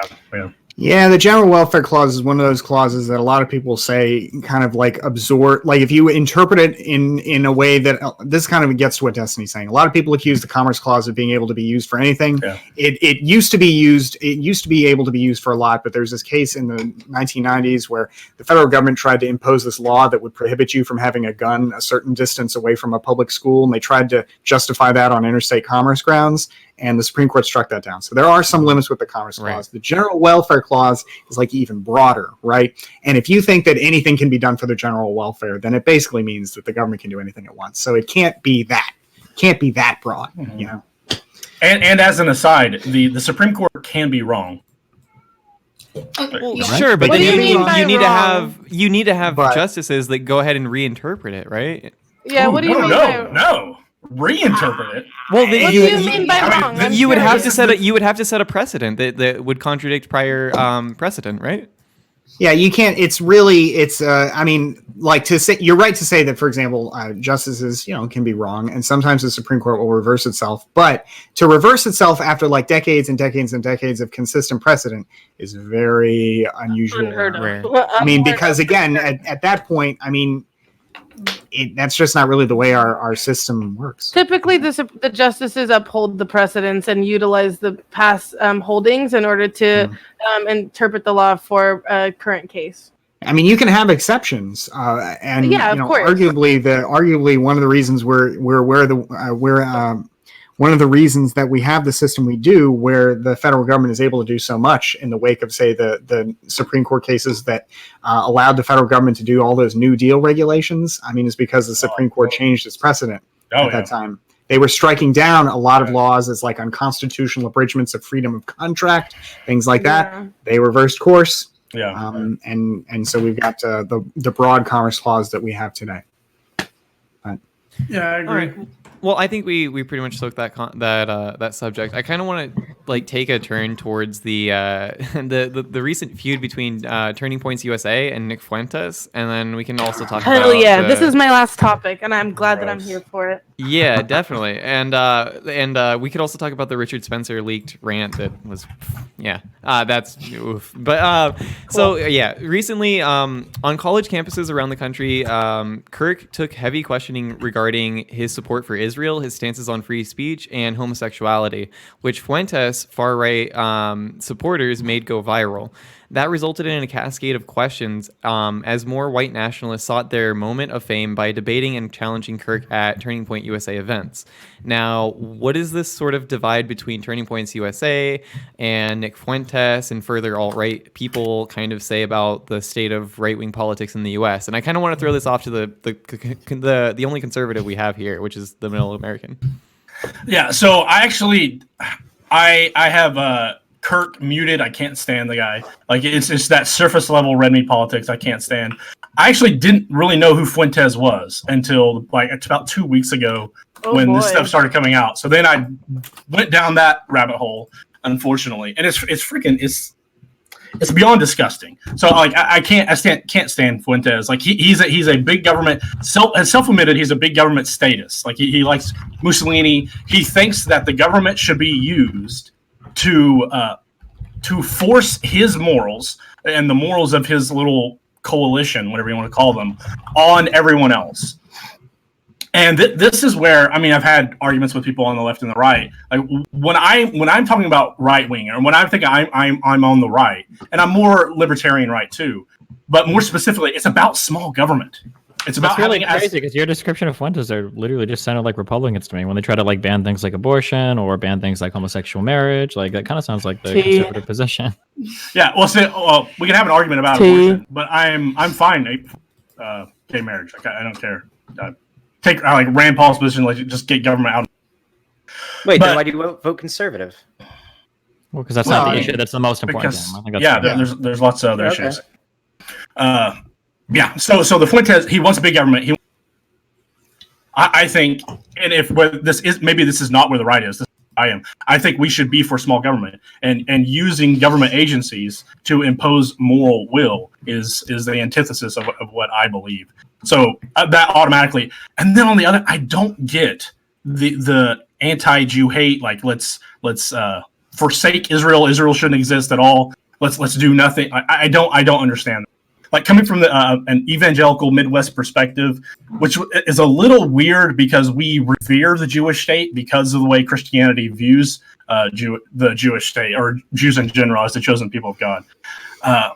So coming from that perspective, it's very hard for people on the right and say that they're religious. They're religious on the right that think that Jews rule the world and that we need to rid the world. Denying the Holocaust, by the way. I don't get it.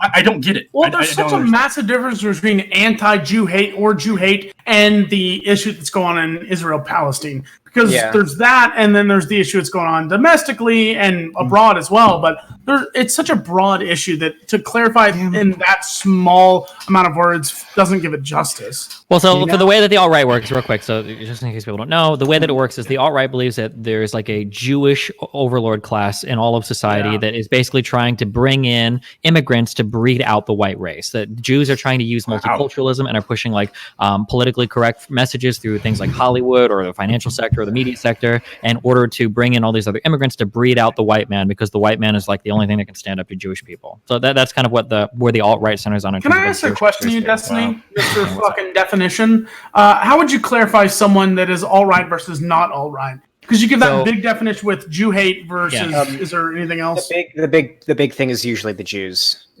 So some people seem to disagree with this, but that would be my answer. I think that it's when you start getting into, it's called JQ, like the Jewish question. When you start getting into that stuff, that's like a very clear alt-right bend to me. Okay, so that's when you go over the line. Yeah, when I hear people talking about the globalists. That sounds a lot like a way of basically, that's like a word to substitute for the Jews. Generally. Because otherwise the conspiracies are always the same. They want to control us. They're loyal to nobody except themselves and their money. It is just to me, it seems like the same thing. So when the president dog whistles globalism, to me, it seems like it's clear who he's speaking. It's crazy how many like dog whistles the alt-right actually has. Like recently, there's been this reemerging of like the USSR or the USS. What is it? The ship that got like supposedly hit by Israel or whatever, and they're starting to use that as like a anti. Oh, the USS Liberty. Yeah, Liberty. The USS Liberty was accidentally. Of course, their argument is not accidentally targeted by Israel. Although, whatever you think about that, their point is like that it was an intentional, an intentional act by like the Jewish state against America. So, can I ask you a question, Bastiat? Oh, go ahead. What's that? Yeah, sure. Tell me to shut the fuck up, Mindwaves. It's much better. No, it's fine. Go ahead. No, Basti, so you clarified that when Trump talks about globalism, it's the same. I don't know if that's how he means it, but to me, it sounds no, I don't care what that said. That's what you just said. Yeah. Okay. So, will you consider Trump an anti-Semite? No, I wouldn't consider him an anti-Semite. His daughter is Jewish, and one of his top advisors. So I have no doubt that he's not an anti-Semite. But I think he's whistling to the same crowd. Okay, real quick. So the whole point of extent that he might be using this. Yeah, I think he's whistling to that crowd when he uses terms like globalism. Yeah, but this has been used a lot throughout history, where sometimes non-anti-Semitic or non-racist candidates will dog whistle certain phrases and certain viewpoints that racist people in that demographic they're trying to get to vote for them will use that even if they don't personally believe it. So if Trump is dog whistling globalism and people who hear that are going to think, oh, Trump is knows about the JQ, they're going to be more likely to vote for him. No, of course they will, but pushing the message is the same as being a part of the message. Am I wrong? Well, is there a good faith interpretation?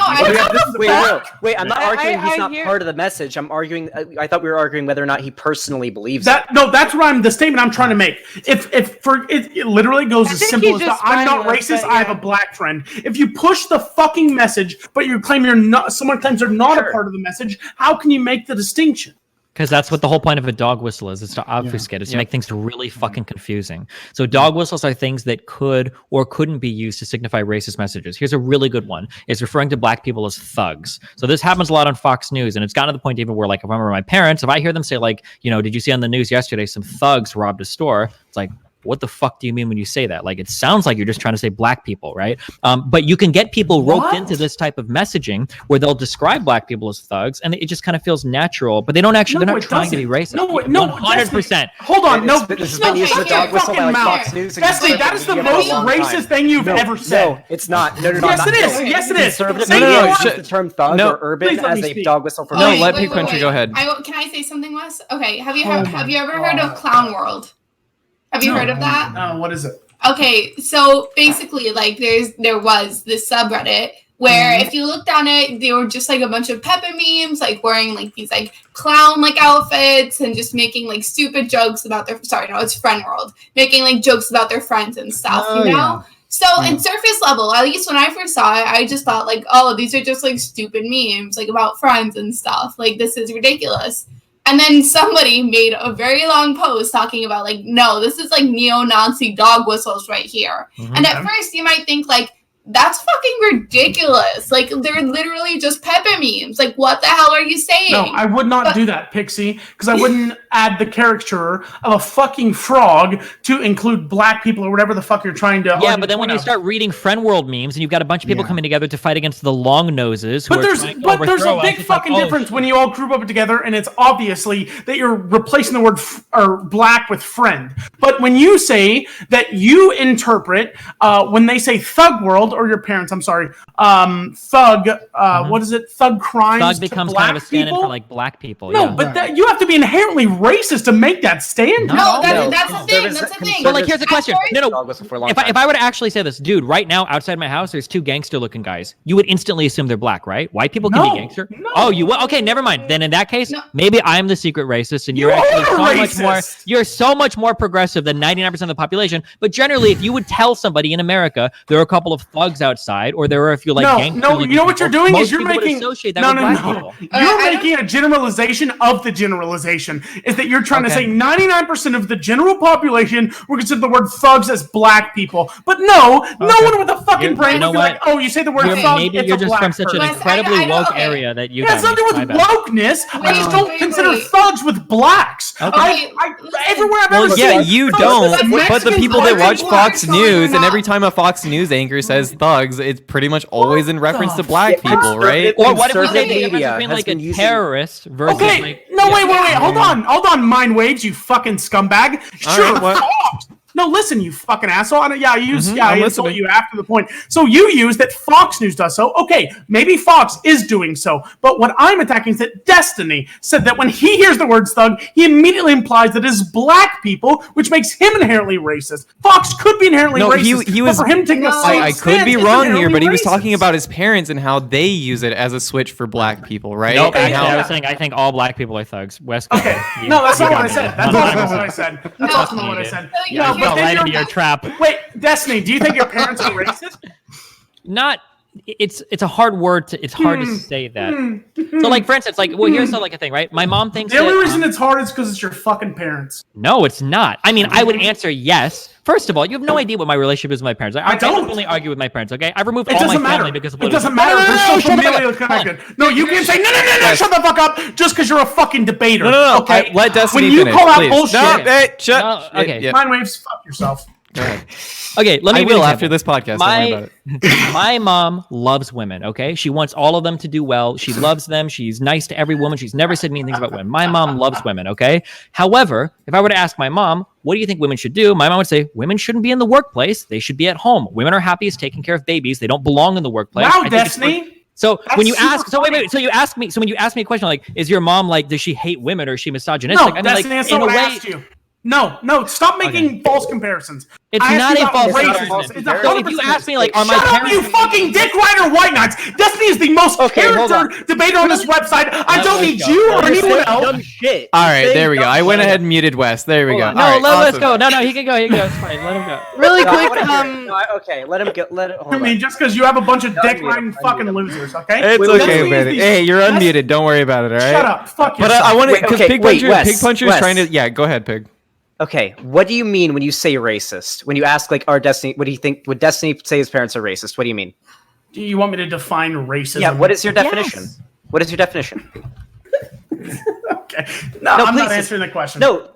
This is the difficulty, yeah. Okay, so it's like the difference. No, what do you mean it's a difficulty? Wait. Racism is so easily fucking defined. It's No, being a it's not racist though. That's the person. problem. No, it Is isn't. that Yeah, racism Hey, takes hey, all of you racism talk takes a over lot me. of different Hey, forms. Hey, Mindwaves, you host, make sure you talk over me when I'm trying to give my answer. As Yeah, I've I never will talk over you when you're talking over the You- guests that are trying to you reply to cringe your fucking dumbass idiot. points. All right. Hey, and guess what I just did is I stopped to let him talk, and then when I tried to respond, No, guess you what you did. When You he was dick responding to riding your fucking rebut- loser. Oh, okay. You dick Do I riding need to fucking mute you loser. again, buddy? You jumped in. You me. Okay, Wes, do you acknowledge that there's a difference between your, like, a KKK member saying all black people need to be killed and, like, your grandpa making, like, pretty racist jokes at the table? At, like, the dinner Difference table? in what sense? Would you consider those to be on the same level? Would you define that Same level? racism So in the you're same way? saying Would you define racism? So racism is a baseline, has no variation, is how intense the racism is. Sure. No. Like, would you? Well, what then kind what? of racist would you consider that? So, What for kind example, of racist? Let him How would you speak for more define than it? a Where would- sentence. okay, yes. Where would you? Which would you consider? Would you consider?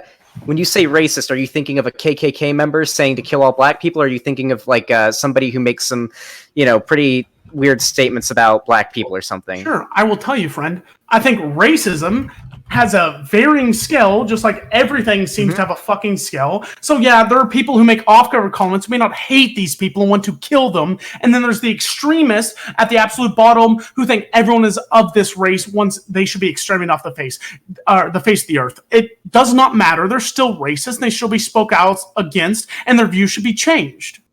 Okay, so there's a lot. So going back to the original argument, then from there, Fox News has used thug as a dog whistle for black people quite a bit. Yeah. And so when Destiny said that when he hears his parents say talking about thugs, he thinks, well, they watch a lot of Fox News, they're kind of conservative, they're probably talking about black people. It doesn't mean they hate black people, but they probably have iffy beliefs about Well, no, them. if Destiny's parents aren't smart enough to discern the difference, even if Fox is racist, if his parents take this news, if we'll call it that, and take it and like, yep, I agree 100%. I understand the difference. When I hear thug, I mean black person, even though Fox News did not discern the difference, and they had to make that difference themselves, they, of course, are being just as racist.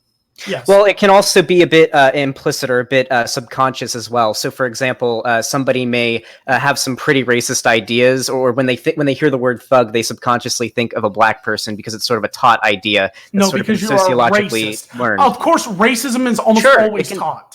Yeah, it's sociologically. It doesn't mean that you hate that group, but you can have some learned biases. No, you just hate them at a different degree. You hate this. The world this action, or you hate the world isn't that FCC. simple. That's not the world isn't that simple. What we're talking did I we're not interrupt talking you? about direct. No, I stopped. Okay, go yeah, ahead. you continue. You continue. No. So I was saying racism. Oh no, go ahead, Pixie. Actually, I was the one go who ahead, interrupted Pixie. everyone. Yeah, no, it's okay. Go ahead, Pixie. Yeah, I you was gonna fucking say- cringe lord mind waves. You're such a fucking loser.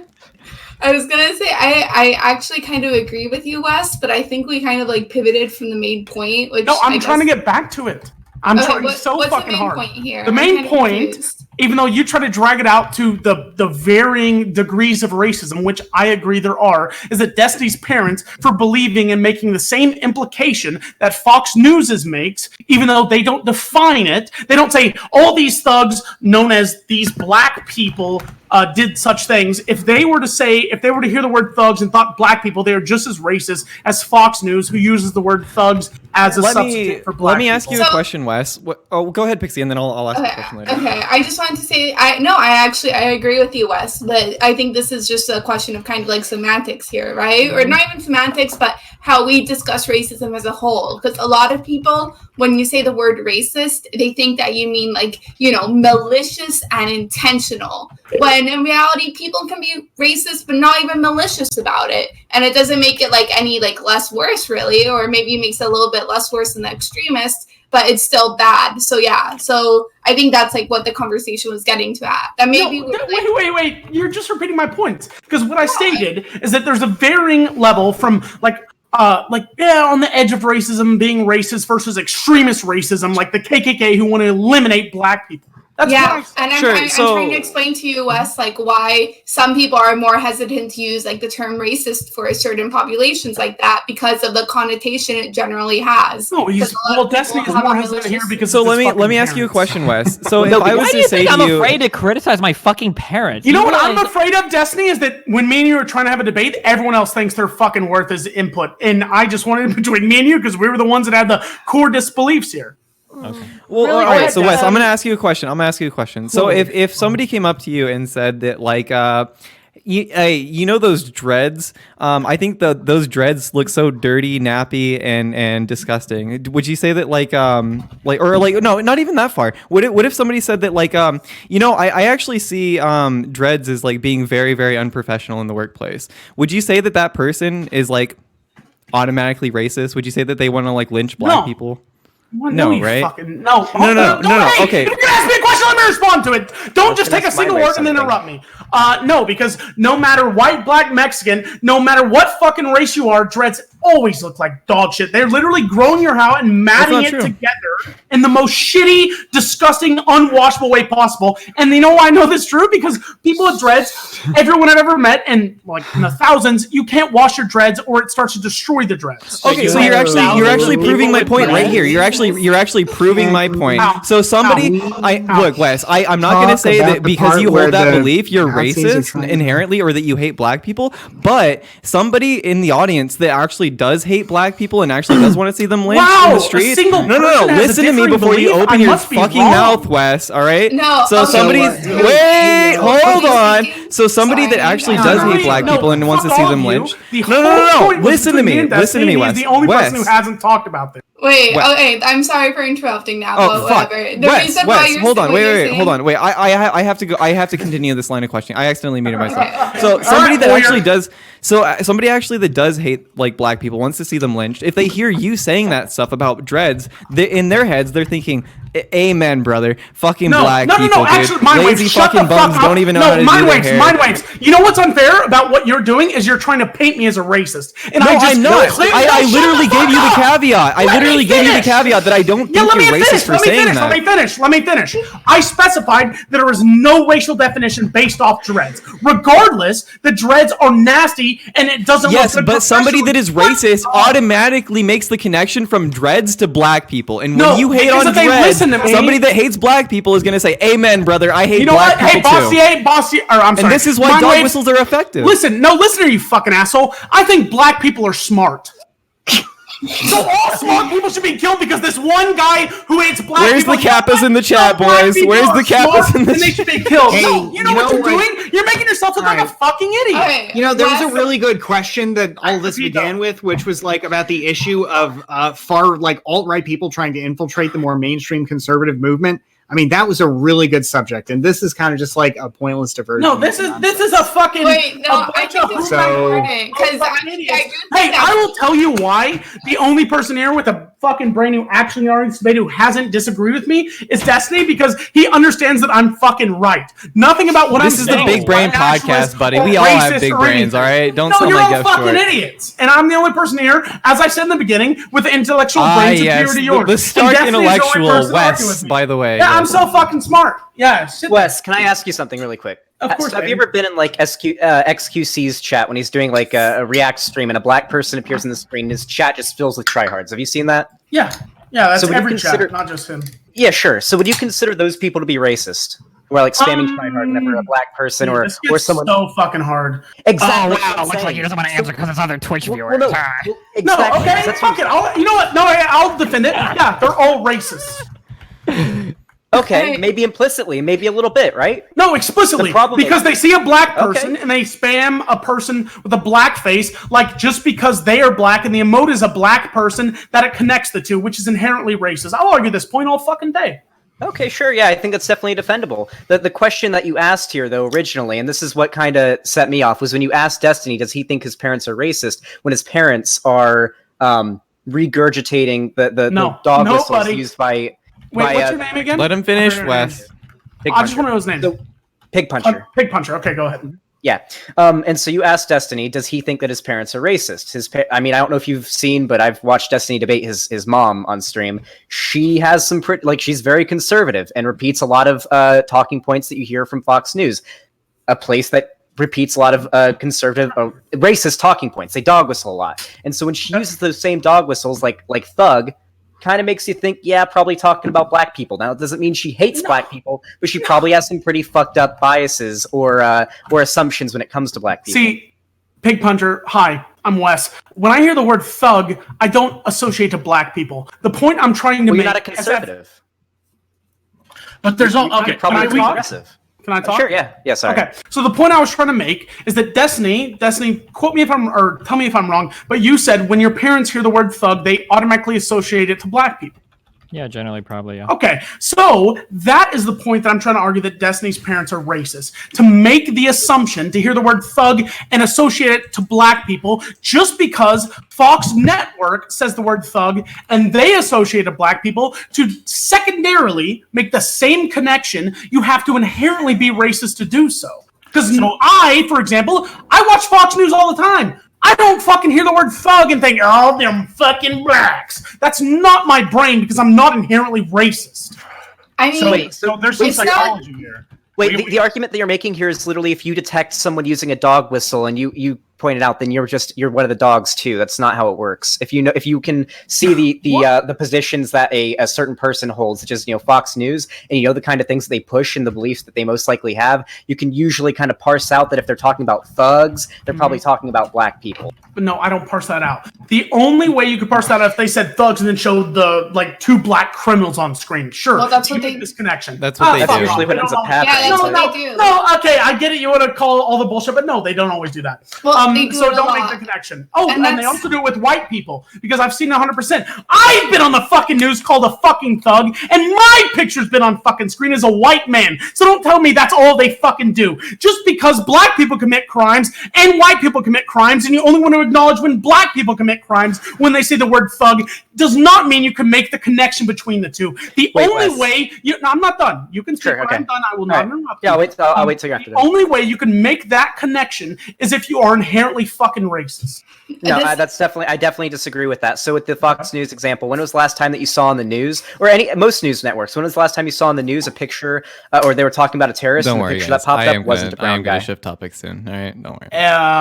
Like 100 fucking white people in America? Are you sure about that? Yes. El Paso, a couple. I don't know about that. Did they? Well, you don't know, but I was do, Fox- buddy. No, did they Fox say News thug calling- or the lonely, mentally ill, poor lone wolf He shooter? said terrorist. No, hold on. You're right. Sometimes I will 100% agree. Sometimes they give favorable wording to people that do not deserve it, and they absolutely should be fucking destroyed as a terrorist. So But my to say argument here is that there's a racial bias. No, it's not, because equally as much, they often call these same people terrorists. I don't know why. I don't know the difference, but it's definitely not any white kid who shoots up a school or bombs a fucking theater, whatever it is. They call a a person with mental conditions. They use the word terrorist constantly. They call him attacker or a gunman usually, or a shooter. It's No, usually they use not the word terrorist all the way. Also, generally, what you'll see a lot of is that you never end up hearing. A lot of conservatives will be like, when there's a white guy that shoots a place up, they'll be like, "Don't share their manifesto. Don't share their name, especially." But if it's a brown guy that shot a place up, or they're a terrorist, they're like, spread their name around everywhere. If it's They'll bring up their criminal record and all that stuff. Hey, Yeah. you know what you're It's talking everywhere. about? No, hey, Betty. No, buddy, hold on, Wes. buddy. Hold- Hey, Mindwaves, the host, go ahead. No, I wanted to Pixie So, to go because so she went. PigPuncher, you're talking. Okay, Pixie. Yeah, go. Wes, please, Sorry. just let Pixie go.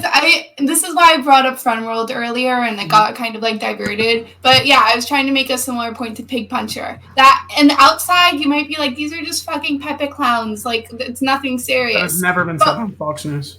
No, No, but we're not talking about that. Yeah, let me. Oh, let me I thought that was clarify. the topic of Fox News and how they clarify. Let her terrorists go, or Wes. gunmen. Jesus. Hey, fucking Mindwaves, Christ. if she contradicts herself, I can Yeah. defend myself. Fuck you. I mean, All right, I'm but not let her finish. contradicting myself. Like this is what I'm trying to say. At the surface level, it might not be like that, but when somebody starts pointing it out to you, and you start realizing, holy shit! Like maybe 90% of the time, Fox News uses like thug with black person instead of a white person, even though there's a 10% white person time. Or, for example, in the whole Front World scenario, that 90% of these memes actually have to do with like incinerating like Jewish people on whether it was real or not.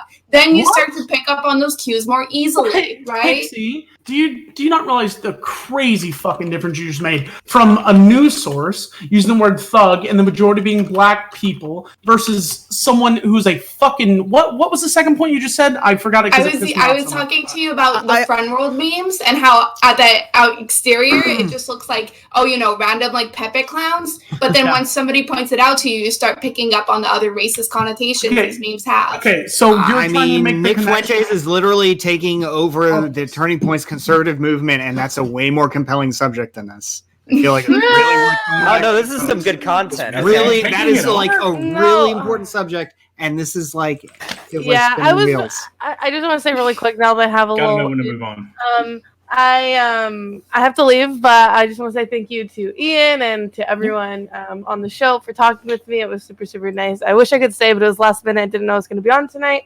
And I appreciate you guys all, getting involved in the good dialogue. I like it, but I kind of agree with Bastiat's point before I leave. I think that Nick Fuentes' participation and infiltration of the Turning Points movement and the alt-right movement in this country is a really important topic, and we shouldn't focus on Fox News. But I'm not part of it anymore. I'm leaving. Love you guys. Have a good night. Take it easy, Luna. Thanks for coming. Thanks. Yeah, no problem. All right, I'll have to fix y'all's name tags. So I do want to stop talking about dog whistles because I don't know what the fuck Wes's prerogative is here. But yeah. Wait, so what do you like, mean? What is my prerogative? as far as like what the fuck, what's your underlying point? Like No. I can't tell if you're trying to argue that like dog whistles are a thing and effective, or if they aren't a Dog thing. whistles and are a effective, thing, but or- in the sense that you're over exaggerating them. And this is the issue I have, and this is why I can't go full left, is that everyone wants to point out the shit that supports their argument so fucking hard and ignore the things that do not. So when you look at, we're talking about Fox News, for example, who I think is not the greatest news source, but I also think they're pure fake news. I don't think they're like anti-Trump, Sure. but they're I'd say they're more against his side, sure. But to say that anytime some domestic terrorism comes up that they talk about a man with a mental issue instead of calling him a terrorist is absolutely false and asinine. And to claim such, you are just denying information, which is just as bad as these fucking news articles who spread misinformation, because you're doing the same right now, as in you're denying the information that is actually put forward. When you say the information that's actually put forward, what are you referring to? The shit that isn't wrong, the shit that they're not trying to paint them in a good light. But everyone only remembers when they put them in a bad light, or when they put them in a good light, because they disagree with the way they report news and the way the news that they do report. Yet completely, as I've just proven trying to talk about this, they ignore the fact when they put them in a bad light. Like Fox News never calls you people terrorists. Go fuck yourself, dude. Everyone calls them fucking terrorists in every news source, and any news source who did not do such would be completely eradicated off the face of U.S. television or news sources, like Hey. the commanding news sources. Wes, I don't know if this is possible, but if I found you data talking about like the amount of times like Fox uses like the word thug when it comes to like a black person, and the amount of times they use like mentally ill lone wolf shooter or whatever with a white person, would you concede that there's like a bias and a narrative? Yes, yeah, I would. I'm a person who constantly, if I'm proven wrong, I change my views. So yeah, I we would. should definitely hash this out at a different time then, and we could definitely have that conversation. But I don't think it's right now. So I guess we like, as far as the Charlie Kirk thing, I don't know, but like, did y'all see that recently Milo Yiannopoulos leaked the audio of Richard Spencer going on a tirade in response to the aftermath of like the Unite the Right rally that he organized? Oh, yeah, because Yeah, so like I wanted to throw this out to PigPuncher. Like, what did you think when you heard that clip? Yeah, that's the closest I've come to losing No Nut November right there. It was hilarious. If we could play it on stream, I'd like to, but it would be TOS. But yeah, he just had a mental breakdown. Like it sounded like listening to a cartoon villain, like just falling apart after failing in his plot for world domination. It's so good, and it's so pathetic. Like you've got nothing to hold on to in this life except the imagined pride that comes with like, I'm part of a group. I'm part of this group, but you literally as an individual have nothing. Not even part of it. He's the leader. No. I mean, in the clip, he's talking about like my people, and he's like, it emphasizes that all these people who are like these extreme alt-right, like, they're either grifters or they're just like the most debased losers. It's just it's really pathetic. Good. Yeah. Also, one thing I think this video did a lot was the alt-right, or at least the face of the alt-right, has been Richard Spencer for quite a while. A very well-dressed, well put together. I'm not going to link it. Y'all guy, can find right? it yourself. And so with this video coming out, it's definitely kind of shattered that perspective for a lot of people. And I saw some of like the old like skeptic YouTubers who were like defending Richard Spencer back in 2016, saying, "Oh my God, I can't believe I defended this guy." So I think it's definitely pretty good that this leaked. It's pretty hilarious too. Yeah. What do we think first of all, like what do we think that, I think we were talking about this before the podcast started, but like what was Milo's motives for leaking this? And then also like what is the fallout of this? Like what like I don't know, like what's the state of the alt-right at this point? Milo made the mistake of being gay and a pedophile, or at least a pedophile sympathizer, while being a conservative pundit as well. And it basically has resulted in the death of his career. And so what I'm assuming, like, it's been very public. Like, he's having trouble paying his bills, apparently. Like, he's been basically kicked off of every platform, banned from everywhere. He's got, like, I think a BitChute or something. I don't know. But he's, like, he's just going off the map. And so I guess out of spite or something, he just decided to release anybody that links the audio, it will be banned. Richard Spencer. It's like the LSF tactics. He's trying to drive up drama. Yeah. Yeah, he's trying to retain relevancy. That makes sense. Yeah. Re-legitimize himself, maybe. His entire career has made him unemployable for any other form of productive labor other than this. So this is all he's got. He's just got to squeeze this lemon as hard as he possibly can. Oh yeah, someone in my chat reminded me he was even getting rejected from the furry community. Like, he got kicked out of some furry con or whatever. Yeah. Oh yeah, kicked out of furry con because of his beliefs beforehand. Oh yeah. I mean, but still, he's just been sort of ostracized from even the alt-right and just like extreme right communities when he used to be sort of the their one token gay guy. Because he's got the blonde hair and he's white and all that. Well, it makes sense when you go to the point to argue for pedophilia. I mean, being gay, it seems like they're not going to ostracize you because not only does it agree with your... Well, never mind. It's a token. Well, no, you can be a conservative pundit and you can be gay, maybe. And you can be a pedophile, but you cannot be both. That's the key. There's quite a few pedophiles in the alt-right. Wasn't there a governor that like literally diddled kids and didn't get in trouble for it? Like... Yeah, I don't know. Although the Dennis Hastert, one of the more recent speakers of the House, turned out to be a total pedophile. Oh right, yeah. Doesn't this I don't know. I was looking over these topics before, and it seems like a lot of brigading against the right, but we never talk about the left and like how they're completely divided and going to fuck themselves over because no one can agree on a candidate. Yet we're constantly just fucking over the right and trying to argue against it. Trump's the unifying force. Trump's the unifying force. Like that's what I'm saying. So Trump on the right has the commanding fucking lead, yet everyone on the left is like, it's pretty close for a lot of candidates. No one's a front. Well, wait, I think he meant Trump is the unifying force for the left to rally against. Trump does not unify the Republicans. No, okay, yeah, sure. Oh, whatever. His numbers are unifying compared to the numbers on the left, which are not unified. Well, we're in primary season, of course. Like people aren't going to agreement right now. Yeah. Whenever the main election comes around, it's going to be a lot more of just rallying against Trump. I think you're not going to see as much infighting happening on the left. Well, yeah, of Unless course. if it's Biden. There's going to be more, but I don't know if there's going to be enough. We're literally in primary season right now. Like, this is to be expected. Yeah. Okay. So a lot of people are characterizing this as like right or like alt-right like infighting, and that like are kind of like saying that like, well, this is just like them like eating themselves, like they're like basically saying that they're getting weaker. But I don't know if I necessarily agree with that, because there's been a lot of like online personalities, far right personalities, that have kind of gotten behind people like fucking what's his name? Nick Fuentes, right? So like fuck, who all came out? Like there's a buttload of people that fucking came out in support of Fuentes. Yeah, like Paul Joseph Watson. Stefan Molyneux, yeah, that's to be expected.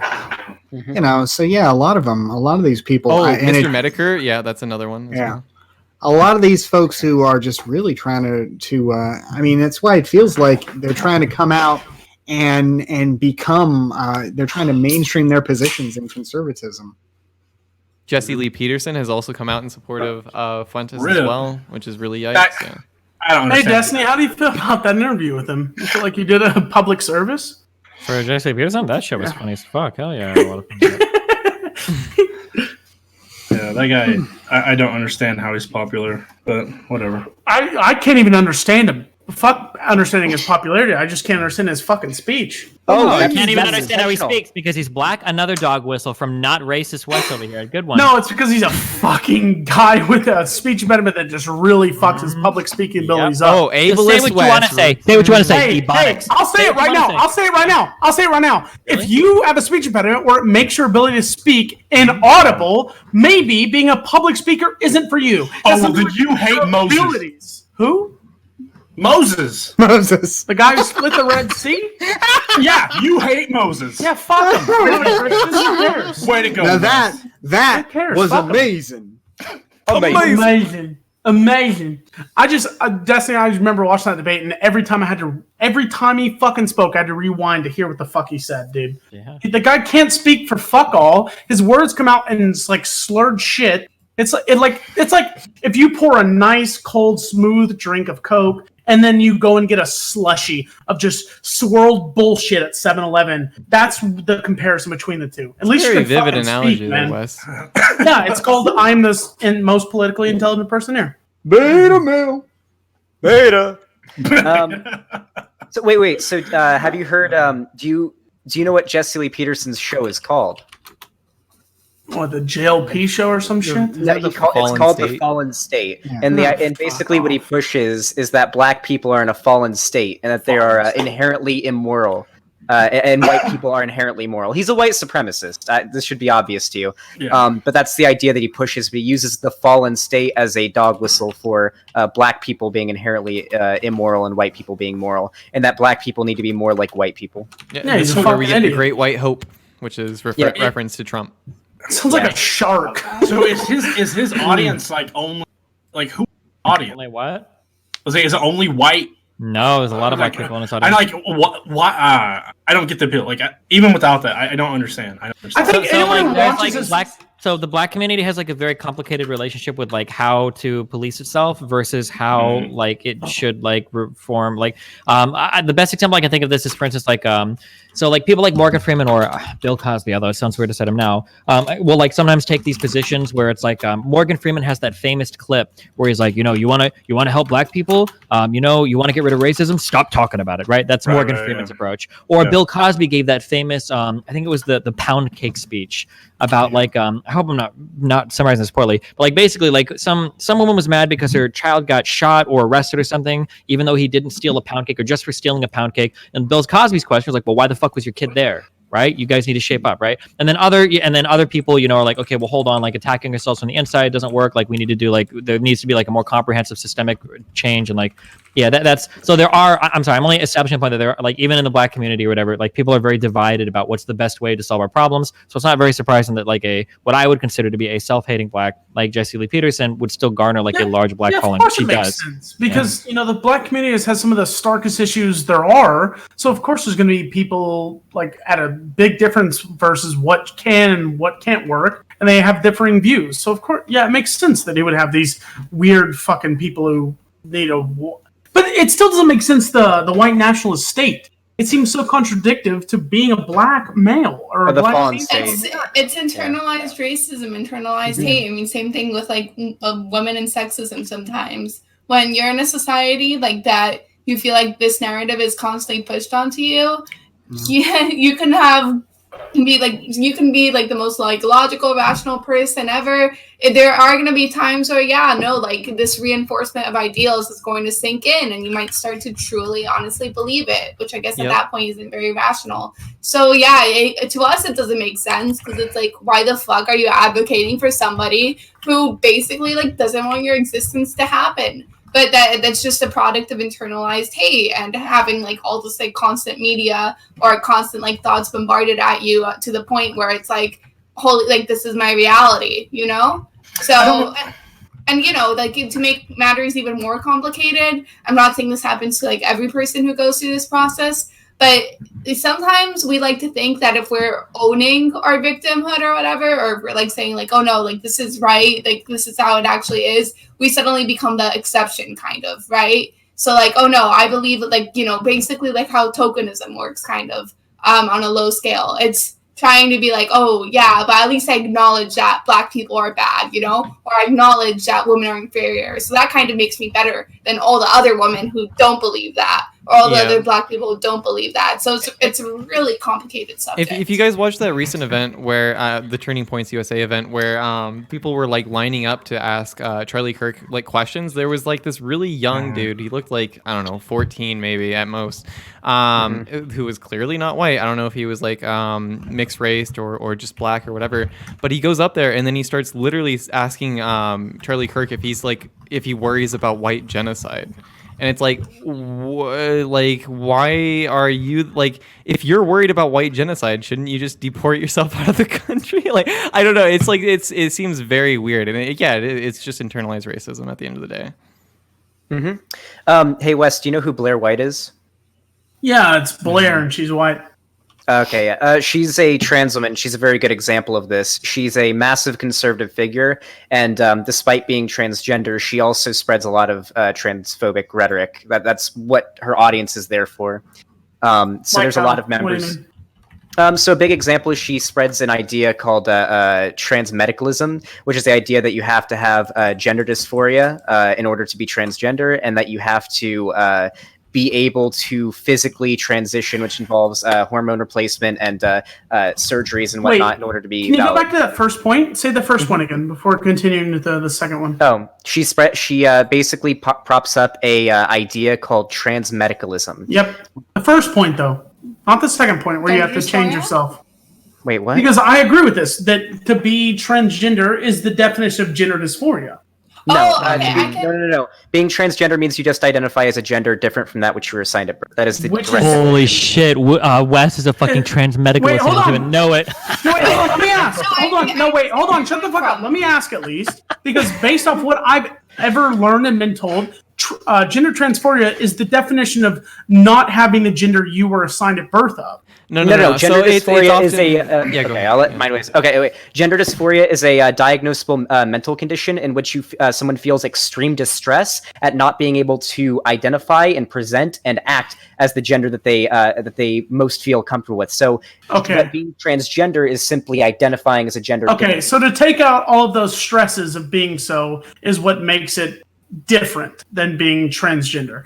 But so transgender and gender dysphoria, which leads to transgenderism, the difference is those stresses that you just. So when it comes to gender dysphoria, I'll let you go real quick. But when it comes to gender dysphoria, like you can be trans and never ever. You're like Kanye West. I'm gonna let you go real quick. Yeah, true. All right, so but like you can be a transgender person and like almost like pretty much never experience gender dysphoria. You can also not be transgender and experience gender dysphoria as well. Wait, doesn't that kind of sound like bullshit, Wes? Like, how can you be trans and not have gender dysphoria? Well, no. This is from my unintelligible point, and some Shut up, Destiny. Don't feed him. Hold on, Destiny. Don't go fuck yourself, Destiny. Is that I am the only person who has the balls to admit if I don't know something, and I'm willing to be educated as such, which is what everyone gets super fucking triggered over. But if I'm willing to learn, and you can change my mind, I will absolutely do such. But as I've ever learned from any fucking thing ever, from 23 years of life, which is very small, I guess. this, but gender dysphoria is what leads to transgenderism. Is you don't feel as you're a part of this gender, therefore you're dysphoric from it, and you want to be this gender or other or no gender. My bachelor's is in psychology. Okay. So the difference between the reason that it's stressful. So the distinction here is it a mental disorder? That's what the medicalism like. Is this just a personhood? Is this just an individual, or is it a medical disorder? And the distinguishing factors on whether it's a medical disorder. Hold on. The distinguishing factors are that it's abnormal. Yes. That has a neurological basis. Yes. And that it causes impairment in your daily or social life. So you're arguing the definition based off the DSM-5. Yeah. So if you don't meet those criteria, then you don't have gender dysphoria. If you don't have one of those criteria, then you are not gender dysphoria. One or all. You only have to be missing one. And that's, I mean, we can argue about that, but the specifics to meet the definition for the mental disorder is you have to have all of them. And just to be clear, Middle American, you're not making the argument that in order to be trans, you have to experience gender dysphoria, right? It depends on because gender dysphoria is the mental, and that if it's not distressful to you, then it's not gender dysphoria. So the stress it doesn't meet that threshold. Yeah. So here's how this works from start to finish. Okay. So some people are born and they feel as though the gender that they feel inside of themselves, be it male or female, doesn't match the body that they've been given. Yes. So male genitalia, female genitalia, and then all the secondary sexual characteristics that go along with that. Now, sometimes for people, they have this gender mismatch. We would call them a trans person, right? But they don't feel like ultra dysphoria, where dysphoria is that incredibly disgusting feeling that arises from a mismatch of your gender expression, the way that they express themselves, versus their versus the gender that they identify as, like in their head, right? So people can be a trans person, but not experience gender dysphoria. Now, a trans medicalist, one of the claims that they make is they say, well, hold on. If you don't have massive dysphoria related to being trans, and you're not making an effort to work on your gender expression, so to be passing, so for instance, to have a male that can present as a woman in society and be passing as a woman, well, then you're not a real trans person. I don't agree with that. That's okay. That's fine if you do or don't, but this is the disagreement. This is one of the big points that trans medicalists point out. Yeah. A trans medicalist would say, if you don't have gender dysphoria, you're not even a real trans person. That's you argued based off the medical aspect of it and how they are defined. Who was that? Don't worry about it. Squirrel? It's not a November Destiny. I'm so god. Sorry. Go ahead. I'm gonna pinch my balls. Fuck what I was gonna say. Do you take any contention with that? Yeah. I did take contention until I saw a woman. I'm gonna be honest. Destiny, can you repeat it one more time for the So a trans medicalist would say that a trans person that doesn't experience a significant amount of dysphoria or any dysphoria, or doesn't make an effort to be passing. Oh, okay. I remember my point. So I believe that transgenderism is based off where you were born. You can distinguish otherwise. You're like, this is wrong. This is who I am. But you're basing it off of the sense that they have to make significant medical action to do so, right? So I'm not saying that, but a trans medicalist. Trans medicalist would. Yeah, they would say, you need to try. You're not even a real trans person. I would call gender dysphoria anyone who disagrees with what they were given at birth, which is how it was presented in the beginning, it was. Yeah, so you have to have gender dysphoria to be a transgender. Yeah, wait. So to be clear, so you don't have to have a severe internal problem in order to be a trans person. Some trans people just feel like, hey, I was born with a penis and with a male body, but I feel like a woman. But they might not experience gender dysphoria. What do you mean internal, man? So internal is you have an idea inside your head. You identify as a male or female. And it's not just based on the sex organs. It's like this internal view that you have. But how else would gender be identified? Because it's based off who you are as a person identify. Well, we have a lot of different ways in society that we identify gender, right? Women tend to have longer hair. They tend to wear different No. I'm talking about gender identity, which is how identify. Yeah, but your gender dysphoria. Yeah, but your gender identity, right? The gender that you view yourself as can heavily only be influenced by the gender expression of everyone else around you, which is a social phenomenon, right? So if you feel like you're supposed to be a woman, you feel like a woman, but you're born in a man's body, right? Then this mismatch, right? That mismatch you have can result in dysphoria, which is a really uncomfortable feeling. But you can be a trans person, or most trans people say you can be a trans person without experiencing dysphoria. Okay. Trans medicalists would say there's not. Destiny, if you were born and assigned this gender, Mm-hmm. and you identify yourself as an other gender, can you explain to me any other reason than discomfort and feeling it's wrong, the gender you were given, the reason you identify separately? Wait, let him finish the question. What was it? Wait, real quick, and I'll be done. Why else would you identify separately if you feel it isn't wrong? Well, because you can feel that it's wrong without it meeting a DSM criteria for being a disorder. Okay. Well, we can put DSM criteria. Wait, real quick. I'm not just trying to throw book definition. What I'm saying is, like, you can feel like, man, you know, like, this kind of sucks, but that's a big difference than, like, I can't fucking take care of my body. I can't go to work. I can't form relationships. I can't fucking hold anything down, and my life is falling apart because of it, right? Okay, that's fair enough. like a dysphoria if that's the versus definition of dysphoria, which I don't, from what I've ever heard, and like I've read the DSM-5, I don't interpret it such. And the doctors I've spoke to about it, they haven't clarified it as such. So that's why I see gender dysphoria as a beginning stage to being a transgender. Because you're dysphoric about your gender assigned at birth. Therefore, you feel it's wrong, and you transgender, you feel like you're another sex or gender. Yeah. So I actually brought Lexi in here to talk a little bit about this. And Lexi, if you want to go ahead and take it away, and Yeah, sure. So I would say that there can be a lot of reasons that you can choose to transition. Dysphoria is a big one for a lot of us, but another one is this idea of gender euphoria. So when you transition, through identifying in another way and through expressing yourself in another way, you can experience an extreme positive feeling that you wouldn't experience otherwise. Sure. And so you don't need the dysphoria, the pain, or the suffering or whatever. Really? That you can just have the extreme happiness that it brings you. So you're telling me if you're born with a gender and you're not happy with this and you choose another, that you only experience euphoria, but beforehand, to claim it as not being happy, I would see it as dysphoria, because you don't have the happiness, you don't have the same euphoria that you would if you were the gender you wanted to be. And sure, but it doesn't have to be like a dysphoria in the first place. You don't have to be like uncomfortable in the first place. You can just choose to try something else. What's the reason you would ever? Oh my! Okay, it's like if you like vanilla ice cream, you can go try strawberry ice cream and figure out that that's shit, I love strawberry ice cream. Yeah, but based off this definition, it's like gender fluidity, right? Where you're born as such and you fluidly switch into another because it better suits you. But that still counts as being trans. Yeah, sure. I see. No, I'm just trying to connect the dots. I wouldn't describe that as gender fluidity, but I understand what you're saying. Yeah, two things. I think Eva is also a really good person to talk about this with, because I had like the same like questions that you did, Wes. Wait, who, Alabro? No. No, her right hand man, her right hand Eva Unala. Oh yeah, okay, yeah. But no, she talked to me and she explained to me a lot. And then when you're saying, well, if you're not experiencing euphoria or whatever, isn't that dysphoria? And not to dumb it down or whatever, or like make it seem like less than it is.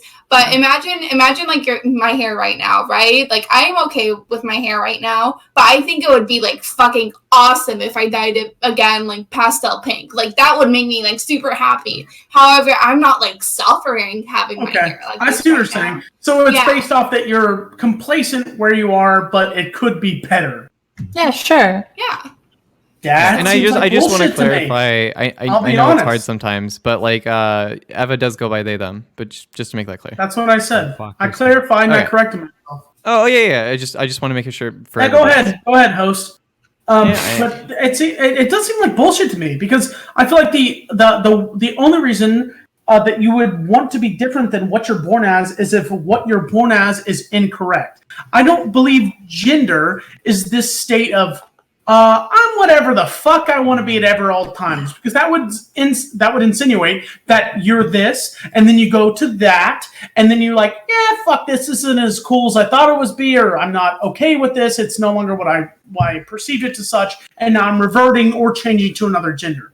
Well, Wes, the definition of transgender is extremely broad. It literally just means someone who Your identifies as a definition gender. of transgender. No, I mean, Google it the right now. This is the definition. official. This is the definition of transgender. You can look it up right now. It literally says that's the whole someone- basis of From whom? arguments. is Well, the wait, hold definition. on. We don't need to go to the book. Okay, trans just means not cis, right? So cisgender, we usually say is like a male is born with a penis and a man's body, and they feel that way, and they don't have any problems. A female is born with a vagina, secondary sexual characteristics, female breasts, whatever, and they feel that way, Destiny, right? can I ask you? Anything that diverts from that. So people that feel agender, or people that are non-binary, or Sure. or what we call trans people, all of that is considered trans. It's pretty Sure. broad. Okay. Sure, Well, but what would maybe you I'm wrong consider- here. I just want to clarify, but can't you be Go ahead, non-binary and not necessarily trans? I believe I could be most wrong, but I people, believe yeah. non-binary by definition is Fucking trans. definitions. Anybody- Okay. That's what We I talk said about, like, 2 hours intersex, ago. that's separate. Definitions are so fucking stupid. No. So- It's either trans or cis. Okay, anybody that's not cisgender, so like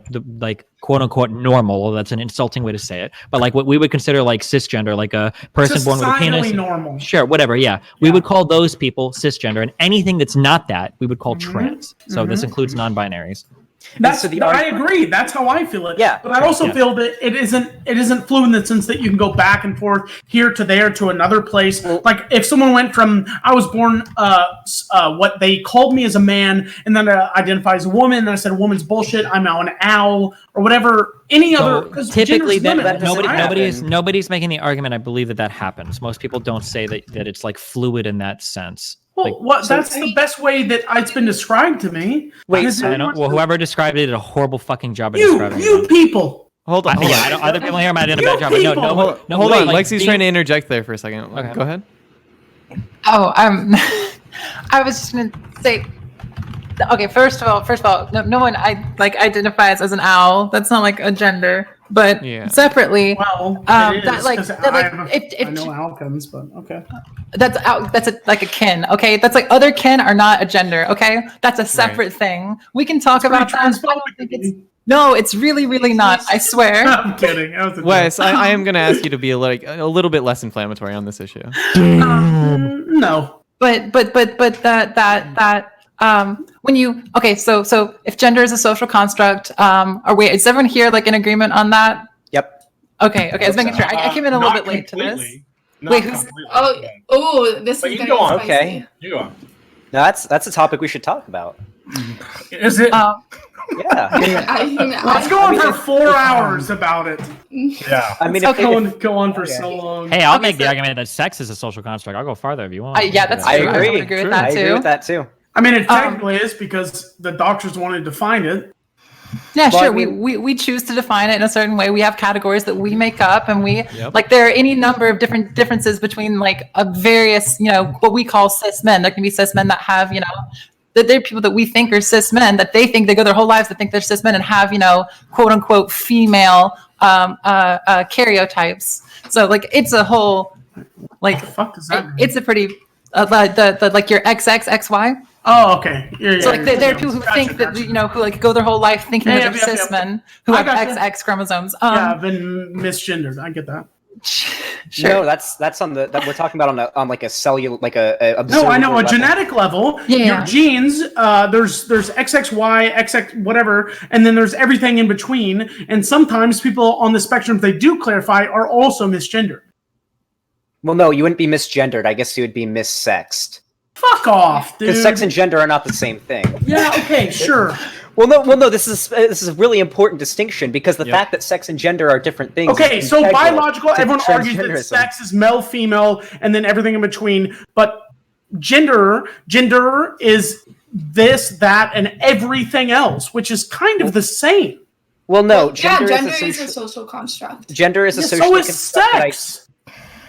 Well, you can argue that, but when we're talking about sex and I we're mean, talking it's about right, so. if we're talking about chromosomal sex, you have XX for females and XY for males, and then you have intersex, which are a ton of different exactly, variations, which is right? everything in And- between. Let him So it's finish, cool. Wes. Jesus However, Christ. however, gender is completely separated from that. Gender is when you come out of your of your mom or whatever, when you're born, and the doctor looks at you, if they see you have a dick or a vagina, generally that's what will happen. They assign you a gender. If you have a dick, you're probably going to be called a boy. If you have a vagina, you're probably going to be called a girl, and you're going to be raised as that gender. However, if at any point in your life you end up deciding to identify, at the very least, identify as a gender separate from that of the one you were assigned at birth, you are transgender by definition.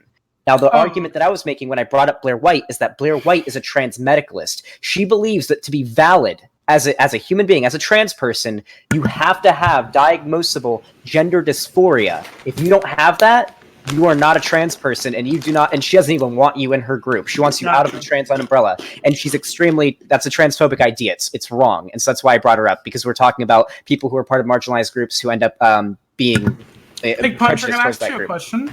Sure, absolutely. This is pure in the dark. I'm not sure. Someone asked me, and I have the same question. Is there a way to identify the chromosomes at birth other than genitalia, or would it take like a very Genetic invasive? testing, right? Yeah, you just have to do a genetic test. How invasive is genetic testing? I mean, I think you just take not invasive at all. Blood. Just blood. Yeah. Yeah, just drop some blood. Once again, relax. It was just a question. I'm Sure. not sure. I'm just learning. We No, just I- don't I- usually do that for Yeah, most put me people, on a actually. fucking cross for learning. No, Wes, I don't think you're That was a reasonable question. Yeah. Wes, I don't think you're transphobic at all. I don't even think you're a trans medicalist. I actually think that you being willing to learn this is very nice. That's how I've built my entire lifehood, is learning and changing my beliefs based off what I learn. So thank you for realizing that. Big Yeah, and there's a ton of stuff online you can watch if you want to learn more about it. Yeah, I'm not gonna do that. Or you can have the best way to learn about this though isn't even going and like watching videos. I would say the best way to learn about this is just to interact with trans people. Like I 100% That agree. shit, you have to And watch it's- it because 95% of them all give you different answers for shit. Okay, Really? I can go do a lot. But of it's so much more retainable. Sure. Well, when I someone you have a would voice say that you it's relate definitely a to. combination of the two, right? Like you should definitely do your own research. Don't you can't just like watch Blair White and like absorb whatever she says, right? But you should definitely do your own research, and then it is you get rid of a lot of like unconscious like biases when it comes to this shit by just interacting with people of this identity, right? Can I ask you a question, my wife's Yeah. that? It's so funny you say that, because every time I hear something that doesn't make absolute complete sense to me, I take the human prerogative to search out answers that make more sense, and that's the whole reason I've learned as the years I've been alive. So is that not what humans do as a fucking being? Do people just get consolidated in beliefs and give up forever? Because that seems so unhuman. People like, to be in boxes, and people like to be in things that they're used to. So yeah, I would say like, even though a lot of people do like learning, I think that's also like, I would argue like also an intrinsic human trait. And also another intrinsic human trait is wanting to be part of a group or identity, right? So once you're part of a set of beliefs, right? That's why like we have the whole idea of community, religion, even like freaking parties, right? Once you have that community established, you're a lot less likely to question it or go against it in fear of losing those communities. So based off that, do you think it'd be better if we demolished all of those ideals? Community? A lot of them. I think community is good in some ways, right? But once you start having like an ideological thing attached to it, then it becomes like you easily can go into like this whole problem of like complete echo chambers filled with misinformation, right? Well, only if those ideological system of beliefs are set and such and not willing to change and be dynamic as those belief systems. Yeah, I agree. I don't think communities are inherently bad, but I think communities that have inherent ideologies that you're not allowed to like try to question or learn more about are bad communities. I don't know. I feel like ultimately what matters is what the individual wants and what people want to define themselves as. I mean, no, that is not bullshit. That is the most fundamental individual right, is to define who you are and what your identity is. No, but that's the issue that about is what so you. important. Okay. I mean, that is if you don't have that freedom to define who you are, how you present yourself to the world, how you define yourself as an individual. I mean, that's like baseline, So I feel like whatever, you can argue on the edges, but I feel like that is the real issue. You're arguing on the edges. Middle American, you wanted to interject there? Freedom from what? Like, are we talking about government or societal? I mean, I guess, right? it could be both. I mean, I would agree with you with government intervention, But societal, I mean, that's a different threshold. Well, I mean, and I'm not saying anybody's obligated to like accept that. I mean, that's up to them too. But yeah, I mean, in terms of being free to go to the mat for your identity, yeah, I mean, absolutely. Where are the limits, Bastiat? I mean, I don't know. It's Violence. Wide. So I just want to say, I wouldn't say go to the impose it by violence, but so we have been going on for a little while now. I do want to wrap it up here in the next like 15-20 minutes or whatever. But I'm gonna go ahead and open it up to chat to go ahead and ask whatever questions. Flever, go ahead and gather those questions and shoot it to me in DMs, and we'll do that, and then we'll wrap it up. But if I wanted to ask Lexi if you wanted to like add anything to this conversation that we're having here, or if you think there's anything to address or whatever. I sadly missed a lot of the beginning part of the gender conversation here. I don't think there's anything right off the top of my head that I want to say. There's a few things in chat that kind of got me. Yeah, like what? Tell those dumb bitches how it is. I was looking. Oh man. Someone said I didn't feel like a girl or a woman until I was 22. Does that mean I was trans until then? And that's a very big no, unless you actively identified as something else. Like, right? You can. Well, wait. What do you mean by that? That if you didn't feel like if you were still calling yourself a woman or like a girl as you're growing up, that just because you didn't like actively feel like the girly girl or like like other girls, that didn't mean that you were trans. While that can be true, it's also possible growing up that like you could be trans, but because you're like so indoctrinated by the culture around you, you're like incapable of seeing it in that manner. No, so like for instance, like there are people that grow up who are gay, but they don't acknowledge that until like well into their 20s and 30s. Or it's not like when they're 25 or 35 they became gay, but they were so indoctrinated against it, right?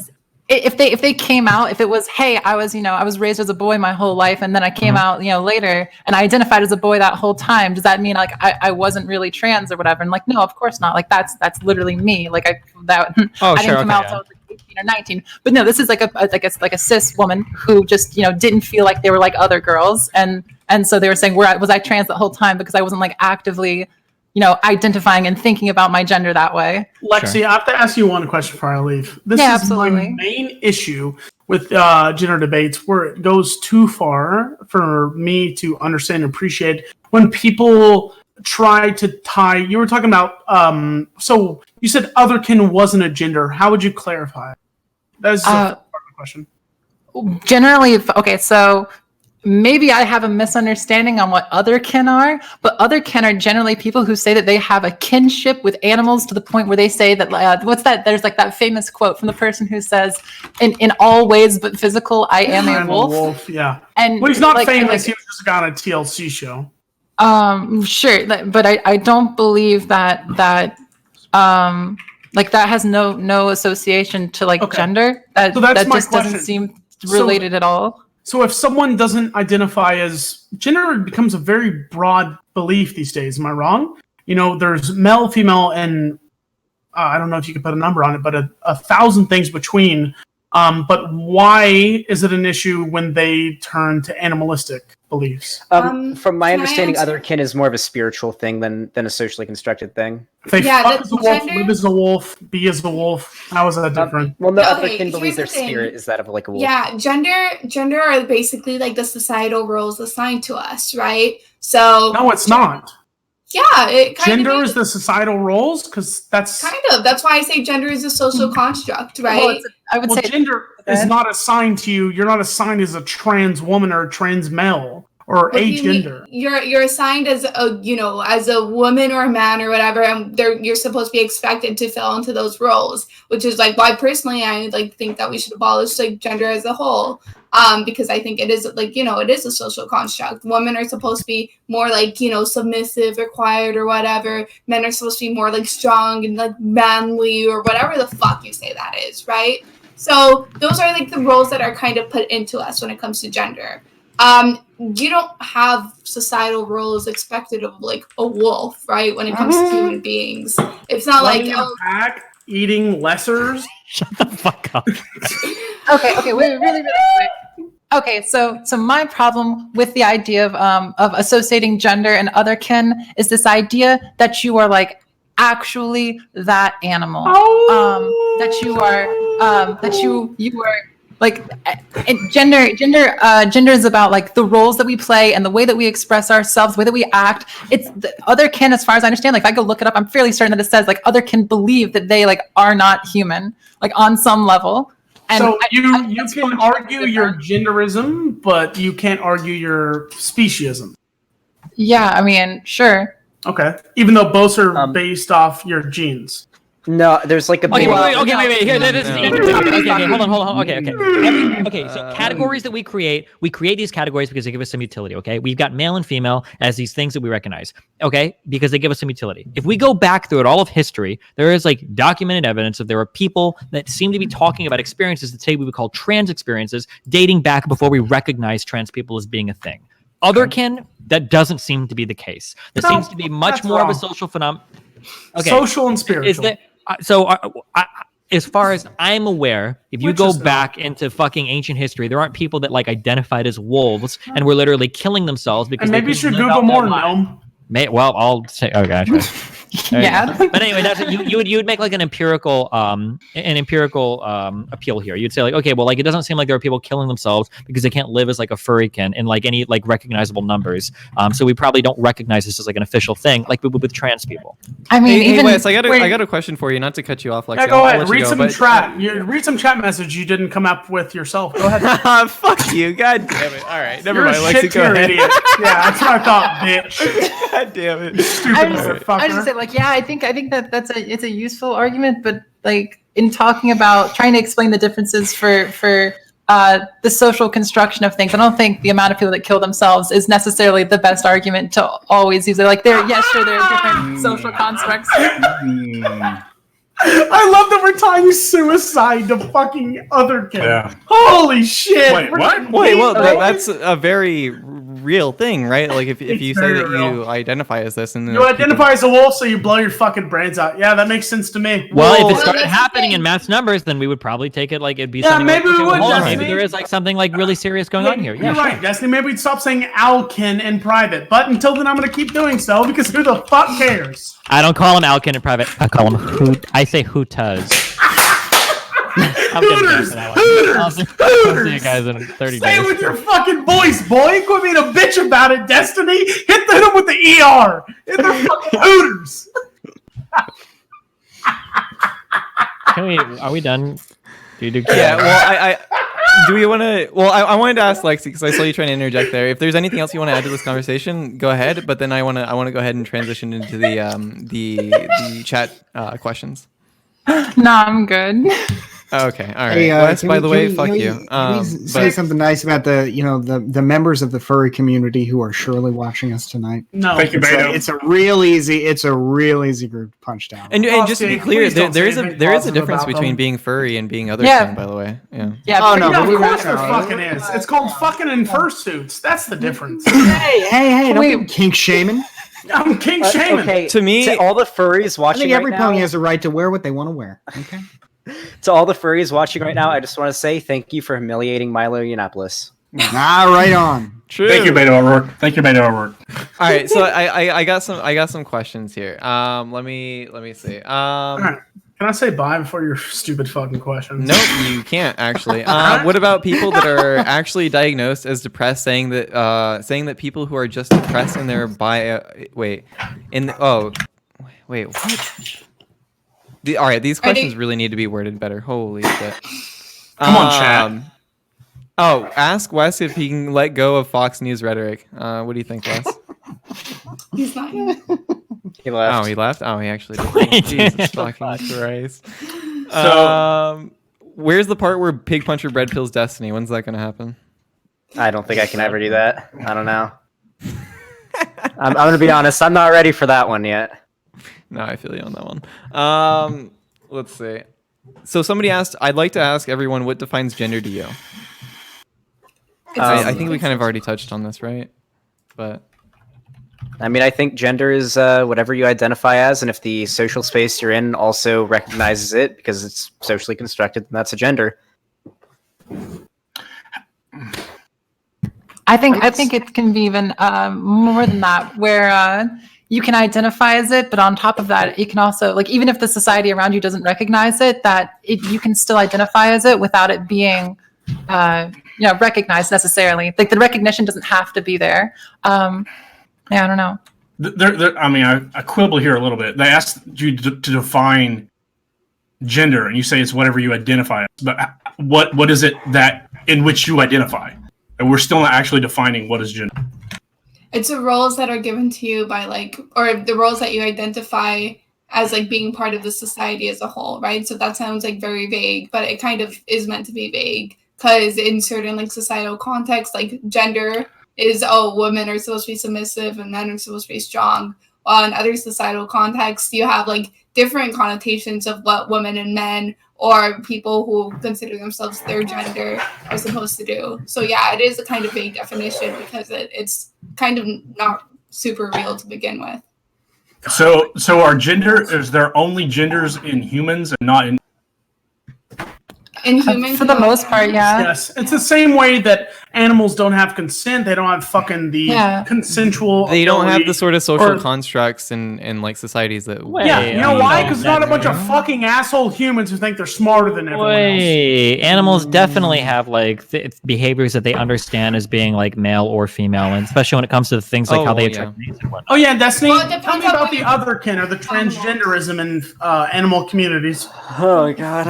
It is purely a human construct because no one else can think to this critical ability. You don't need to think to a I critical kinda- ability to construct gender. It's just Well, a behavior. yeah. That's I probably agree not with true. Destiny. I mean, that's 100% it's not. That's fine. Sexuality. There are people who used to say, for example, that there were no homosexuality. No, among animals. Bastiat. I Totally knew you were going to provably pull true. this bullshit fucking take because sexuality and gender are so fucking far off. How dare you try to construct? Wait, how are they so far off? These two things pretty are Because Yeah, you in consider some yourself aspects. man, woman, Yeah. or you can do homosexual, heterosexual acts. That's all you ever see in the animal kingdom. There is no transgenderism. There's no. No, that's not true. There's That no is not other true. Definitely. Yeah, prove one. pictures Prove that one. push Go the ahead. boundaries. No, Okay, there are I animals say like one. I I say can give you one. an example Say of one. gender roles happening, right? So seahorses change I gender know- actually. Yeah. Some frogs okay. do as well. But Changing genders because of biological beliefs is not the same based off biological mental- beliefs is a paradoxical statement like that. No, like, it's what do you- not because they need to reproduce to make more fucking children to continue the fucking species. All right, Versus if I have to human listen to beings. fucking Wes talk about gender one more fucking minute, I you might have to just listen to fucking me end being myself smarter than in a you video in game, your I stream. swear to God. Wait, Your I stream. have. Hey, you go live one more minute. I'm gonna fucking say it. That is fucked up. Wes, do you want to plug yourself or leave? Or? Yeah, it's twitch.tv/ I'm just kidding. What is it, West, by the way? Yeah, it is according to you, Destiny. I was gonna ask. Middle American if you've ever heard of the performative theory of gender. So the reason I don't like debate this, it comes down to how do you define these specific terms? What are the usefulness of those specific terms and those definitions? And we're so far removed on what different ideologies and different worldviews define those constructs as that it's for me it's not a healthy or helpful discussion. Which I mean, everybody else can do whatever they want, but that's just me. So gender broadly, very broadly, refers to a set of prescriptions that we give in a bimodal fashion. In most societies, I know there have been some limited exceptions. In most societies, we have a masculine spectrum. We've got a feminine spectrum, right? Now, typically males are identified as masculine, typically females are identified as feminine, and then there are roles that we prescribe here based on that, broadly speaking, in society. So how are those roles developed? Like, what is the purpose? Well, of so those the roles? development of those roles is incredibly complicated. Some of these probably have some sort of biological foundation, and a lot of these differences are probably incredibly exaggerated by social dynamics. So, for instance, men might be somewhat stronger than women. Well, if that's true, in society, we would expect to see men doing all of the strong work, which would lead to them being even more stronger than women, right? So to a lot of these differences, there's probably some biological component, but socially speaking, we exaggerate a lot of these things as well. It's important to recognize that there's a social dynamic to any of these things, because when we start to identify gender or sex as these rigid, unchanging scientific categories, what happens is we're not capable of adjusting these definitions that we need to help some people, like trans people, that might experience dysphoria to such a level that they kill themselves over it, right? That's why it's important to recognize these as categories that can change, because there might be additional utility we can get out of these categories if we slightly change the definition of them. See, I don't mind that at all as Can long I as please ask a question? What? Let him respond, Because- and then you can ask your Okay. dumb question. Go ahead. Yeah, it's really short. So as long as we admit that there is an evolution, there's a biological basis, and that this has developed over human evolutionary history, and that this isn't. We look at us today, and us today we have these two categories. They're social constructed, and that's how the world works. Well, the world didn't start today, and it started a long time ago, and those processes happened over millennia, over our evolutionary history and evolutionary development. And I see too much like they're disconnect from that. Well, there's no disconnect. So like, I just really have to say something. I'm sorry, I have to cut it. Oh yeah, no, you can say it because you're Shut woman, up, but I can't. Wes! Shut the Exactly, fuck you up! sexist fucking idiot! Okay, Holy shit! I have to cut in like this whole thing about like, oh no, they're like evolutionary like foundation, biological, like that's very shaky foundation to be talking about gender constructs as, because with that logic, then we kind of lead into like various things that are a little bit contradictory, right? If it was really like 100% or even the majority of it from like this whole biological perspective, then almost like every culture would have very similar gender roles, and that's just like not true. Like you have third gender in a lot of cultures across, like depending on like what time period you're looking at and what culture, you have things that look like contradictory to our Western point of view, right? Where you had like women who are actually like taking care of like politics in the area, or taking like these man leadership roles that we see here, right? When we look at our earliest societies, like as early as we can come to human history, like nomadic societies, we didn't even like really have like these gender classifications. When our earliest nomadic societies, we basically did everything like kind of as a whole, as a group. So men and women would both like hunt together, gather together, walk together everywhere, right? And I guess like it also comes back to like these bad notions a lot of people have their foundation on when it comes to like our earliest societies, because a lot of people think, oh no, but it makes sense, women take care of the babies, men go out at hunt, but that's just like not actually like very representative of our earliest, at least, indication of human history, where we wouldn't like the way we would hunt is basically out walking animals, and where it doesn't make sense to like kind of divide that labor in that sort of way when you're as a whole, like as a group, moving everywhere together. So yes, you can make an argument that certain of these things do come from like maybe perhaps a biological perspective, but at least from the knowledge and data I have gathered so far, there doesn't really seem much pointing to that way. Whew. Okay, I'm done. Yeah, good shit. So I have another question. Where did it go? I've been wondering, can you ask Destiny if he is a ethical prescriptive egoist or a psychological descriptive? That's so boring. Psychological. That's it. Go to the next one. Okay. All right. That one's pretty fucking inflammatory. Jesus Christ. Y'all's questions fucking suck. Wes has said that he hates all women and wants dudes to suck him off. The question is, will Destiny allow him to join his harem? I've never said that with isn't a joking sense, and I've said so immediately afterwards. So people like you absolute fucking asinine imbecile, didn't make questions like this, but instead you made a 0.3 second clip, and it's literally me saying I hate women, so you could make this fucking question, and you're stupid. Hey, I didn't ask it. Somebody in chat did. All right, blame the chat. Don't worry, I'm calling him out. Call him out. I just want an answer from Destiny. Is he allowed in the harem? If he really wants to, sure thing, Wes. Wait, you'll fuck me? Well, no, you can come in the harem. Like, can I fuck your girlfriend? Maybe, if she wants to, go for it. She's her own free spirit, okay? Poggers! Dude, yeah. I'm going to let her down so hard, just like you do, and instead she has to get nuts from an MFC podcast. Nice. Wait, Destiny, somebody told me you were bi. Is that true? Can I leave now? Nice. That's all the questions. Everybody, like, yeah, these are shit questions. So yeah, I guess I'm just gonna wrap it up here. Welcome to the MindWaves podcast. Chat, I'm actually like extremely disappointed in y'all. Y'all asked some shit questions, but you're disappointed in your cast, except for cultivate your viewership. You don't have shit questions. Your chat won't have questions. Chat, you're amazing. Don't listen to him. Fuck off. Fuck you, Baldy, and fuck you, little. Wait, can I actually ask a real question since we're? Oh my God. Yeah. So, Do you think Mindwaves, since you view yourself kind of as like being a podcast host or whatever, you have a view in your head of you being a really good one, and then you're obviously a garbage one, is that a form of dysphoria? Or? All right. Hey, myself as a podcast. Yes, I am very host, dysphoric. All right, don't worry about it. Mindwaves, I want to shout out your dysphoria.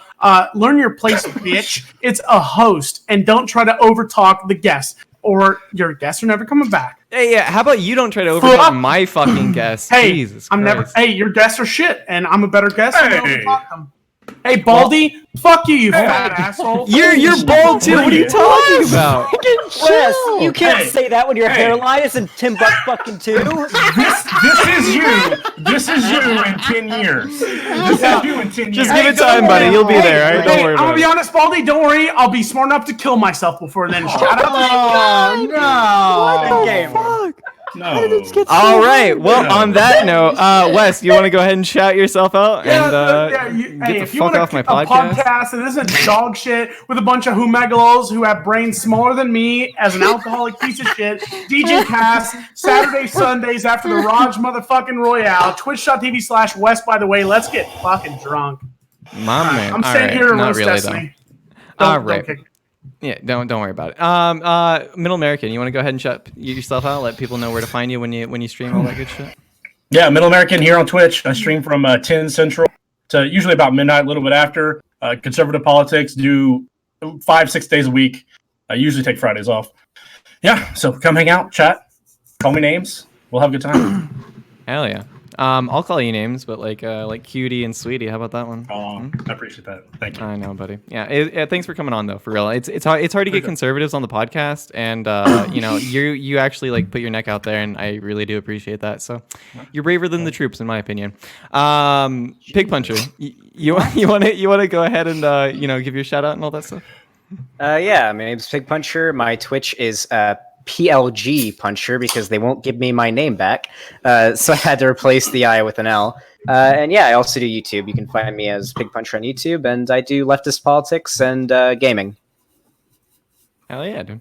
How's that D&D campaign been, by the way? We also have Lexi doing the D&D campaign with like Vosh and all them. Mm-hmm. Hell yeah. I'm pretty OP. Way carrying too OP.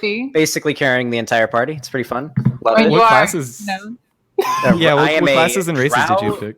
I am a drow rogue swashbuckler. Rogues are the best classes. Everyone knows that. True, broken as fuck. Yep. And my character is a pirate with the sole purpose of respecting all women. That's literally his goal. Yeah, that's it's not pretty fun. overpowered. Literal white knight, nice. Lexi, you want to go ahead and shout yourself out and let people know where to find you? And thanks for Yeah, coming on to talk about this issue. Sorry I wasn't here for longer. Sorry I dropped out and came on anyways. Like, I Totally fucking fine. love you. But hey, I'm Cyberwitch Lexi. You can find me Cyberwitch Lexi on Twitch. I stream, talk about politics. I'm on Twitter, all that good jazz. Hey, Lexi. Yeah, what's up? You can find my DMs at twitter.com/Wesbtw1. Jesus Christ. Wow. Hey Wes, Okay. I looked up your Twitter, and the first thing I saw was you standing in front of the mirror, shirtless, with suction cups on your nipples, dancing. That's what I found when I Not looked up suction your Twitter. cups, pasties, because it was. Okay. Hey, are you going to devalue art? Hey, Yeah, what I the gave you a fuck's wrong follow. with I you? dropped you a follow. Okay. So Well, you're if you followed me, you're a piece of shit sexist. wow. True. Any truers in chat? Exposed. All right, Bastiat, you want to go ahead and shout yourself out? Sure. And for folks who've been talking about the cat, this guy's name is Old Jack. He likes hopping up on the back of the chair. So again, Bastiat is my name. Corporate attorney by day. I work in fossil fuels, and then I stream just about every weeknight and some weekends as well. So yeah, check it out if you like it. We talk about law and politics and all kinds of good stuff in between. Lots of cats along the way, so be sure to check it out, folks. It's been a pleasure being here. Mindwaves, as always, it was a lot of fun. Yeah, dude. Hell yeah. Appreciate you coming by, dude. Destiny, go ahead and shout yourself out. No. Is Destiny last? No, fuck off. All right, do Destiny last. No, Destiny's next. Please? Fuck you. Please? Shut up, Wes. I swear to God. I'll Destiny's pay you. next. I swear to God, I'll pay you. How much money? 100 right now. Deal. All right, drop it. Okay, I'm All right. Destiny. I stream Scumbag. Go ahead, Destiny. Hi, I'm Destiny. Alright, I'm muting this motherfucker. What is happening? You fucking pussy. Wait, who? Which one? Imagine muting me. God, you're such a I didn't mute fucking you. crazy- You're not Shut the fuck muted. up. All Jesus Yeah, Christ. go ahead, Destiny. My bad. Okay, I'm best.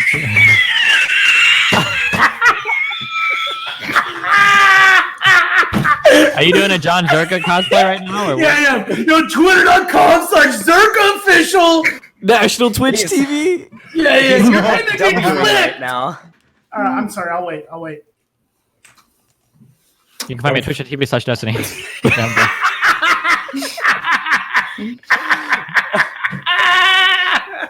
Are you doing your best? What kind of Diablo fucking impression? massive mistake did I do by fucking inviting Wes on the Big Brain podcast? Jesus fucking Christ. You made a All good right. move. I don't want to see another podcast without him. I was gonna say KYS, but I mean, I hope your sister's hot so you can kiss her. I'll definitely kiss my sister. I'll kiss Yeah. your sister. How about that one? How about Pixie, you you want to go kill for it? yourself metaphorically? Yeah. Hi. I'm Shut the Pixie. fuck up, Wes. Jesus. It was I'm actually gonna have to metaphors. kick you. What's wrong with metaphors? Kick me right now. Pixie, go ahead. Please kick me. So I'm Pixie. You can find me at Twitch PXIE. I don't really have much of a life, so I just like talking politics to random people and screaming sometimes. So yeah, that's basically it. Hell yeah. And well, I'm Mindwaves TV. I host the Big Brain podcast Fuck that for guy. whatever the fucking shit show that it is. Yeah, we do this every Tuesday. So tune into the next one next week. Yeah. So yeah, that's it. Thanks for coming here, guys, and all the guests. Thanks for who the fuck dropped out? Was it Wes? Oh, thank God. Yeah. Jesus fucking Christ. All right. Yeah. So thanks all the guests that came on, and yeah, it was fun, guys. Hey, I had a lot of fun. Thanks for having us on. Thanks. Yeah, definitely. I hope you all enjoyed it. Bye.